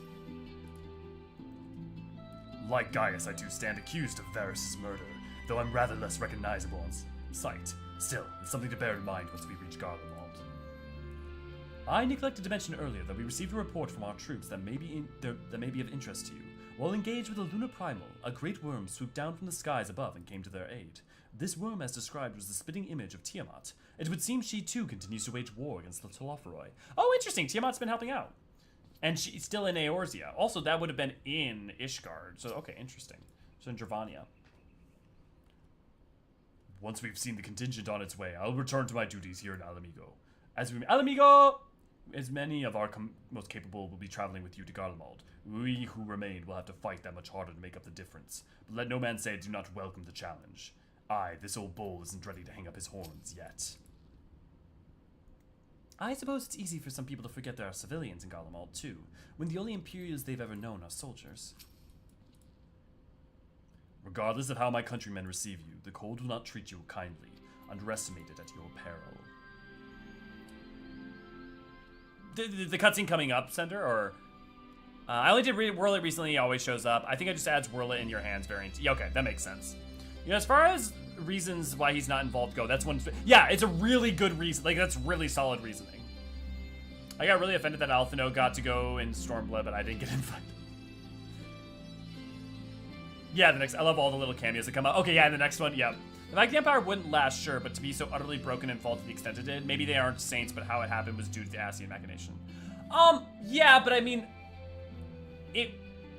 Yes, it was due to Fandaniel's machination in a sense, but it was really more due to, like, Fandaniel wouldn't have been able to do that without Xenos. Like, Xenos is a byproduct of the nation that was built by Emmett and the nation that Garlemald... Garlemald, I don't want to say Garlemald did it to itself, because I don't think that... It's kind of true, but there's more to it than that. But I would just say... Powers like that inexorably lead towards self-destruction in that way. Like, fascism in that way kind of leads... Like... So no, I think there was a way in which Garlemald's fate was kind of inevitable, the same way Alag's was kind of inevitable. I think it was always headed towards there, and how it was going to go down, it was always, you know, even if Fandaniel hadn't done what he did and Xenos hadn't done what he did, Garlemald was going to fall one way or another. The question was, it was going to fall a la utter destruction, or was it going to fall by, you know, other methods. Little area you run into around a good reason to do. Yeah. Sender, totally agree. So I'm a little sad we haven't done all the jobs and everything on Elio, because there's so many extra little cameos and cutscene things that like you'll notice if you do this one. But since I've done it on Lend, I at least can point them out. Black Rose was in development. It was guaranteed end of Garlemald. I don't know if the Black Rose was always a guaranteed end of Garlemald. Well, okay, Black Rose was going to end in Garlemald in the 8th Umbra Calamity, so that's fair. No, you're right. That would have brought about a Calamity, so it was always a tool for that end. Sure. Yeah, Garlemald was a powder keg politically by design. Without anyone there to keep the fuse from being lit, it was very much a matter of time. Yeah, what's the line Varys has to Emet? It was by design? Yeah. Wonder if Garleans were exiled from their homeland was due to the Eorzeans telling the magic users that the Garleans were unworthy and caused them to send them away. No, so it wasn't that. So what happened was the Corvosi was a different group of people who came in and conquered the land and were more powerful because they had magic, whereas the Locus Amenos, the people of Locus Amenos, the Garleans, the Proto-Garleans, didn't have magics, they didn't have technology, they couldn't defend themselves, so they were just destroyed. Could that have been an Ascian machination? Yeah, I guess it could be. But Emmett doesn't come into the picture until Solus comes into the picture about 100-ish years ago. Did Gaius find that love? And love ye shall find. I don't think that's... I think it's more poetic than that, rather than literal. Like, Emmett designed Garlemald from the word to go to fail. Yeah. Pretty much have more emphasis on design. Yeah, exactly. Strangest thing yet in the Gar is that the Garleans are supposedly genetically engineered, not unlike the Ixal. Yeah, I mean, what makes the most sense, especially if you look at them potentially being descendants of Gaugians, is that the Alligans possibly, like, messed around with the Gaugians. It depends if the Gaugians had aetherological ability to manipulate things or not, or if they were, like, ruined by the 4th Umbral Calamity, or 5th Umbral Calamity or something. It just depends. The timelines kind of depend, but it wouldn't be surprising to find out that the Garleans are kind of the fault of Allag as well.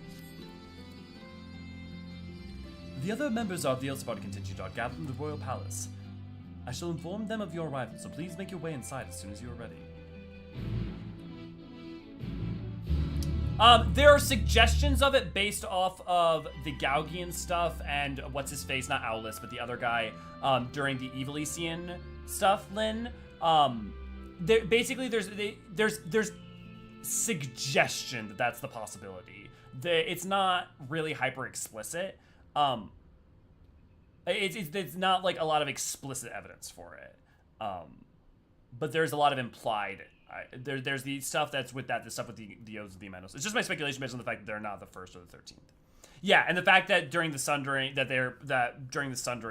another one of the major things I totally forgot about. Thank you for reminding me, Infinite. They don't exist on the other reflections, which means that they could probably come post Sundering. And this, like, the fact that they're Hurian in every respect, like near Hurian in every respect, is weird. Otherwise. Oh yeah, so yeah, Lynn, that one's been around since like Stormblood at least. So it's very popular. It could have been the fault of Allag. The Gaugians themselves could have bioengineered themselves. It could have been that they're a byproduct of something released because they're in Corvos. It could have been that they were a byproduct of the Allagan experiments in Corvos, the Allagan stuff there. Maybe if we go to one of the Corvos is one of our maps, which I'm really hoping that we will, then maybe we'll find out. Alright, the remaining members of the Scions. You have friends in most of the Svardian contingent to wait here within. Would you like me to see you through? Okay. Rising speech and stirring moments. Here we go.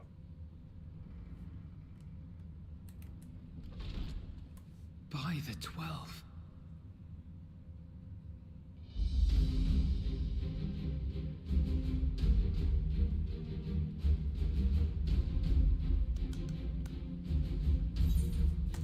You could join us. I didn't have time for one. hope you don't mind, but we went ahead and started without you. There was As you Marauder, imagine, Scholar, our traveling Healer. companions There were a were bunch of eager stuff. to become acquainted. 'Tis a rare thing indeed to see such a diverse and talented group of individuals assembled for a single purpose. I think the New World's Fight unlikely. not It's only probably for the sake of Mericidia. Eorzea, but for the entire world, including Sicard, the people of Garlemald. Lance Much Shield, rides on the Bow, efforts of the Ilzabard contingent. Lancer, Machinist, Pugilist, Indeed, which is Thaumaturge. why I am glad to find myself in the company of many trusted comrades, yourselves included. Yeah, Raven. Lucia. Yeah, the Bard. Yeah, you got that, Neri. I have come at the behest of Lord Emmerich, who has honored me with the role of Ishgard's representative. And for the good of all nations, not least my former homeland, I am determined to see this mission through to its end. I will bet 5 gil that we're going to get at least one map in 7.0 in Ilsabard, Sundar, so I wouldn't be surprised if that happens, especially if it's Corvos. We have a hard road All ahead LME of goes. us, but walk it we shall, together. That was a grand moment. I remember getting this so excited, like, we have fought and we've all united. To work together once more. I have faith that if there is a way to resolve this conflict, we will find it. We got here. Think about where we started in ARR and how we got here and uniting these people together. Allow me to And introduce united you to the rest of Eorzean, our united Atheris. Everyone! If I Hey, may Graha in the your background. attention.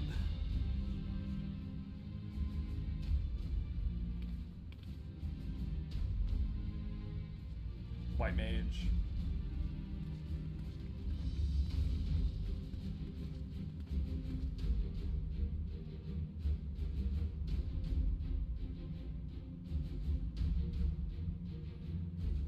Might I ask you to speak first?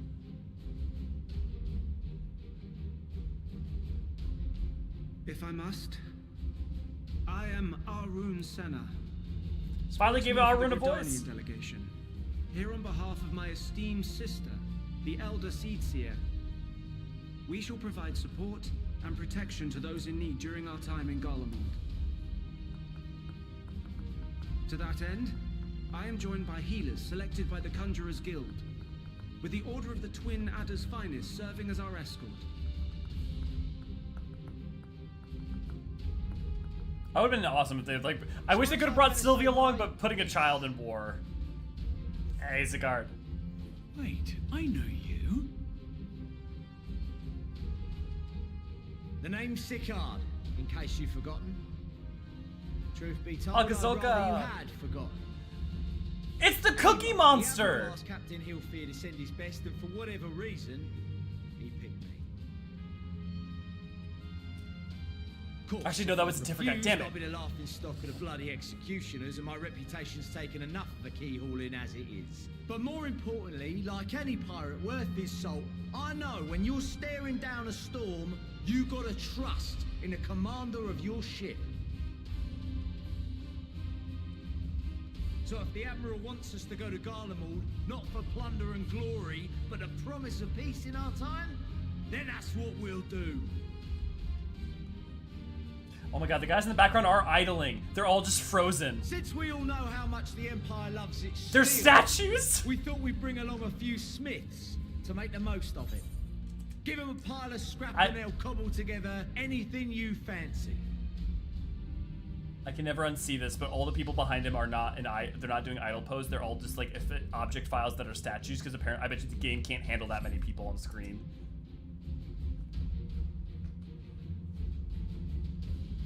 Of course, just like the Gridanians, we got fighters of our own. We might have come with a more constructive purpose in mind, but we're more than capable of cracking skulls, believe you me. Well, you're certainly Yeah, raring Oblivion. to go. But then again, so are we. I don't think those are Hannibal PNGs because you can warriors of Uldar his and camera Aramugo angle. have assembled at the Sultana and General Aldin's behest.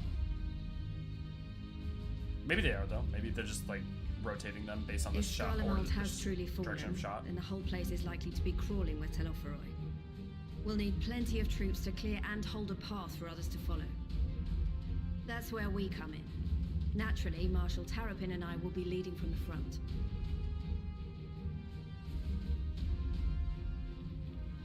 Please be careful about future It's been some information. time since I last saw you in your element on the battlefield.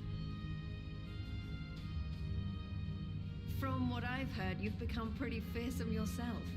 Master Matoya, the avatar of destruction.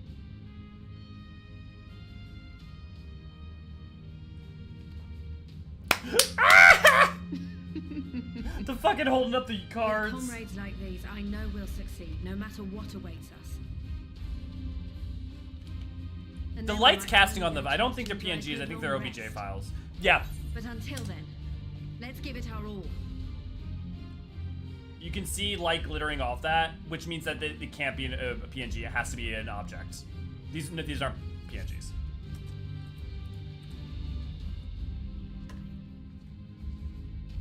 As for Ishgard, we Temple Knights have come in force to uphold our nation's commitment to the peace and welfare of our allies. The bitter cold of Garlemald is a formidable enemy in of itself. Our experience fighting in ice and snow will prove invaluable in the days ahead. Accordingly, I have been designated commander of the Ilzabard contingent.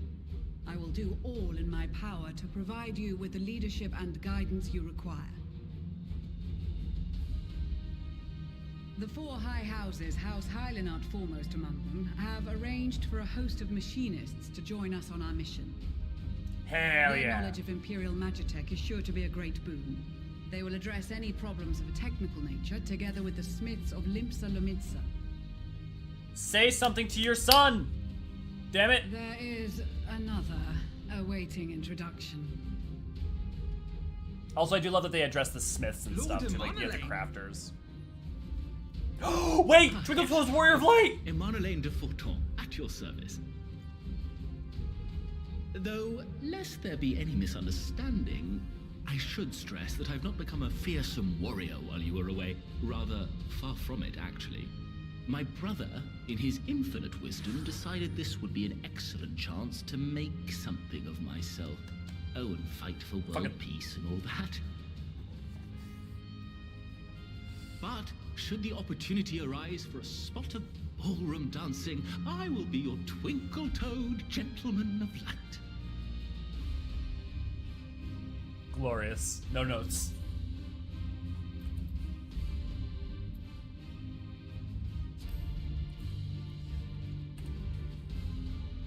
I dare say your fancy footwork and us, maybe all that stands between us and doom. Huzzah! I cannot wait to regale Honoroa with my tales of daring do. I believe that concludes introductions for the Grand Company of Eorzean.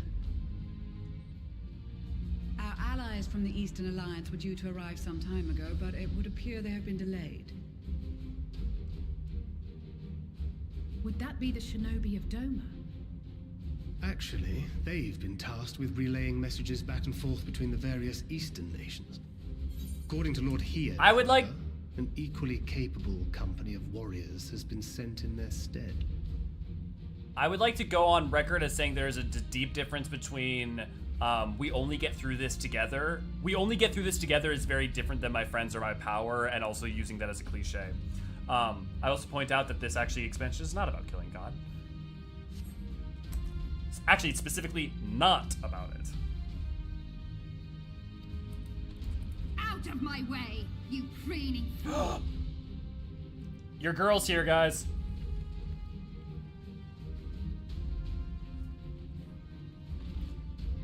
Gunbreaker and Blasia.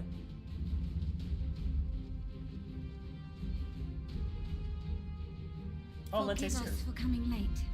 We are the delegates of the Eastern Alliance. Cyrena, and you've brought company. For battle and blood we come, as the steppe is sorely lacking in both. No towers befoul our lands, so we marched on those of Doma, only to find them beyond our reach. But now our thirst for slaughter will be slaked. No quarter to the enemy! Sadu Hatun, no. We go to make peace with the Iron Men, not war. Warriors of the Steppe, we've heard many tales of your bravery. We welcome you as allies. And these other ones you have brought are... Members of the Dalmascan resistance group, Lente's Tears. And buzz it. Oh, I love that Thancred smiles because that's the guy who taught him gunbreaking. And the Bosnian resistance. Between them, they have a wealth of experience in espionage, and are particularly adept at infiltrating Imperial facilities. Which is fortuitous, since Garlemald's domain is so vast that I could never hope to handle reconnaissance duties all by myself. Dalmasca, Bosnia, Alamigo. All lands which have suffered the tyranny of the Empire. I would never presume to question your motives. Nevertheless, I must reiterate that our goal is to aid the victims of the Telophoroi, the common folk of Garlemald. And they are victims, make no mistake. Though I understand that many may struggle to see them as such. You're more right than you know. For every one of us that answered the call, there were a dozen that refused. Not only in Alamigo, but everywhere we went. And who could blame them? That's understandable. The Empire's always been the enemy. But after seeing what we've seen, fighting and working against and with Garleans, there's no denying the simple truth. Just people. They're just people. No different from you or I. They've got their share of liars and murderers, but so do we. So do we all. Fordola, who once swore herself to Garlemald, has proven herself a trusted ally time and time again. Every Eorzean here knows Cid Garland, the Imperial defector who shared with us countless technological wonders. Gaius bloody Baelsar himself is working to help rebuild Wurlit, a nation he once conquered. So you can believe me when I say that every fighter here understands and accepts that the Imperials are not monsters and are deserving of help. Or at least that they were able to put aside their feelings for the greater good. Honestly, to me, this is what makes this game different. But we're all determined to make this world a better place.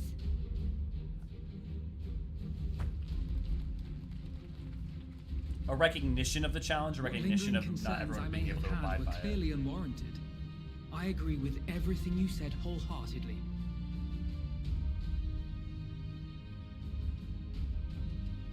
Then we are in accord.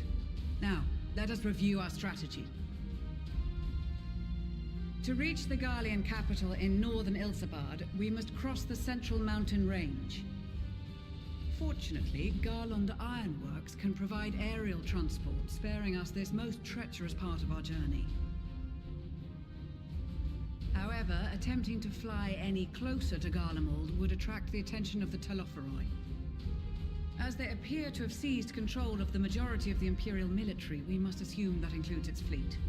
In addition, Garlemald possesses devices that can interfere with airship navigational systems, further discouraging an airborne approach. Given the circumstances, the closest we dare deploy our contingent is an area between the range and the capital, the Magna Glaciers.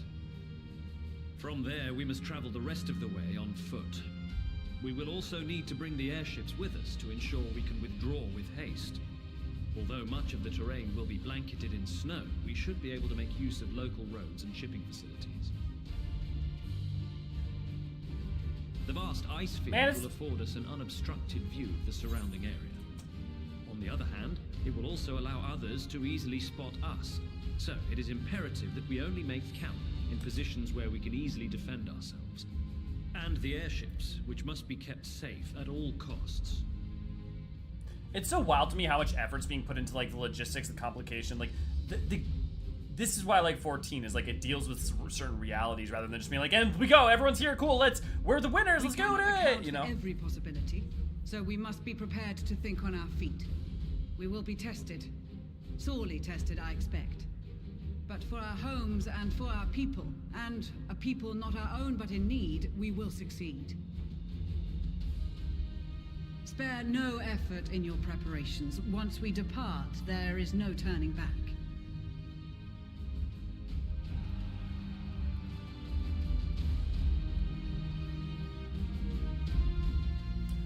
Man, this is why I like 14. This is what I love about 14. It's like, it builds to this point. Think about, this room represents 2.0, it represents 3.0, it represents 4.0, it represents, you know, even 5.0 with Bosnia and Lente Sears. Like, it is a buildup of all the allies and people we've stood side by side and helped, uniting together for a common good, and not to go invade Garlemald, but to save its people, right? Like, it's about, like, how often you get a fantasy game that's conclusion is rooted in a humanitarian, like, expedition. It's not singular by any means, but like it's focused like that makes me deeply love. Okay, let's talk to everybody. Once again, we find ourselves fighting on the same side. First Bozja, now Garlemald.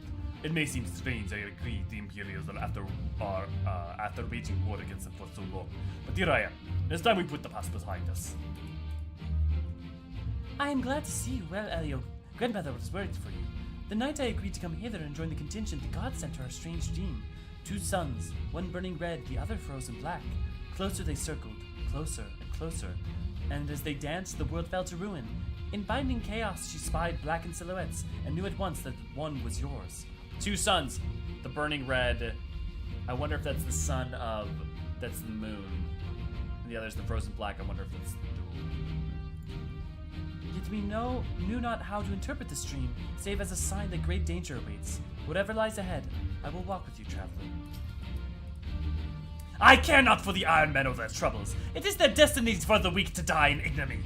Even so, I will do as I have agreed. I have volunteered to join as a band of Cyrana's request. If she thinks it's worthy cause, then that is the reason enough.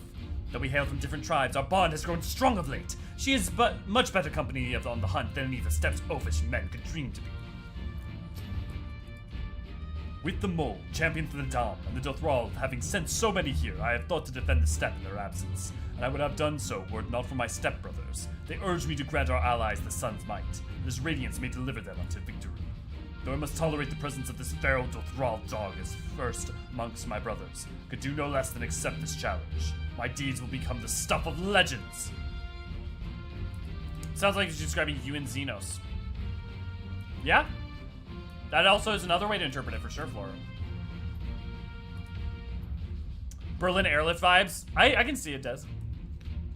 Do you like what we do? Consider supporting your support and sign up for our Patreon at www.patreon.com/Eorzean. It helps me. Honestly, now I'm moved, so we're doing a little bit better on Monday right now, but yeah, all of it goes towards savings, especially right now for FanFest.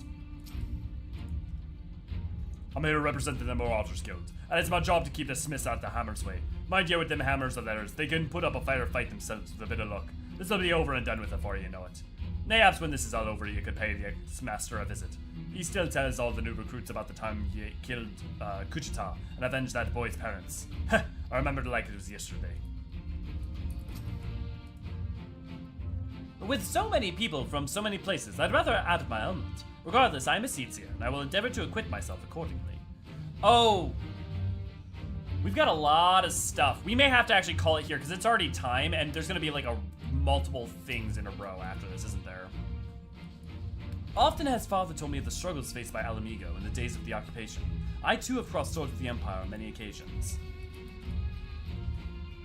Until the Empire's fall, Guardians were the ones who we was allowed to impose tariffs upon the sea. Weren't easy pickings, but I made myself a pretty gill.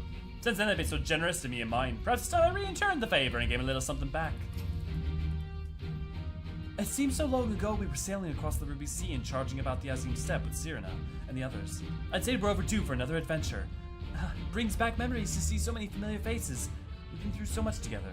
Good times and not so good. I expect Garlemald will be mostly the latter, but I'd like to believe we'll look back on these days more fondly in the years to come. But for that to happen, we'll have to make it out alive. Don't you die on me, eh? Chuchito. I'm so glad I found you. I have for you a letter from Master Haman. Let's read it together, shall we? Oh, now let's see here. I have every confidence that your fish shall bring the Telophoroi to their knees, and should you espy beautiful maidens thereabout, perhaps sing to them me praises. Charming, master. Well, more the fool for me for thinking the letter would contain something actually inspiring. Let's just, forget this note exists and focus on the battle ahead. Surprising no one.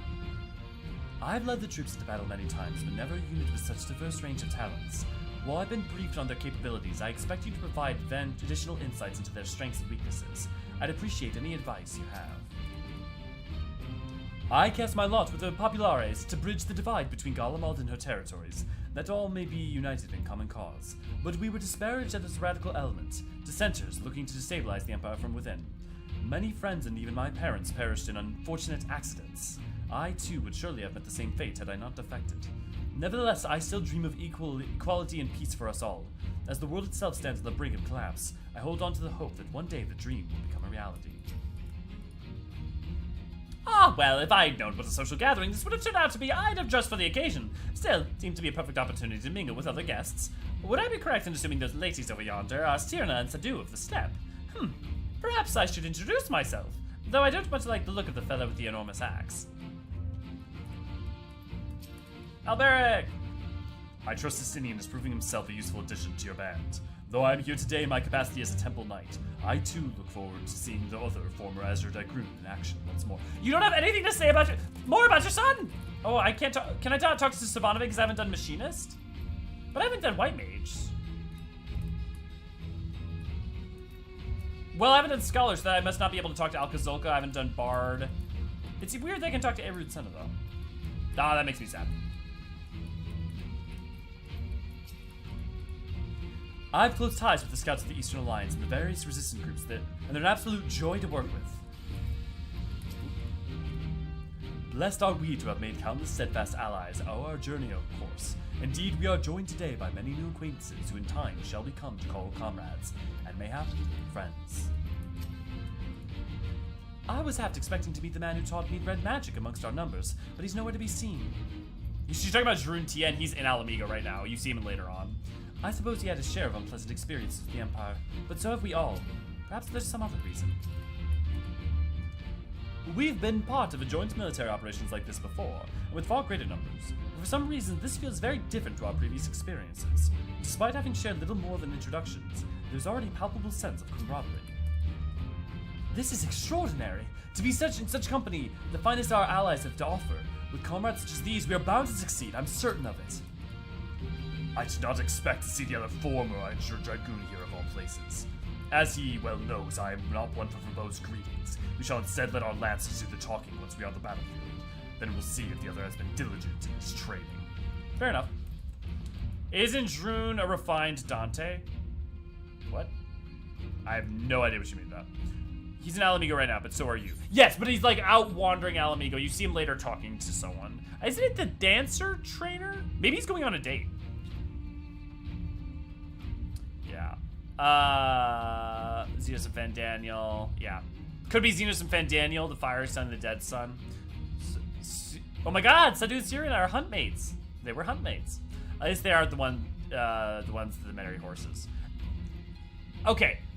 I feel like people, like, it is a cultural thing. It's not like you're sleeping with the horse or something. The tribe that married horses, that's a cultural thing that happened in the real world steppes too, right? I had a feeling this long cutscene leads into a set time aside portion, if I recall. Yeah. No, Ellie, you're just suggesting a ship. You gave the shippers ammunition. I mean, look, I'm just saying. Yeah, trainer, yeah. Okay, gotta go. Have a good night, lady. I'm off. Good night, Tracy. Devil May Cry Dante, red coat, sword stylish in combat. Okay. Sure, kind of. Ooh. Besides the delegate assembled here, the Amalja and several other tribes offered to send troops of their own. Unfortunately, due to their physiology, many would struggle to simply survive in the harsh climate of Ilsavar. They would also likely prove tempting targets for the abduction of the Telophoroi. All things considered, they can better aid the cause by bolstering our defenses in Eorzean, though their eagerness to do more has been noted.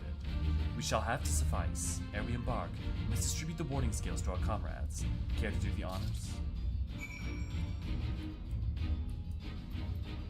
I'm terrified to accidentally start the thing, so I'm gonna hand them out for now. We heard it would be cold in Garlemald, so we came prepared. These enchanted talismans, or should they be talisman? Oh, singular. Would probably require considerably less time and effort to produce if the alchemists of the Great Work were not so preoccupied with making them look pretty. I mean, they are pretty. Oh, the talismans we are kept are to keep these clothes at all times, yes? I will say that no one misplaces theirs. Before I forget, I have a message from Hydaelyn. In distant lands, in times of strife, together stands, together fight. In darkness shines the light of life. I hope I have done his words justice. Doma, like much of Othard, has been plagued by the towers. Yet while he could not be here, he wishes to express his shared conviction. Yen, Yugiri, labor without rest to unite the people, and with their aid will we keep the enemy at bay. And if we have the step in the Eastern Alliance, we'll repay their efforts by ending this war. I'd be curious, how are you guys all excited for 6.4, and what type of content are you excited for 6.4 before we head off? If we go, you can get the Guardian airship pilot outside before you get. Okay, cool. Thank you, Decoy. Okay, perfect. Thank you, guys. Yes.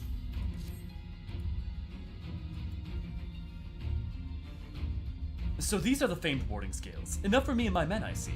Under normal circumstances, I would not be allowed to travel outside the Twelveswood. The Elder Seedseer, however, has granted me special permissions. She has bid me lend my magics to the people of Garlemald while learning all I can of their ways. In so doing, I will come closer to understanding myself and my place in this world. Or so she says. I say it's past time our allies benefited from the power of the Seedseer's disposal. Some bemoan that while we hide our light under our bushel, and I intend to address this criticism. I hear you got something for us. Them scales everyone's been talking about. Pretty little things, ain't they? Reckon they'd be worth a gill or two when this is all over, but we'll hold on to them for now. And one more thing. I know what you're thinking. Why didn't they send Enzire instead? Buggered if I know. All the Admiral and Captain Filthier told me was that they needed someone to help safeguard the future. And here I am. Can't say they haven't got a sense of humor. Of course, some of you might be wondering what a good pirate is on dry land, in the middle of the sod and snow of all places. Well, me and my crew will do whatever needs doing. So let's set sail. Or however the saying goes on airships. I guess it makes sense for him to be here, one, because it makes sense that if you want to do an Enzar quest for something, you can go back and do that, and Enzar and Merlin are still in place, and it makes sense. Also, Sicard gets great character development from this. Boarding scales for this Guardian delegation, I take it.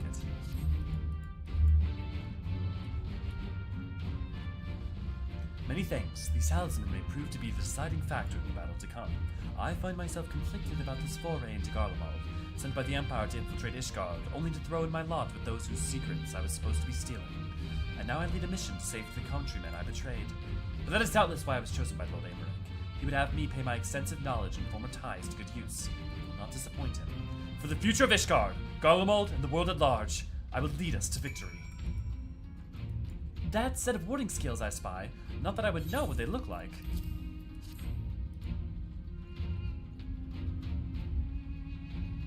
Wow, look at these. Even a layman like me can tell they're bursting with aether. All the better to fend off the tempering waves? Is that the right term? Anyways, these will give us one less thing to worry about, which just leaves the other mountain of whatever else is waiting for us in Garlemald. Only one way to find out, eh? And nervous or not, I'd march through all of 7 hells if it gave us a chance to put Xenos back in the grave where he belongs. Aye, do you have a warding scale for me too?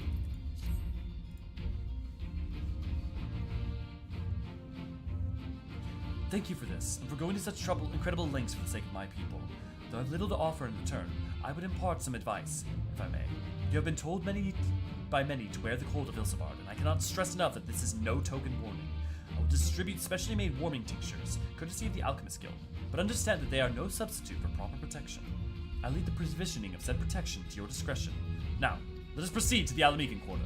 While you make your final preparations, I will have the pilots ready the airships. Oh, Florida, that sucks. It's something of constant refrain that we require warmer clothing. My present garb may be lacking, for collar notwithstanding. Since my revival, I've been lax in expanding my limited wardrobe. Think we have time for a quick trip back to Old Charlian? I recall a rather fetching coat. Oh, Graham. Preparations. I've got my armor and my lance. What more could I need? Armor that wouldn't freeze you solid? Concoctions to fortify the flesh against wind and cold are commonly sold in the Uldan markets, though they are of dubious provenance and efficacy. 'Tis said, however, that in recent days the Alchemist Guild hath produced a tincture capable of such feat. Mayhap the achievements of their Thavnarian counterparts did spur them to action, and that they not be put to shame. Oh, so there is a reference to the Alchemist Guild. Okay, cool. This coat is quite warm, but I have something rather thicker for occasions like these. There's no telling how long we'll be out in the open, and we can't go starting fires willy-nilly if we want to avoid detection. If you've anything to still need to take care of, you'd better see to it now.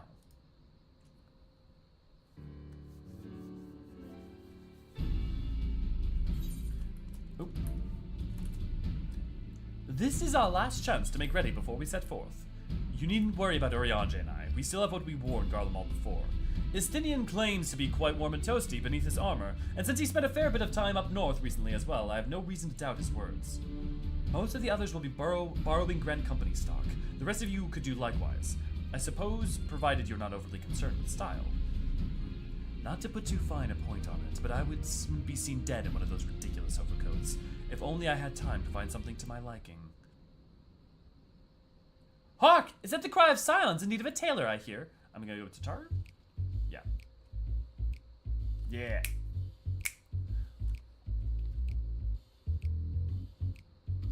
But how? Oh, I have my ways. Oh, yes, indeed. You thought you could sneak off to Ilsabard without telling me. Ha! Nothing escapes my notice. Now, you will wear these garments I made for you, whether you like it or not. You never cease to amaze me. But why do you need a new outfit as well? Wait, are you coming with us? What? No, of course not, silly. It's all in the name of the fashion. Rather, the pursuit of the highest quality fashion. Besides, how can I expect others to wear my creations if I've never worn them myself? Ah, I did have one thing to share, though. Artemis and Bluida have finally returned from assignments in faraway lands. They'll be staying at the Rising Stones for a while, to keep an eye on events throughout the Eorzean.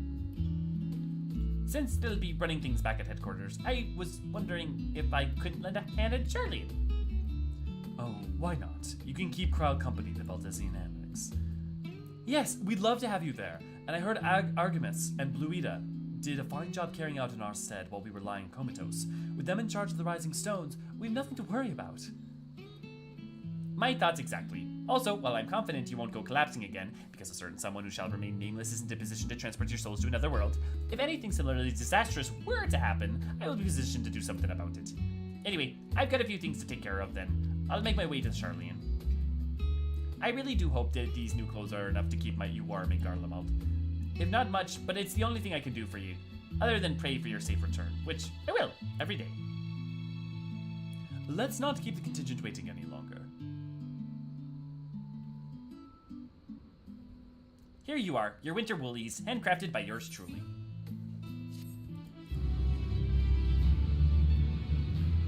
Bake a cold glamour or face the plot's wrath. Yes, Laura. Sorry, I just called. So, Laura, yeah, I would love to have you for just right at patch. Yeah, I'll log on to Curl with Len, and then we can do that. Okay.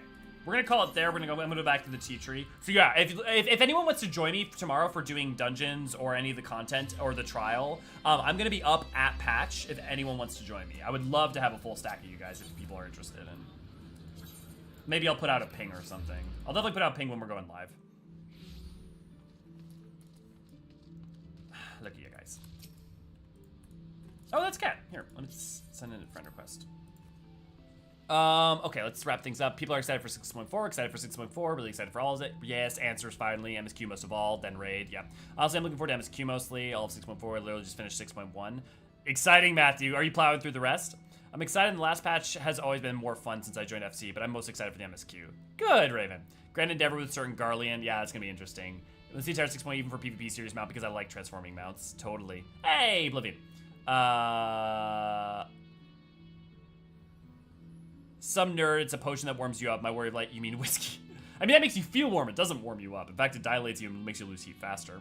I always love when characters can actually mind the surroundings and wear warm clothes. Yeah. Desire always coming by with new outfits for everyone. Damn, no Garlemald today. I'm sorry, Oblivion. It's just like, I'm kind of glad, because the thing is I don't want to start Garlemald because you have a whole bunch of stuff going into Garlemald, and then like map 3, because like remember we have a whole bunch of duty stuff. And then like I want to spend time on map 3 because like map 3 is heavy, and I want to talk to you guys about it as we go through it because I want to hear people's thoughts and opinions. Oh, I'm sorry, Oblivion. Oh, thank you so much. That actually, I don't know if it helps, but it means a lot. Yurik, good to see you, glad to have you. MSQ powering through 6.3 right now. Nice, man, nice. Don't forget that if you want to rewatch the events of 6.1, 6.2, or 6.3, you can go watch our streams of it. Honestly, maybe I should go replay them right now, or at least rewatch the cutscenes. I just finished doing a Trust as a Dark Knight, so far I'm liking it. Good, Raven! Start Pandemonium with partner, though. Nice, Matthew! If you ever want to recap on Pandemonium, we have synopsises for both Abyssos and Asphodelos.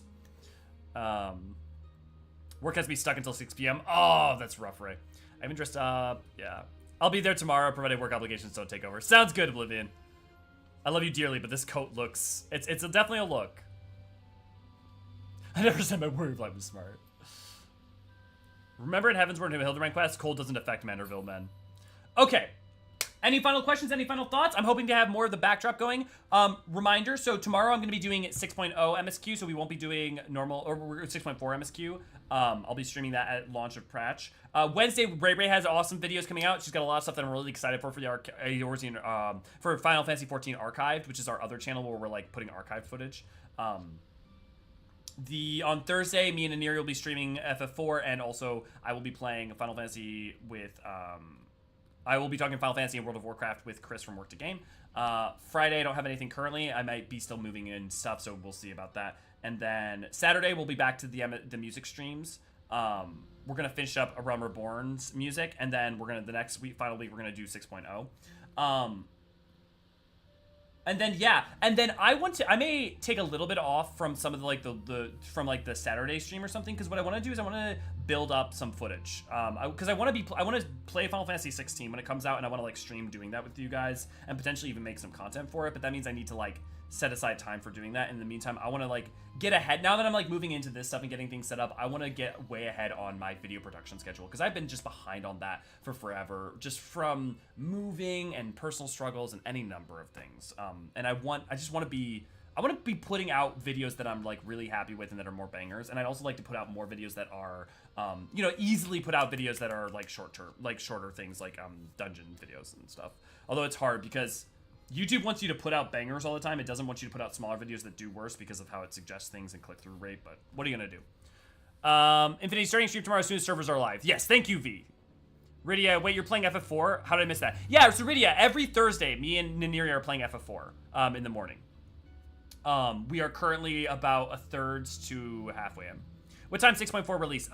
Should be what, 6 a.m. CST? Maybe 5 a.m. CST? 6.4 release time. Because it's like what? It is...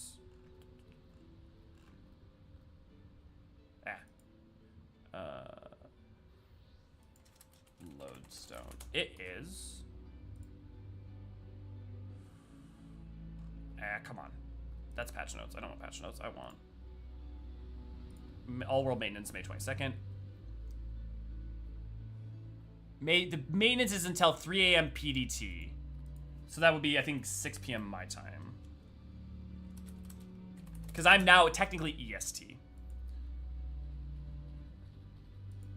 Oh no, is it PATT? Okay, so it's 5 a.m.? So let's see, so 3 a.m. 3 a.m. Yeah, so it'll be 6 a.m. EST, 5 a.m. CST, 3 a.m. PDT. 5 a.m. then servers up.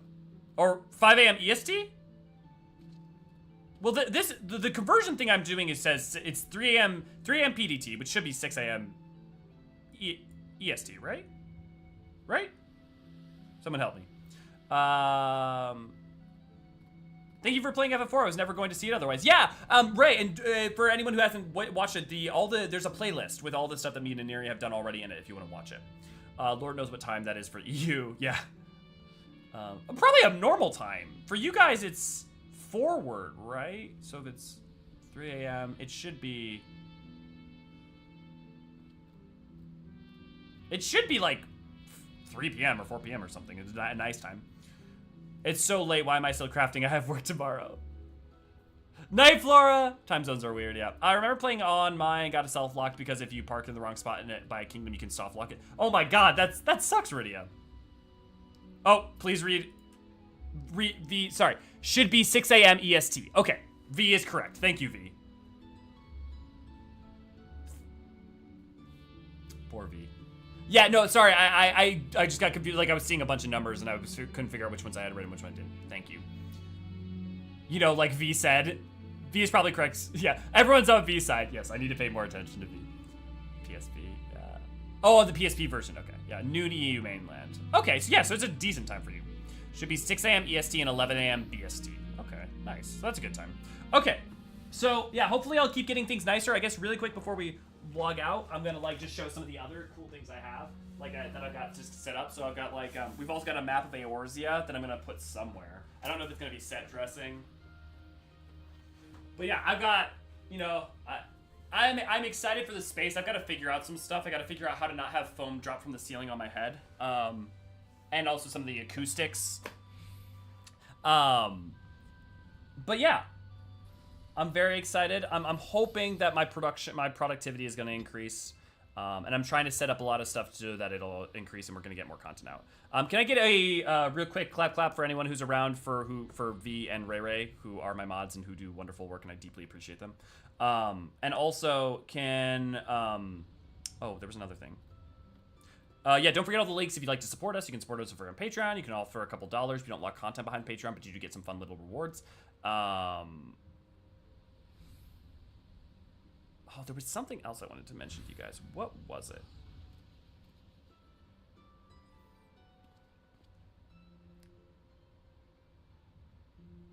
Frick-a-frack. I don't remember what it is. Oh well. Okay. I'm gonna head off. Alara. Let's figure out the rating stuff. I will try to do that right after this. But yeah, I'm gonna be around on the Discord. I should be around on the Discord more now. I'm still moving in, so it'll be a little less, but like, I know I've been basically a ghost in the machine lately. V and Ray are great. Indeed they are, Ray Deathberry. Okay, thank you guys. I hope you all have a wonderful evening. I will see you guys all tomorrow and over the course of the next week. Guys, we got not only 6.4 coming up, but 16's coming up, and we also got freaking, FanFest is fast approaching, baby. FanFest is fast approaching. I've been Elio Forceron, and I will see you guys soon.